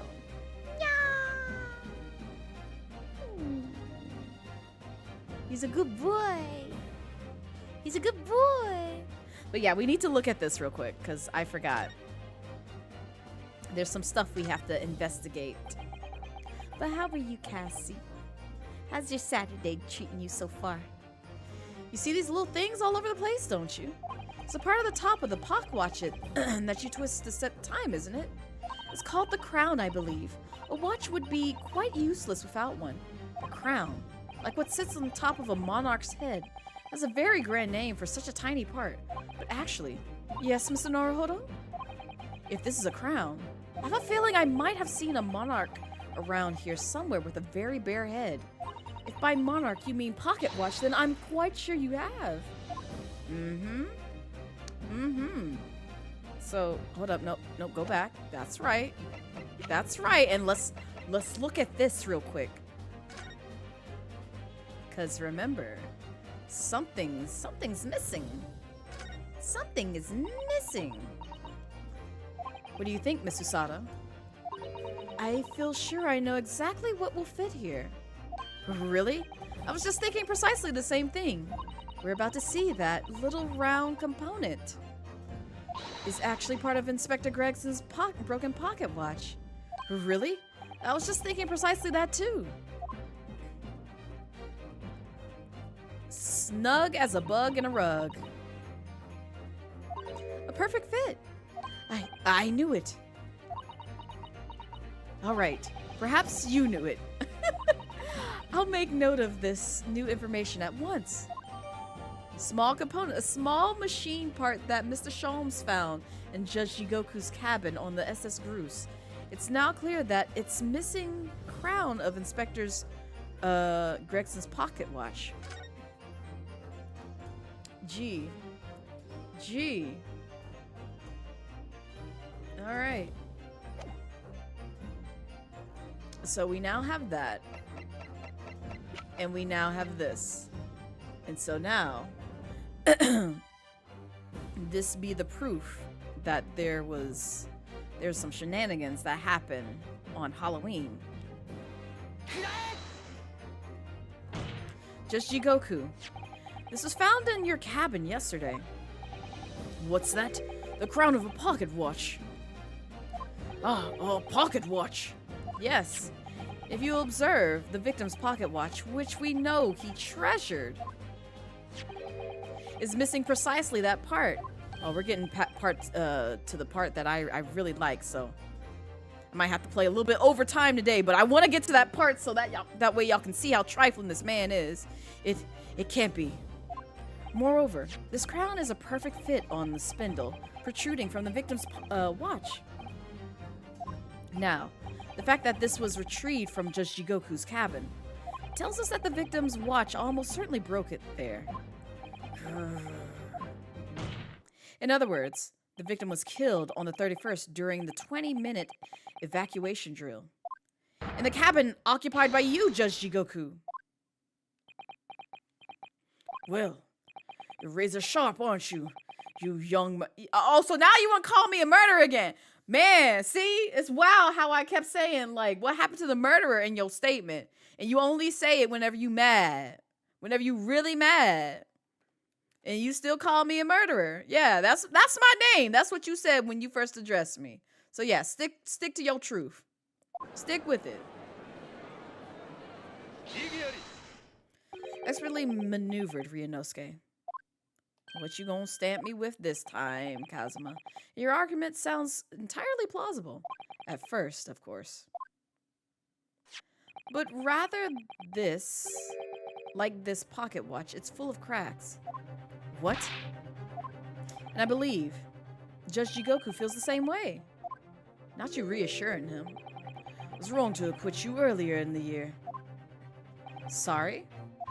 If I'd known that it would result in anyone having to listen to this drivel, I would have declared you guilty just to spare the world your ridiculous bombast. Bombastic? Boomtastic. I think it's clear that the witness will have to give further testimony. When you hear what actually happened in my cabin that night, you'll notice the pitfall into which you stumbled. Go on. Prior to your renewed testimony, I would like to clarify one point. The fact that this part of the victim's watch was discovered in your cabin means that you acknowledge he was there, I presume. Yes, I do. Very well, then. You may proceed to give your formal testimony about what exactly happened in your cabin aboard the ship on the evening of the 31st of October. Of course, as a man of the law, I have no intention of obstructing justice. No, I feel like you do. especially with a gigantic-ass suitcase. So, continue speaking. The events in the cabin. I had a guest waiting for me when I returned to my cabin after finishing my evening meal in the dining room. When I walked through the door, a mustached Englishman was there, foolishly waving a gun at me. Oh. I soon took care of him with a Woo, chow. Throw, though. He couldn't wait to run away after that. I imagine his watch was broken when I threw him over my shoulder. It has nothing to do with his murder. The inspector was clearly killed having returned to Britain because his body was found in London. Okay. Alright. Yeah. Common jujutsu martial arts technique in my country. I was careful not to use too much force, but the man obviously landed too heavily on his wash to take. So Ryunosuke Naruhodo, I imagine you can see the flaw in your logic now, can't you? What? You defending this man? The fact that the pocket watch was broken in the witness's cabin in no way proves that the victim's murder took place there. You'll be alright, Ryunosuke. No doubt the inspector intended to kill me, but he didn't manage to pull the trigger. Yes, because he was merely the tactician, not the Reaper's hand of death. Well, the testimony appears to make perfect sense as far as I can tell. Let me express my deep gratitude for your understanding, my lord. But if this testimony holds, Judge Jigoku will be deemed to have no involvement in this case. Well, counsel, I really see no reason for wasting precious court time here on a cross-examination. The flaws in that suit. Sorry, my lord. The defense has a right to cross-examination, and I don't intend to squander that. You're an embarrassment to your countrymen. God damn! Not knowing when you're beaten. Shut up! 'Cause we ain't at a loss yet, sir. I still know your crimes, and I got the evidence to back it up, so keep talking your shit. In that case, proceed, Mr. Naruhodo. Okay, Vegeta. Oh, man. Just shave it off. It just needs to go at this point. Like, that beard is ugly. Use it as a mop and then discard it. Because the so-called guard posted at your cabin door had let your killers pass, you mean? Not crochet braids. Wild, no.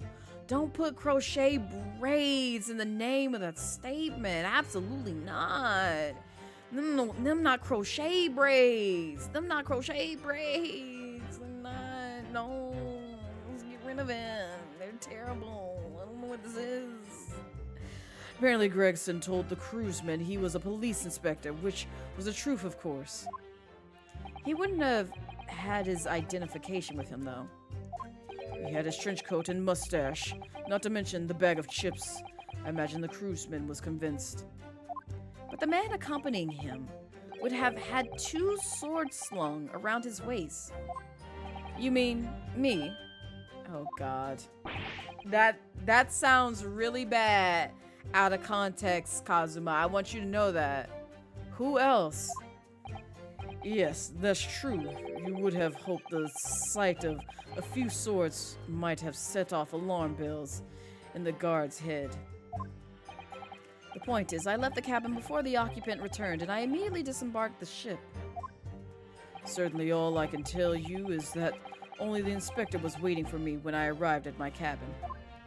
You entered without any inkling of suspicion. That's right, none whatsoever.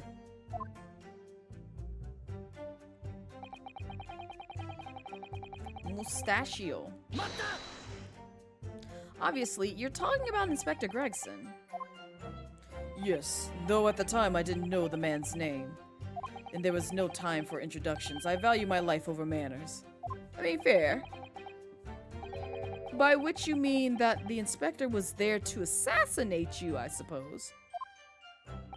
It was certainly the impression given by the gun pointing in my direction. Okay.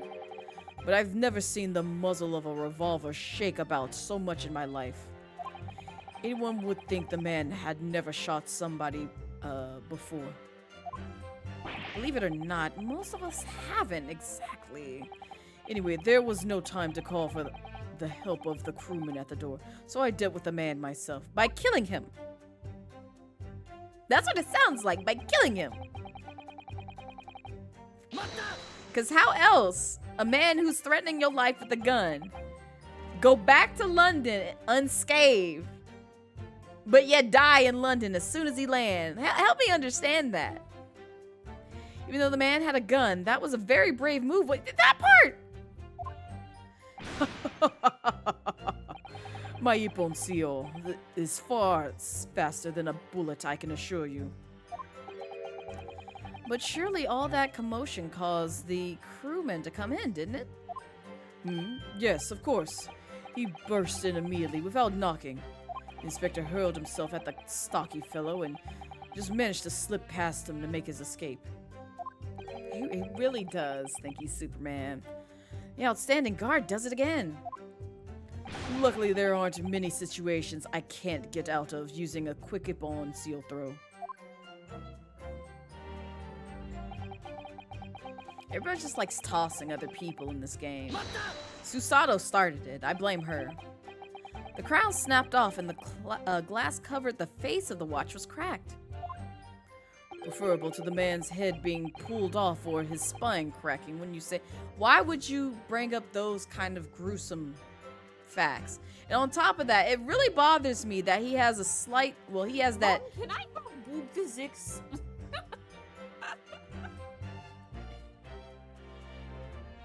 Oh my god. Hi, Bree. Welcome in. You don't know what's going on, but you hope they're fighting. I mean, they were fighting in the ship earlier. He's claiming he tossed a whole man in his cabin, and I'm just like, all right. And nobody stirred up a stink about it. Everyone just heard you tussling and didn't question it. They were just like, all right, yeah, he's just doing some kinky shit in his room. That's all. That's all. But how are you, Bree? How's your day been? How was life? What you up to? Also, I saw your thing. I saw your thing earlier. I saw your thing. That's all I got to say. Productive, you think? You're now oh God. Godspeed with the editing. Godspeed with the editing. I'm gonna have to be on my editing bullshit as well later on. Also, ad coming. Teehee. I'm sorry for those in the ad void. I'm so sorry. Y'all probably can't hear me, but tell me what ads you see. But yeah, I'm gonna have to be on my editing bullshit later on tonight, because like I was trying to like export like a 10-hour video for like one that I'm gonna trim down into highlights later on, and like 2 times it has failed to render, and I'm just like, I just want to get this done so I can just trim it down. I don't want to look at this anymore. I just want to get this done. Like, why? See, and this is the thing, Don. This is the thing. This is only a portion of like the over 72 hours of footage that I have to trim down into highlights. But because I'm not gonna sit there and look at all the footage right then and there, I'm like taking it and trimming up into segments that I know have like, you know, things that I want to bookmark and, you know, say I want to highlight this portion of this larger segment. I'm just gonna say I'm gonna take this big slice of the pie and then cut it up into smaller slices once I actually have time to actually comb through it. So I'm like trying to shorten it down to where it's just like, I know there's content in there, I just need to comb through it thoroughly.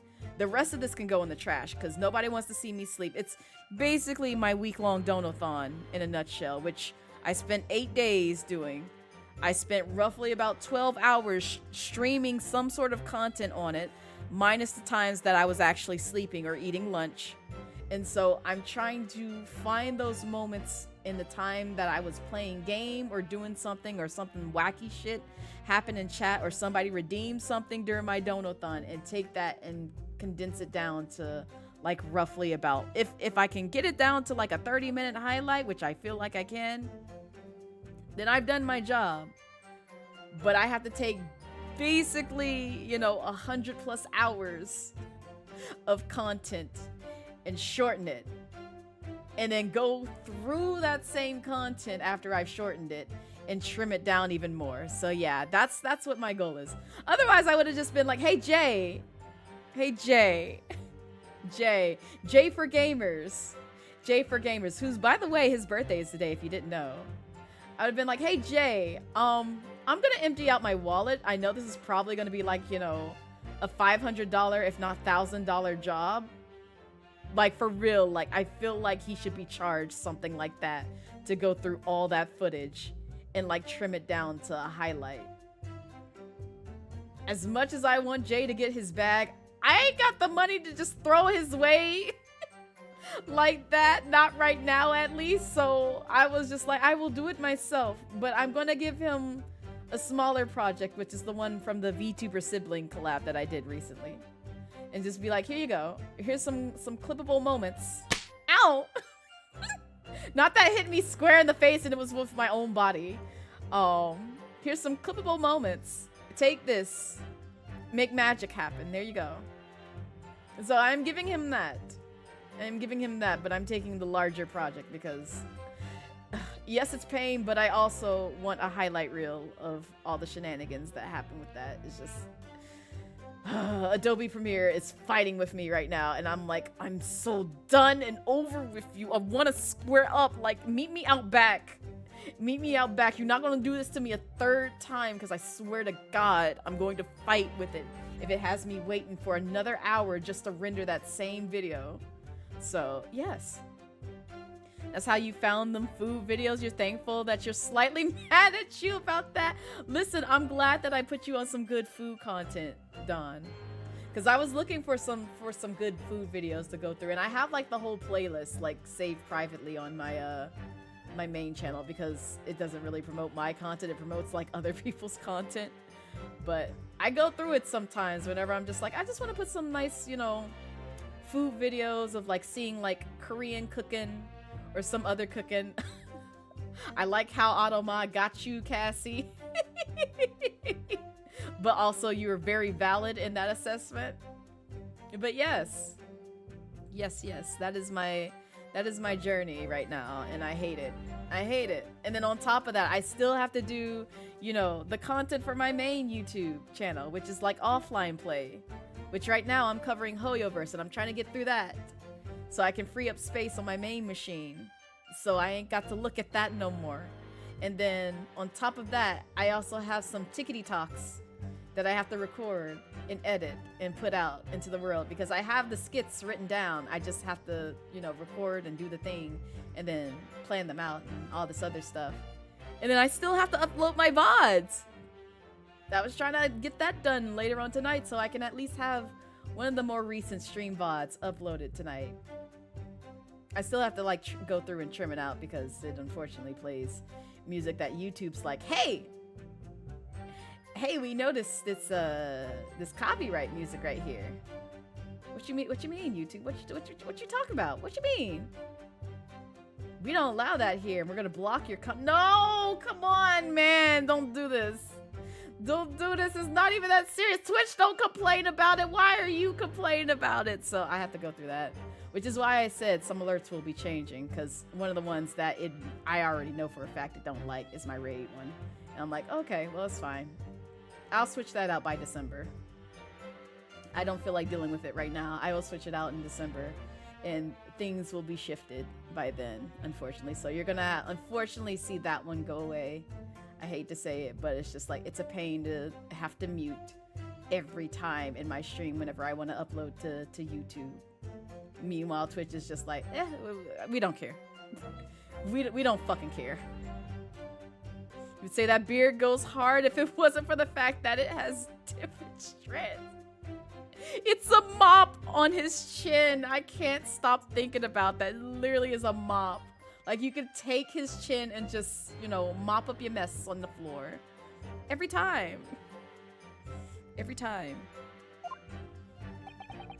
Not that the man was spared for long. A bullet hole to the chest soon saw to that. Good lord. Yes, exactly. A microfiber duster. But the point is, the broken pocket watch doesn't prove that a murder took place. Okay, yeah. Absolutely not. All that watch proves is power of my jujitsu throw. I like how you're bragging about this and the man is dead. Whatever you say, it doesn't quite ring true that no shot was fired in the cabin. Because there was an obvious bullet hole in the wall. What are you talking about? That's what the star of your lowbrow detective stories told you, isn't it? Well, I don't care for such fiction. Haven't you worked it out yet, you little stripling? Or stripling? No murder took place in my cabin. What happened to young murderous student? Yeah, I'm not letting that go. He called us that. I demand you call me by the name that you appropriated my name with. But there's no evidence that proves the victim ever returned to London alive. Just take a moment to think that ideal of yours through now, stripling. What? The inspector was killed on the steamship in France. How on earth could he have gotten back to Britain? Gee, by refrigeration. It's not that hard if you think about it. When people die, their bodies remain at the same spot. It's a devil of a thing. Well, then, obviously the culprit have moved. Gee, I wonder why moved is highlighted in the statement. The body. How exactly?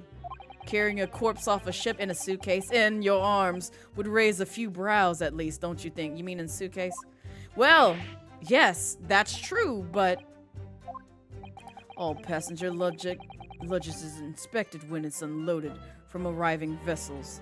And I would like to think the border police would query the corpse of an English gentleman in hand luggage.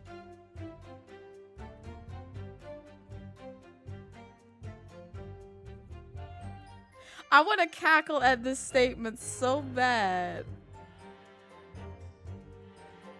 Because we witnessed him fit a whole body, which is himself in his own luggage. But yes, of course. Why would the police query about, a dead Englishman in a Japanese large-ass suitcase? Why would they? Especially when, there are ways around that. But go off, continue. If the murder had taken place aboard the ship, you would imagine the body would have been disposed at sea. There would be no sense of risking being caught by attempting to transport the body back to Britain. Yet it was done, but okay. That's killed. No, it didn't, Ryunosuke. Keep going. But perhaps not. Miss Susato? We've heard that the first-class passengers were under constant scrutiny by the crewmen posted to guard them, which would mean that the culprit had no opportunity to dispose of the body at the sea. Yes, that's true. So transporting the body to Britain may have been the only viable alternative. Exactly. Don't let them gaslight you. Dear me, you really are new to this, aren't you? No. You just really are a smart man by shoving a whole-ass corpse in your luggage. But at the same time, no one questioned about the missing clothes. That probably wasn't in your luggage. But go off. I thought I'd been perfectly clear, but it seems I'm going to have to explain it in words you can understand. I think I ought to alter my testimony with your constant consent, of course, my lord. Oh, you altering things now. You altering things. Okay, go ahead. With no objection, state your amended testimony now. There's no possible way I could have transported the victim's corpse back to Britain. I like how you have a serious face on your face. And mind you, during my offline playthrough of this game, I suggested the same damn thing because I looked at that image so fucking hard.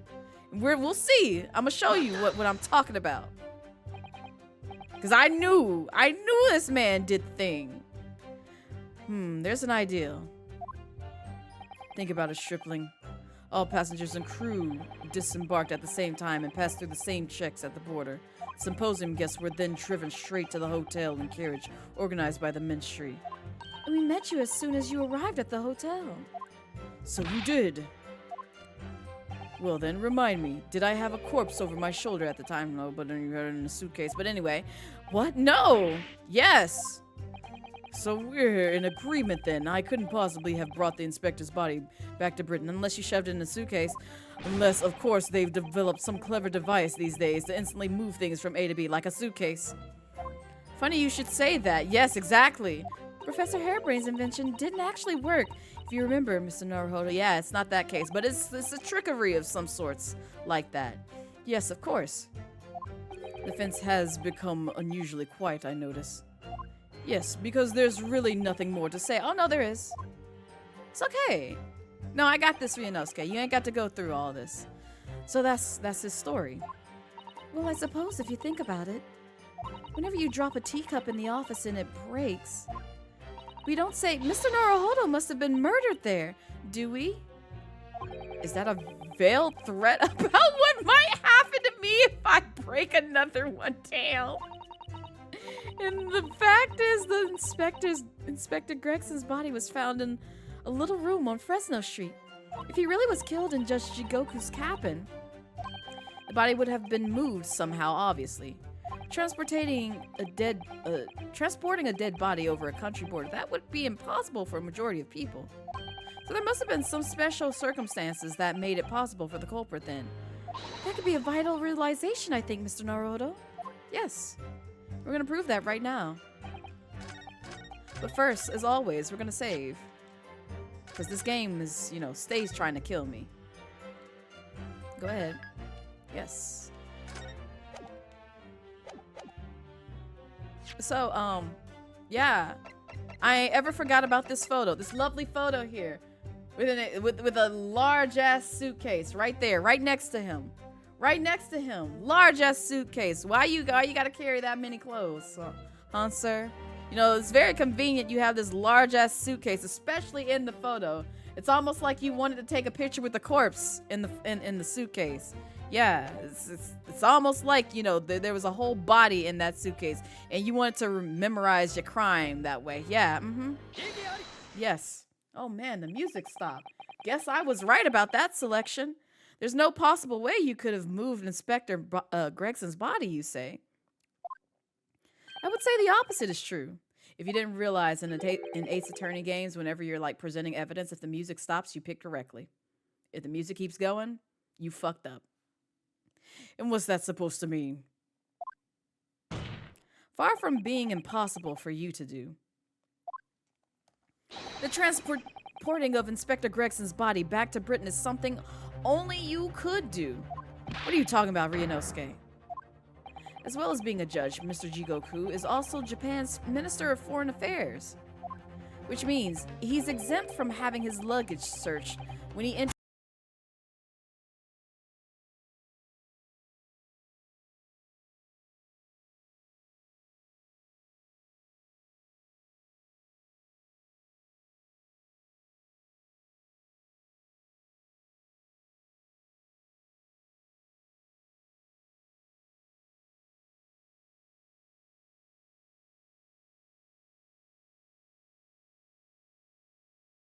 Yo, Angel, thank you so much for the raid. I appreciate it. Welcome in, Raiders. Hi.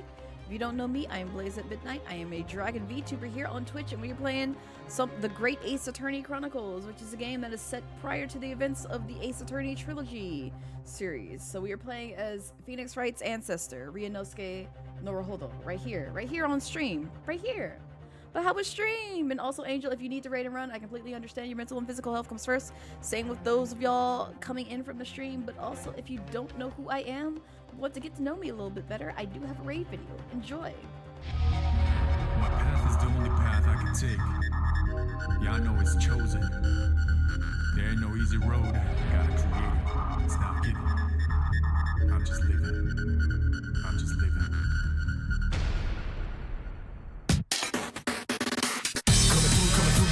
Now, coming through now, coming through, shake it like it's heat. Hope overdrive. Coming through now. Coming through now. Coming through. Watch where you're going. Overdrive. Flip the downside up to top notch. Whatever haters do. Hot top that. Do it like this. Do it like that. Do it like how we did. But now I do it like what? Feed your artist. Determination, like just imagine things that happen. Have to ask laughing. You go there, please gotta keep asking. Losers terribly active facto. What you don't possess, it's not in stores. I work my ass while you in a bad store. Turning dust to gold, hardcore. Coming through now. Coming through now. Coming through. Shake it up your seat. Overdrive. Coming through now. Coming through now. Coming through. Watch where you're going. Overdrive. Coming through now. Coming through now. Coming through. Shake it up your seat. Overdrive. Coming through now. Coming through now. Coming through. Watch where you're going. Overdrive.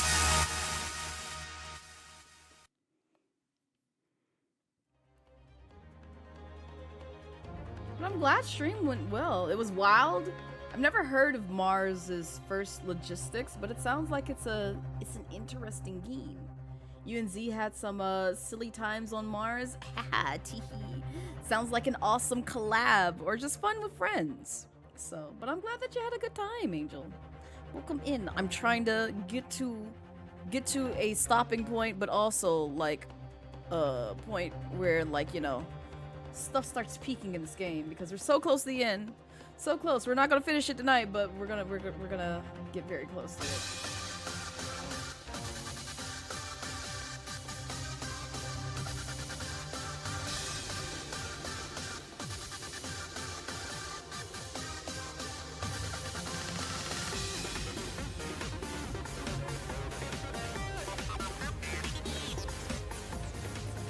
Yo, thank you for the 15 months sub, Jay. I appreciate it.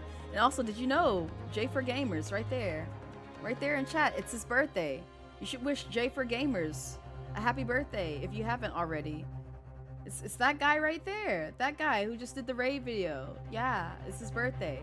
You should wish him a happy birthday. Basically, do you want to be a stinky little rover moving shit? Nice. Sounds like chaotic times. Very chaotic and fun times. Which means he's, we already read this. We learned that when we first met you upon your arrival in London. Oh.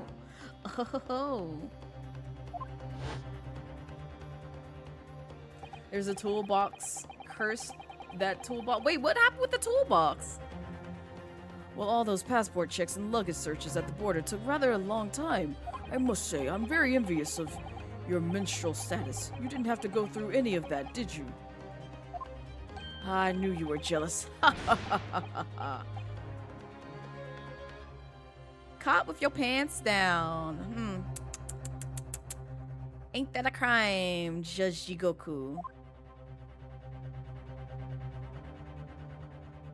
I presume you recall this, Judge Jigoku, where you stupidly put a giant-ass luggage in the photo that we took to remember the times. And now every time we look at this photo, we're gonna be like, hey, there's a dead man in your case.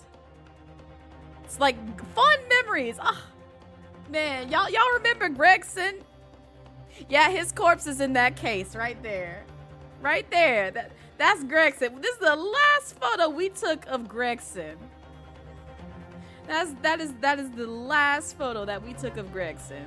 Ain't that amazing? He was dead and in a suitcase. That's wild. That's so wild. As the court will note, you have with you your large travel trunk. Yeah. Large enough, in fact, to have a yes. That's right, Ryunosuke. Good for you. No, we are, Susato. We are. This is the first thing that came to mind as soon as I heard Gregson had died. And I'm like, yo, bitch ass. Had that man inside of him. Oh my god, yo, bitch ass has his corpse. I'm afraid, yes.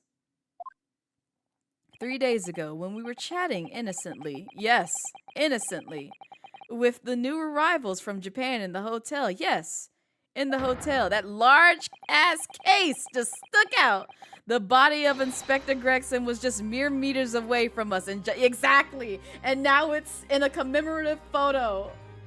The bones of Gregson in a photo. Love that for us.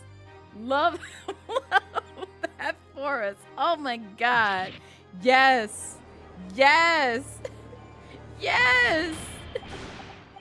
Order in the court. I'm skeptical, counsel, that a grown man's body could fit inside the He fit his own body in his own case! What you mean? What you mean? Strong heart, baby. Ash Holmes and Mikatoba, where this man hid when they raided his room. Ask him where he was. Hell, peep the previous VOD.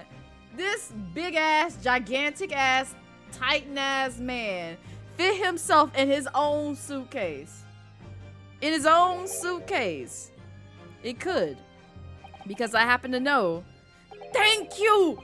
This bit, you see this man? You see how well he folded himself just to fit inside his own suitcase? Yeah, it's large enough to fit a human ass body, a whole ass corpse, yes. And verifying that would be extremely simple, wouldn't it, Judge Jigoku? Yes. You wanna show the world that you can fit in your own suitcase? But inside his trunk, yeah, I know, isn't it awful? Just terrible. What in the wireless headphones was this man to? I don't know, Tig, I don't know. And after we'd spoken with you at the Great Waterloo Hotel, you had the opportunity to visit the apparent scene on Fresno Street, taking your trunk with you in a cabin to deposit the inspector's body. I don't have to listen to this nonsense. Okay, you ain't got to listen to it, but it's true. Dr. Gori, the coroner who examined the body, has confirmed the possibility. She's acknowledged that there are signs that steps may have been taken to disguise the true time of death. The onset of the body's decomposition could have been delayed by storing in a refrigerator. Not you shaking your head. Those are truths. Strongheart, why you shaking your head? Something wrong with your neck? Counsel, as I remember explaining yesterday, refrigerators of the requisite size are few and far between. But yet okay, no, we can explain this as well. Yes, I'm sure they are, but one place certainly found is on large ocean liners. Such ships are equipped with electrically refrigerated cold rooms to keep food fresh on their long sea voyages, and the SS Gross is no exception. Professor Mikatoba told me about it only yesterday. Well, Judge Jigoku. However much you prolong this debate, you can't eliminate the truth. All the evidence points to you being the killer. Oh, he looks so pouty. And then he want to laugh. Well, this is all very heartening. I can see that it was a wise move letting Asogi and you embark on this study tour. What are you talking about now? Logical reasoning, of course. All court proceedings will be built on logical reasoning in the new century. And I can see that you've both laid firm foundations for that already. Judge Jigoku, please stop diverting attention from the issue at hand. Right. It's like I murdered a man to teach y'all how to be lawyers. Good lawyers at that. Congrats. Again, it's like the whole hey, will you kid a British man for me? Just to study abroad. Like this is the logic of this man. Hi, Yui. Welcome in. I'm sorry you came in at a very awkward statement I just made. I hope you're having a wonderful Saturday so far. But how are you? We're calling out the unfortunate and trifling deeds of a criminal man You've had some time to think and you believe you would. You're with him. Not this. Also, thank you for the head pats. Oh my god, this man is just terrible. How to Get Away with Murder Anime Edition, exactly. It's just like offer somebody a full-time scholarship to study abroad. It's just like, it's only the cost of a life. It's only the cost of a life. It's so low. You ain't got to cover no traveling fees, no room and board, no food, nothing. Nothing at all. You just gotta, you know, destroy your life. That's all. That's all you have to do. Cost of living plus British man. And also, I'm glad that you're doing well, Yui. It's always so good to see you. Oh man. Also, I don't know. Did you celebrate the turkey things, the Turkey Day, the Thanksgivings? If not, if it was just like a regular Thursday for you, you know, I hope you had a good Thursday, or either like, you know, embark on some like, you know, Black Friday, Cyber Monday deals, because I know some people over here in the States been participating in that, and so I've been wondering what folks be buying. The only thing that I want is a UPS. I just want another battery to put downstairs, so that way if my router goes out, it doesn't necessarily go out. It just, you know, gets put on backup battery. And I still have internet. It's just the rest of the power is out. That's all. They pop out like dozens by the day. They get hospitals. They could. I mean, I suppose, Dio. You know, you might be on to something. Just a little bit. Just a little bit. The fence has made an accusation against you. How do we respond? We call him for his BS. Like we've always done. Just like how he said, ha ha ha, I didn't stuff a corpse in my giant-ass suitcase and bring it to Britain shores just to leave in an abandoned apartment building while I escape back on the ship back to Japan where I belong. Yeah, no, I didn't do that. I didn't do that at all. Yeah, I didn't do that at all. We just literally witnessed him say all this, Judge Jigoku at least. He said all this. He said, I mean, he's not admitting to it, but it's just like we've called him out for the filth that he's done so far. You take out a British man and you can feed a bunch of British kids with his, oh no. What about the fish and chips though? See, I feel so bad. Did someone at least save the newspaper of, you know, Infinity and Beyond of fish and chips that Gregson had? Because like I would kindly like that.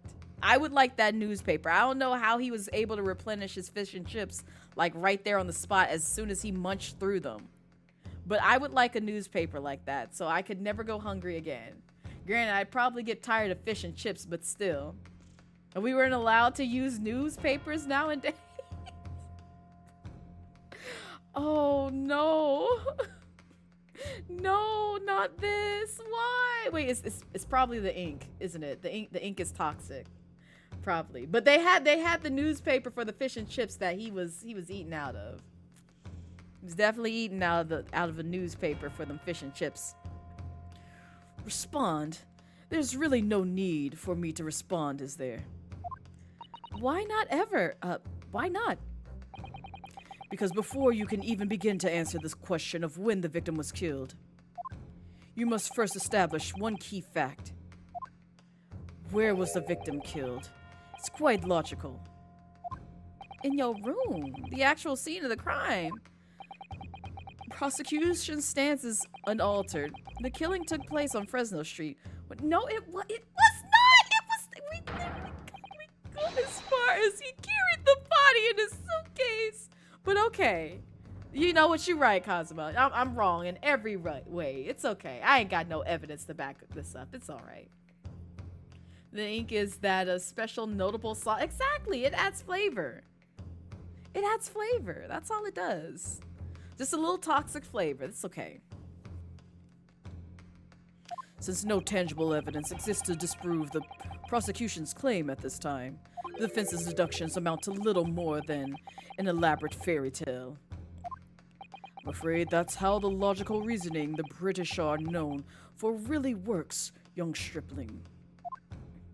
What happened to young murderous stripling? That's what you called us. I mean, granted, you said student, but you know, I'll let it pass with stripling. but you make sure to include that murderess in there because that's what you called us. Even though we ain't hiding bodies in suitcases, but you know, yeah, we're the murderous one.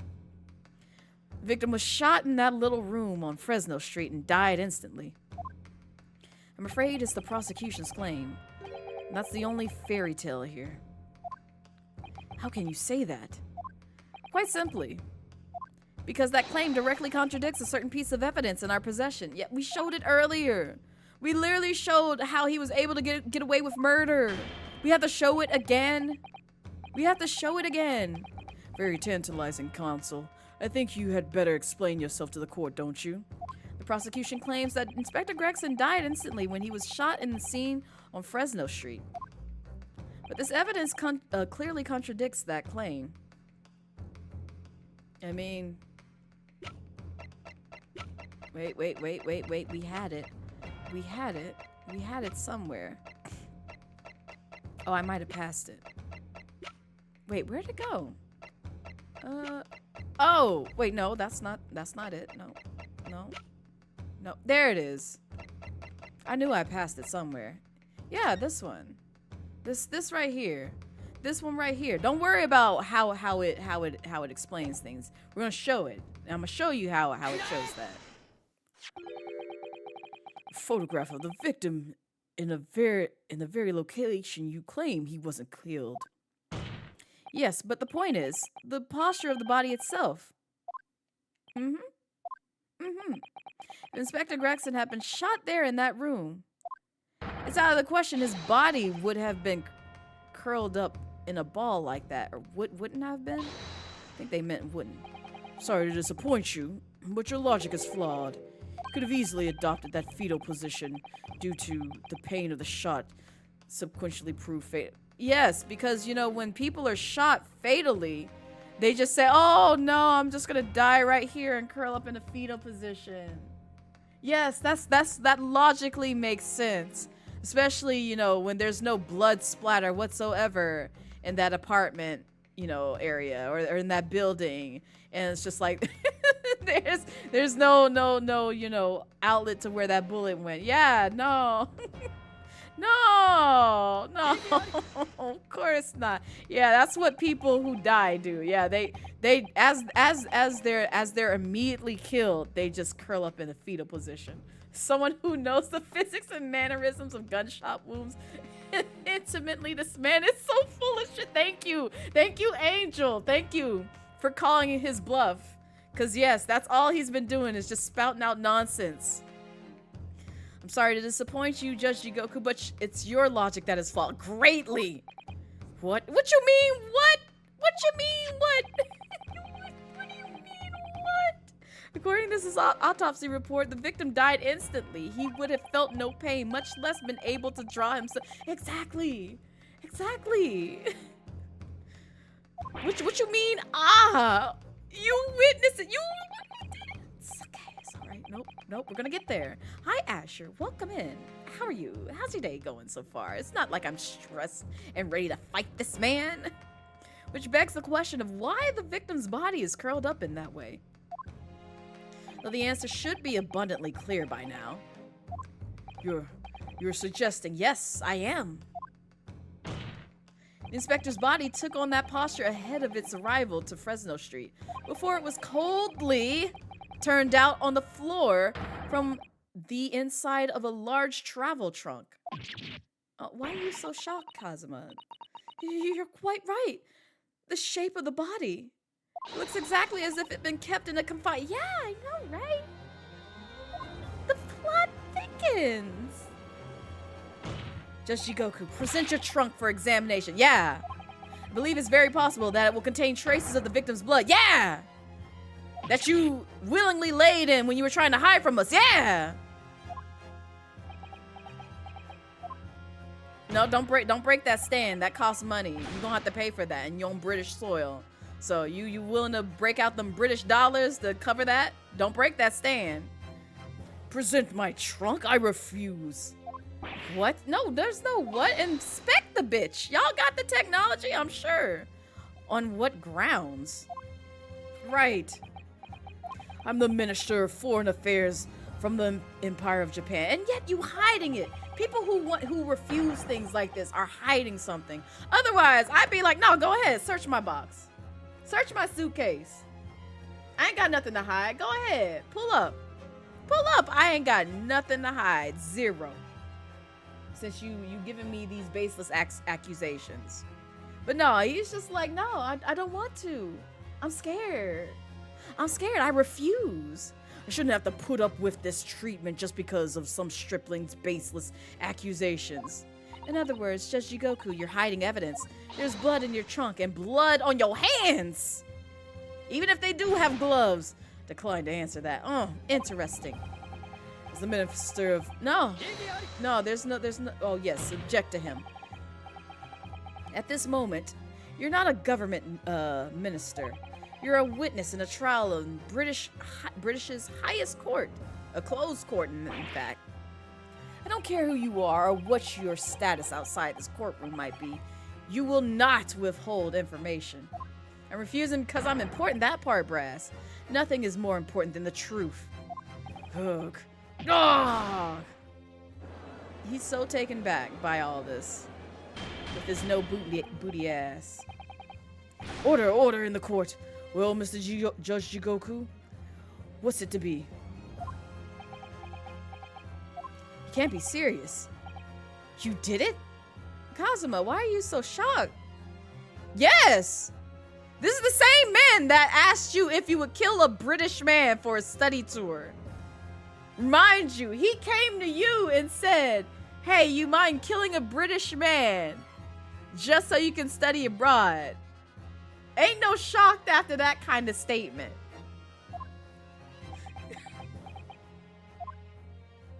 Have you no shame at all, Kazuma? So have him no shame. You came to him to kill somebody, and you did it yourself. You killed his target. But continue, sir. What? He asked Kazuma to kill the man that is the victim in this case. And he ended up basically killing him himself. I hate this man so much. Very well, I admit it. Thank you. I did bring the inspector's body into the country. But you gonna say you didn't kill him? You gonna put the blame on Kazuma? Is that what you're gonna do because he has like a blade on his trunk? That's what you're gonna do. I know what you're about to say, sir.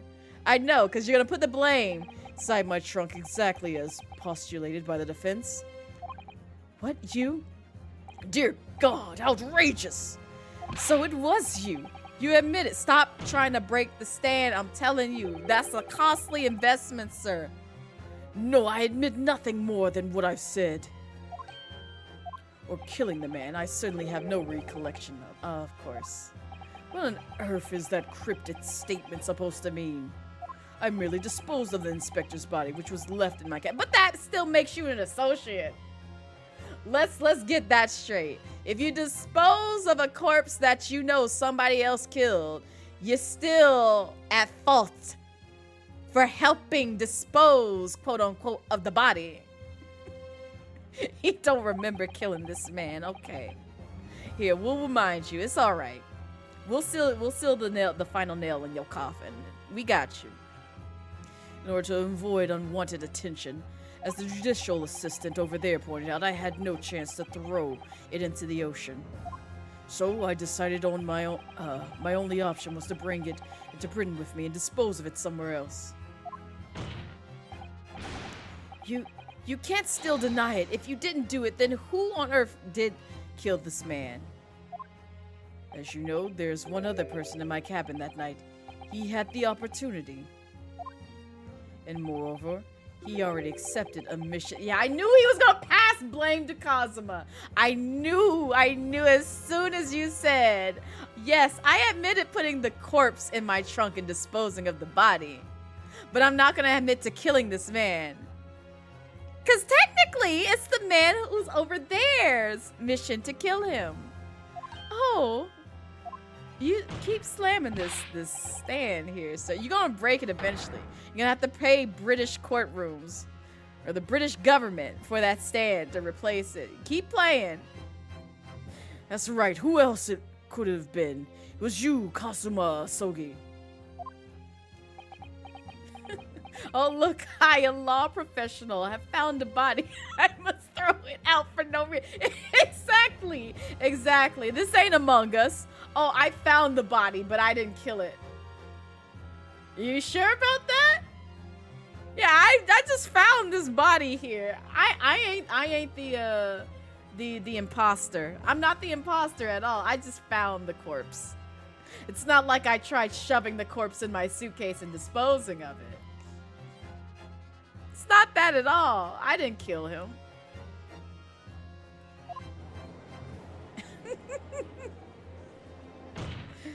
I never thought you'd stoop to this, Seshiro Jigoku. You never, okay, no, I'm gonna stop announcing this. Kazuma's just stupid. We'll just say that. I'm sorry, Kazuma, you stupid.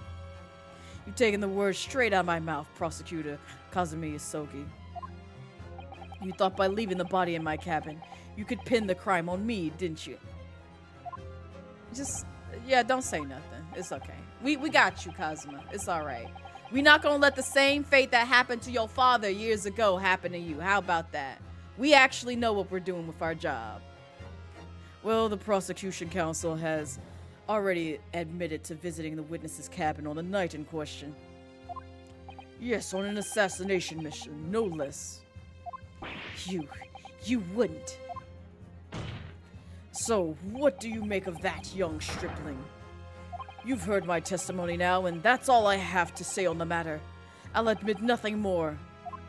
I don't believe this. Believe it. Believe it! Counsel for the defense.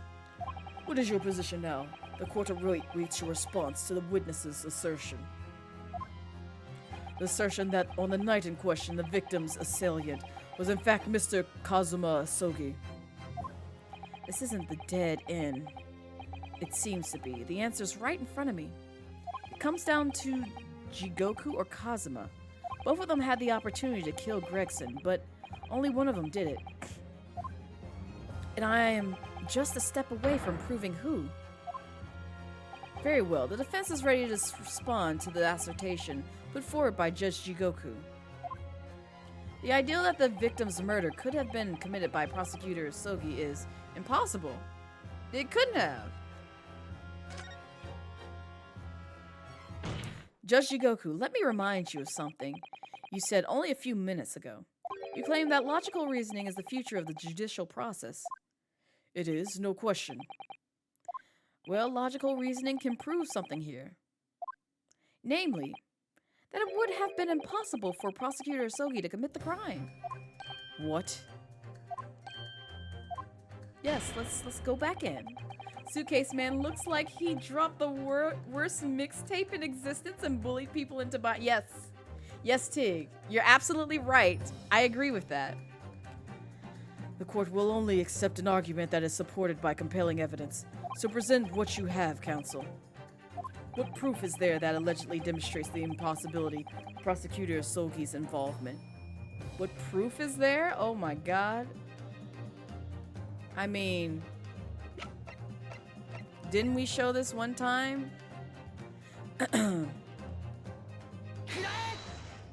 This itinerary for crew members, the SS Cruz. My lord, this is conclusive proof. An itinerary? How does that prove anything? Just Jigoku, the moment you acknowledge that you found the victim's body in your cabin, this itinerary suddenly became much more significant. What? Why? On the night in question, as always, a crewman sentry was on guard outside your cabin door. As long as he was there, nobody could have fired a shot inside the cabin. Absolutely, because it's inconceivable that the guard wouldn't have heard it and come to investigate. In a way, the person on the witness stands is saying that the prosecutor was the murderer. Sir, please get out of my courtroom. Exactly, Candy. And also, welcome in. I hope you're having a wonderful day so far. Track number 1, Not So American Tourister. Number 2, Jet Black and the Blue. Oh, Lord. Not this. Tig, please. So that tells us that the crime must have taken place when the guard was elsewhere. and that narrows it down to the 20 minutes just after 10 o'clock, as indicated on the itinerary. Yes, I see no flaw in your reasoning so far. But the crucial point is this. When the evacuation drill took place, the steamship had already put to sea from the port of Dunkirk. Now, clearly, the murder could only have been committed by somebody who was aboard the vessel at the time. And as Kazuma stated, yes, but Prosecutor Sogi stated in yesterday's proceedings, I didn't come to Great Britain to take anyone's life, so I left Gregson and disembarked the ship. Exactly. I've been lurking these past couple of streams and you're like, man, I should have been active one of these days. No, it's perfectly fine. Listen, please, this is a lurk-friendly stream. Like, all my streams are lurk-friendly. Do not feel obligated to like chat here, but we're glad to have you. And I'm glad that you're enjoying and eating up the trifling deeds of like these folks that we come across in the Ace Attorney series. But yes. They are also chaos. Yes, we are chaos friendly. Within reason. Within reason. You have to be here to understand the ha-ha, hee-hee humor and like stuff that I will let fly. Otherwise, you can easily get sniped by the mods, which I've seen them do a bang-up job with making sure chat stays clean. But yes, you have to understand where we draw the line when it comes to quote-unquote chaos and haha hee-hees hoo-hoos here. But other than that, we just be chilling. Some people don't hoo-hoo hee-hee ha-ha in the way that's needed. Exactly, Candy, exactly. I spent that night at a boarding house in the town and returned to England the following morning. See, he's free. He's free. He already said he left, which I'm sure the court will agree is conclusive proof that Kazuma Asogi couldn't possibly have carried out the killing. Smiles! Get him, Ryunosuke! I done told you about slamming this stand, sir. I'm fearful of... Listen, I know I don't like your ass, but I'm telling you, you're gonna have to come out your pockets if you break this stand in this courtroom. I promise you. Strongheart gonna look at that and be like, So not only are you going to jail, you're gonna have to empty out your bank account. Because that stand wasn't cheap. That stand was not cheap at all. Yeah, you heard the court kikiing. Exactly. No, absolutely not. I don't accept that at all. Well, too bad. We don't care what you accept. What do you mean? No, there's no what do you mean. We don't perceive what he just said. The boy's just saying that to exonerate himself. We can't trust that he really disembarked the vessel. He did! Obviously, after he left my cabin, he hid himself somewhere nearby on the ship. Okay, alright, no. Keep going. Keep going, Chikoku. You got it. Please, dig yourself a deeper grave. Keep doubling down. Keep tripling down, please. No, that's out of the question. Isn't it, Kazuma? Right, he ain't got no stand money. As the defense rightly recalls, I disembarked the vessel and spent the night in the boarding house in Dunkirk. And as I said yesterday, I signed my name in the accommodation register book. Ha! All extremely easy to verify and undeniable proof. Ha! Oh, no, Ready for the head pats? There's no escape this time. You can forget that you're a judge or a government minister. It's time you gave the court an honest answer as a common man. You killed Inspector Tobias Gregson and transported his corpse back to Britain. Yeah! Then you dumped the body in the room on Fresno Street and made it look as if the murder had happened there. Yeah! Get him, Ryunosuke! That's what really happened, isn't it? Yeah! Sessuro Jigoku!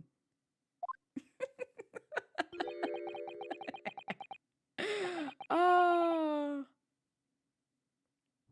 You gonna break this stand, ain't you? Looking back now, my fate was decided that day. I was doomed already.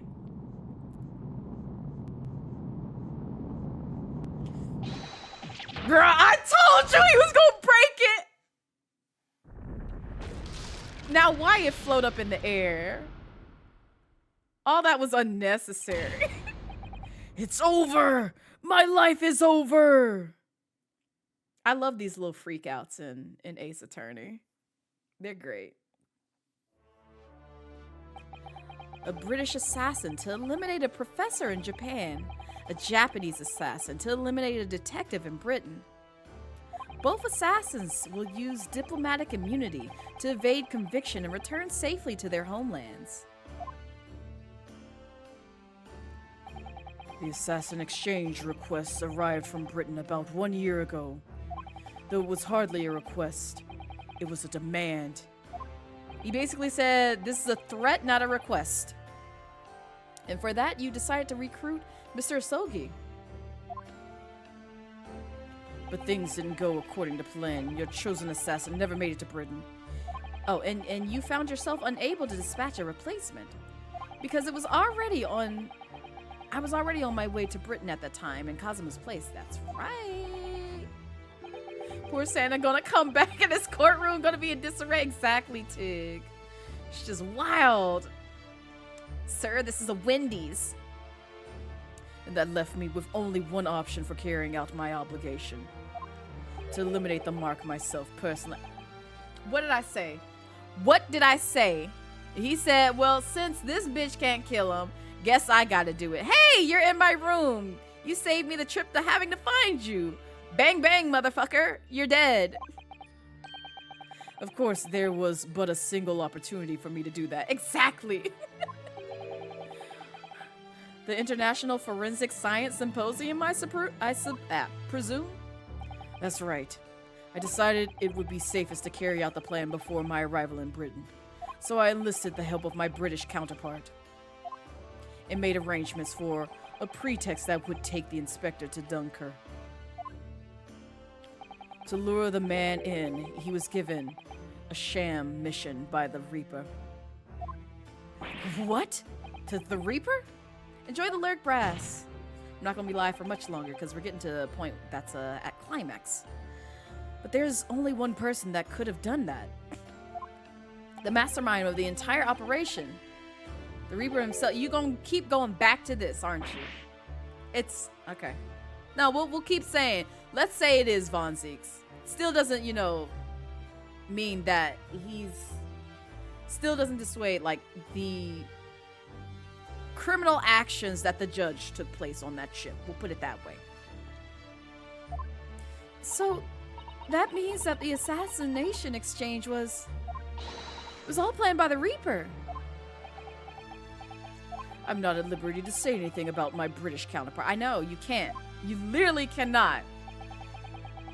Anyway, the inspector accepted the Reaper's mission and dutifully infiltrated my cabin on the steamship. But it was all a trap designed to lead him to France in his own death. Oh, how awful. I'm glad Gina wasn't there with him. It was past 9 o'clock when I returned to my cabin from the dining hall that evening. I didn't give him time to attack me. I choked him out until he lost consciousness. You could have just left it at that and just shoved him in a suitcase and let him pass on. But no, you grabbed a gun and killed him. But there was a guard just outside the door, so I left it at that for the time being. Even the slightest noise might have aroused suspicion, so I bid my time waiting. For the 20 minutes after 10 o'clock, I had intended to finish him by strangulation, but moments before I had the chance, he suddenly came around and went for me in a reckless move.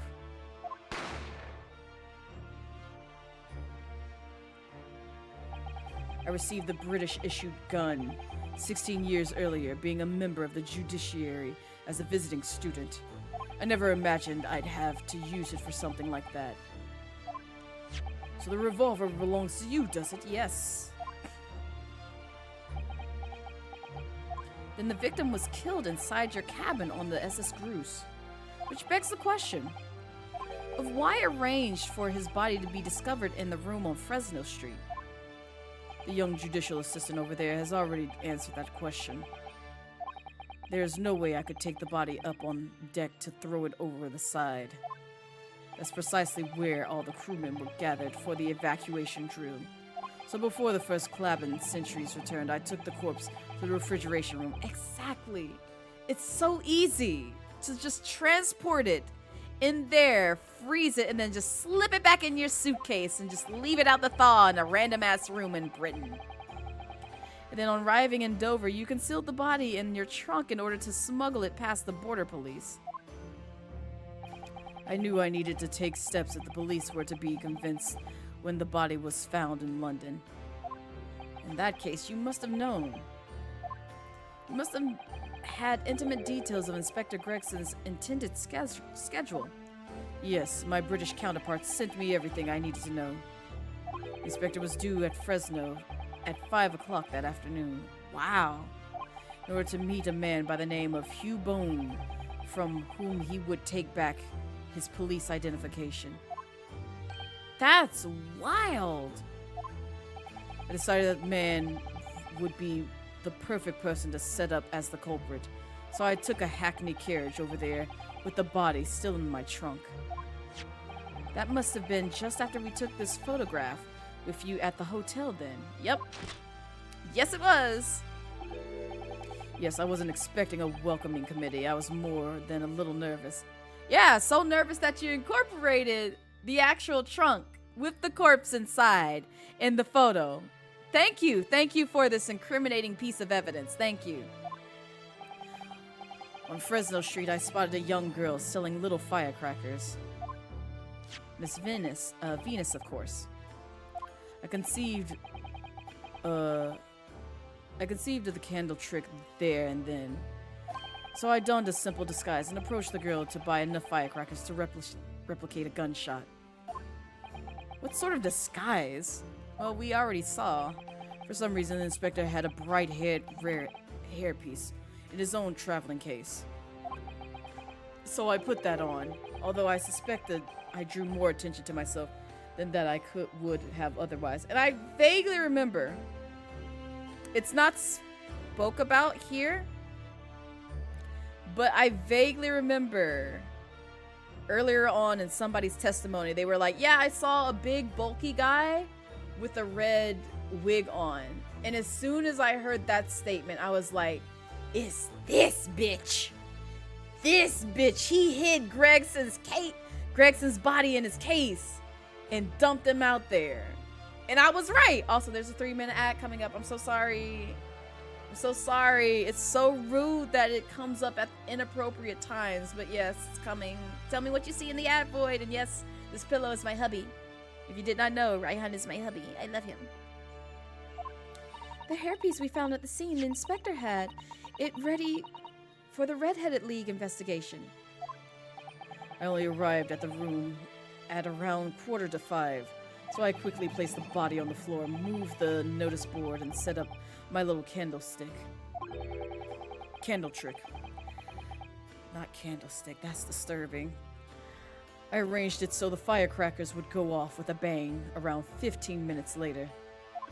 So that Mr. Boone, who was due to arrive at 5, would walk straight into a trap.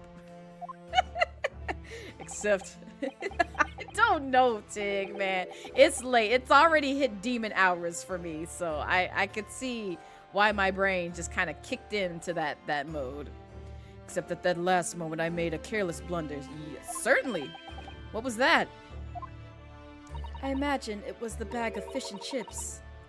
Ah! I didn't notice that it had fallen out of his overcoat pocket when I moved the body to the refrigeration room. Put it back in his pocket the following morning, but... well, it seems the warmth of the heated cabin had accelerated the decay of fish. Ha! Ha! You leave my hubby alone! Anyway, that's... and all that matters is sucking on his tongue, so as long as he's got a tongue, we in the clear. That's everything. All the sordid details of what I did. And the folks in the ad couldn't hear my crime, so ha!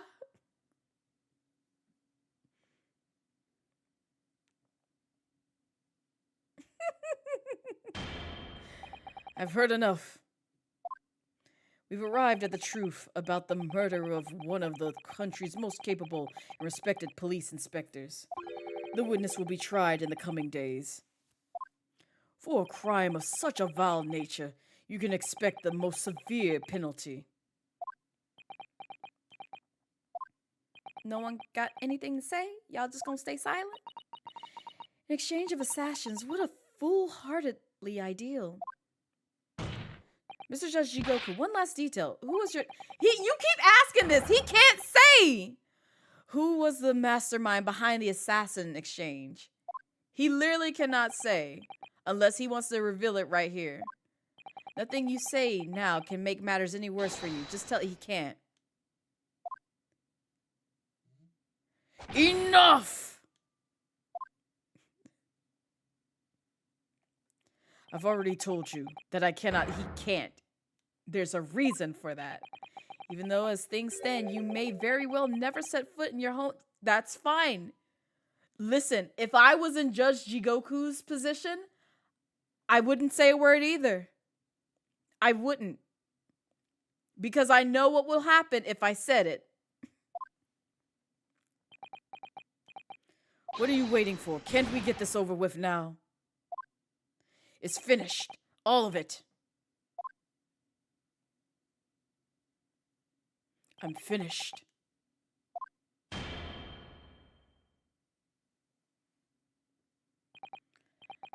Then in the name of Her Majesty the Queen, I now pronounce the findings of this court. This man before us has admitted to the willful murder of Tobias Gregson. Guilty? I'm mad the fire just magically moves up there. Seshiro Jigoku, it is in the opinion of this court that you should be found. Man, it's so nice to see in the game when I'm not going to get a game over for it.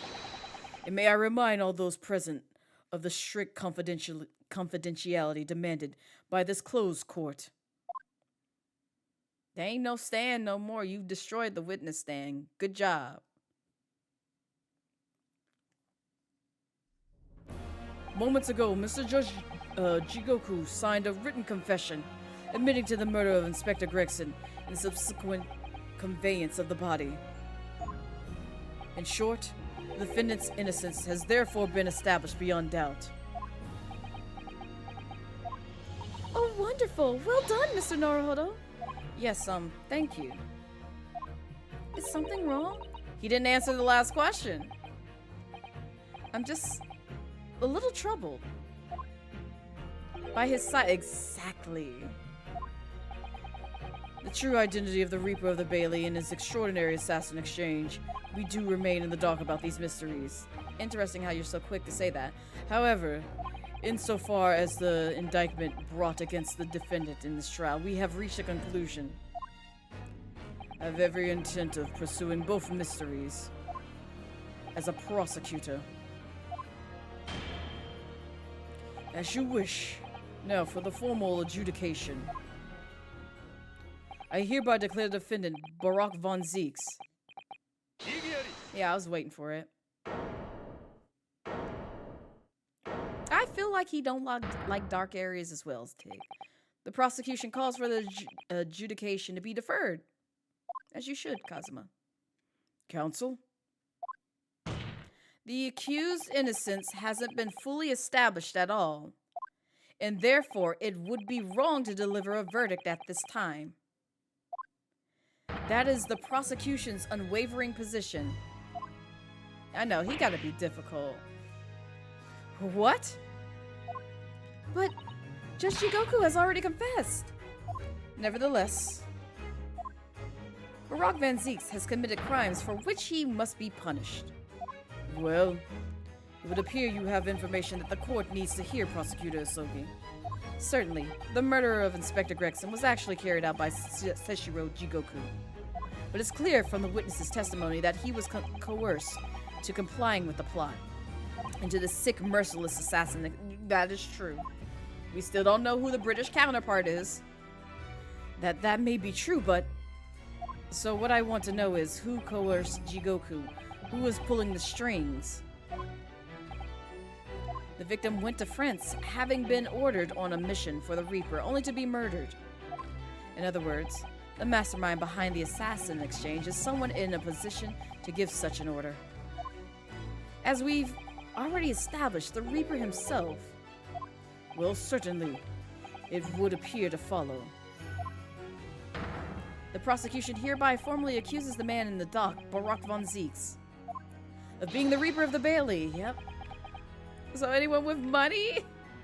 And being the Reaper of the Bailey, and furthermore, oh yeah, the stand is back. I'm going to prove his guilt beyond all reasonable doubt. What? What?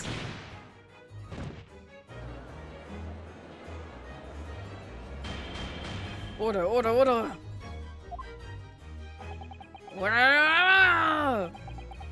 The Reaper of the Bailey is a long-standing mystery, Council. Are you suggesting you have some new information with which to build a case?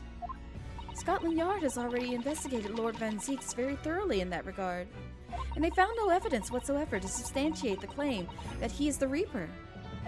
Perhaps, but circumstances have now changed. What do you mean? It's already been established that the assassination exchange was negotiated with Jigoku by the Reaper himself, which means we now have a new line of questioning by which to identify definitively the man's identity. That is the prosecution's intention here. I must say I'm surprised by quite how tenaciously you appear to want to besmirch my name. You are guilty of an unforgivable crime, Lord Van Zieks. And I will bring you to justice for it, whatever it takes. That explanation caused him a silence before. He'll stop at nothing to finish what Lord Van Zieks unwittingly started 10 years ago. Very well.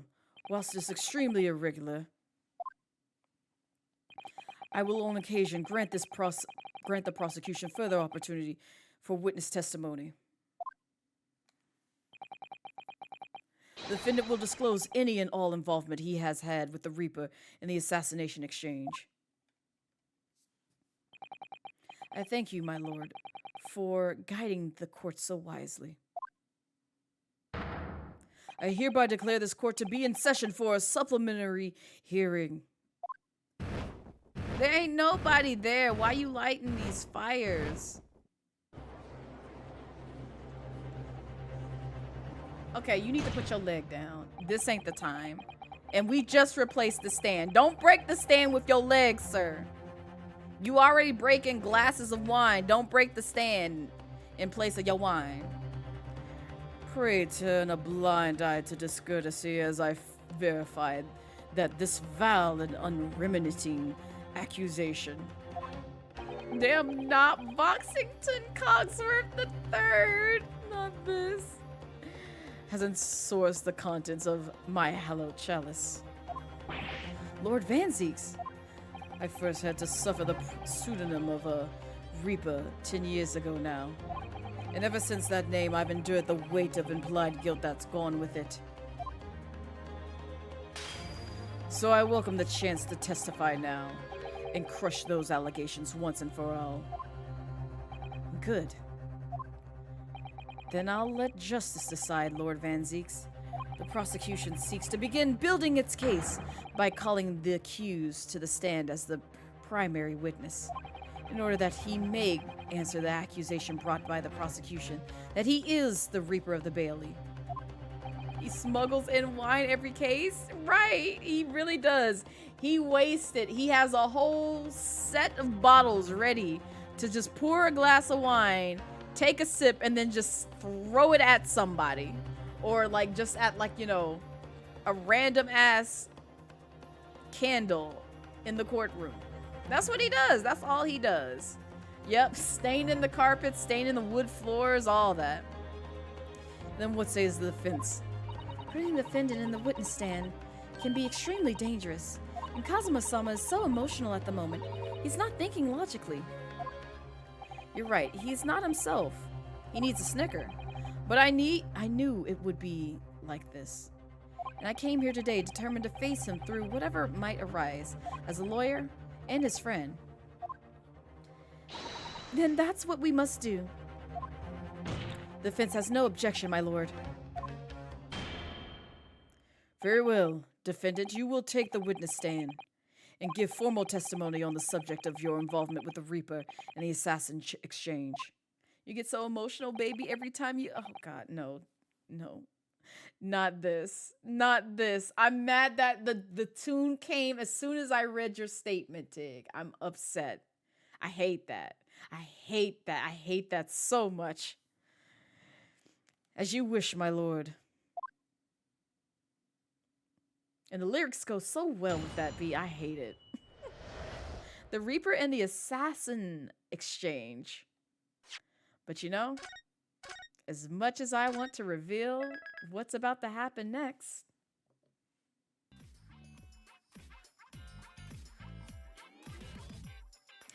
it is the end of stream. I'm gonna have to leave it on this cliffhanger, so as much as I wanted to finish this game today, but I got caught up in talking, but we probably wouldn't have finished it anyway, because yeah, the ending is very long. The ending is very long, and I keep forgetting how long the ending is, so at most it'll be 2 more streams, if not 1 more. I'm really hoping it's 1 more, but I know the very last bit, and I'm gonna take a quick peek at the things. Yeah, the last bit will be roughly about a 4-hour to 6-hour journey, so if we get pretty close, we might be able to fit it all in one stream, even if I have to go over just a little bit. But yeah, but thank you guys for hanging out with me. 7 more streams and a movie. Exactly, Dio. Exactly. But yeah, I will not be streaming this game next Saturday because I will be away, out and about next Saturday. But who knows? I might end up holding a stream later on that evening. It just depends on, you know, time and scheduling. And I'll keep you guys up to date on my socials. Which leads me to my next thing, which if you stuck around this far and you want to get to know me a little bit more, there be my socials. I am on Twitter. I do have a Blue Sky, Be Skeety. I do have a Discord, so if you also want to keep up with my schedule and, you know, the shenanigans and stream itself, Discord's probably the best bet because I try to keep, you know, my community up to date when I go live and anything that I may have planned there. I also am on YouTube, so if you're ever wanting to see, you know, some offline game content, I post it there on YouTube. But I also do have a VODs and clips channel, so like, if you ever miss a stream and you want to see, you know, what happened, you know, that time Blaze streamed, you know, Bomb Rush Cyberpunk, which I did play that game. You can check it out on my VODs channel. I try to make sure that they have their own playlist so that way you can comfortably watch from beginning to end whatever game that I may be playing or, you know, what genre of games. You just notice Raihan's legs, they're very long. They're very long. Very long legs. They're lengthy legs. Yes. Lengthy legs. But yeah. Any case. I will not be live tomorrow, but I will be live Monday with some more artwork. Because I owe my community some art, so we'll be drawing some more midnight snacks come Monday. Which I'm very excited. I know you have some strong feelings, Tig. You always got some strong feelings about my husband. You can't let me live. Can't let me live at all.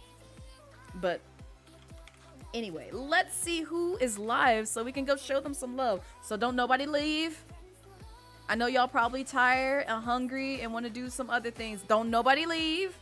I'm going to send y'all somewhere safe and put y'all onto some more content creators that I see on the platform. So y'all can say hi. Y'all might... Oh, hold up. I already know who we going to raid.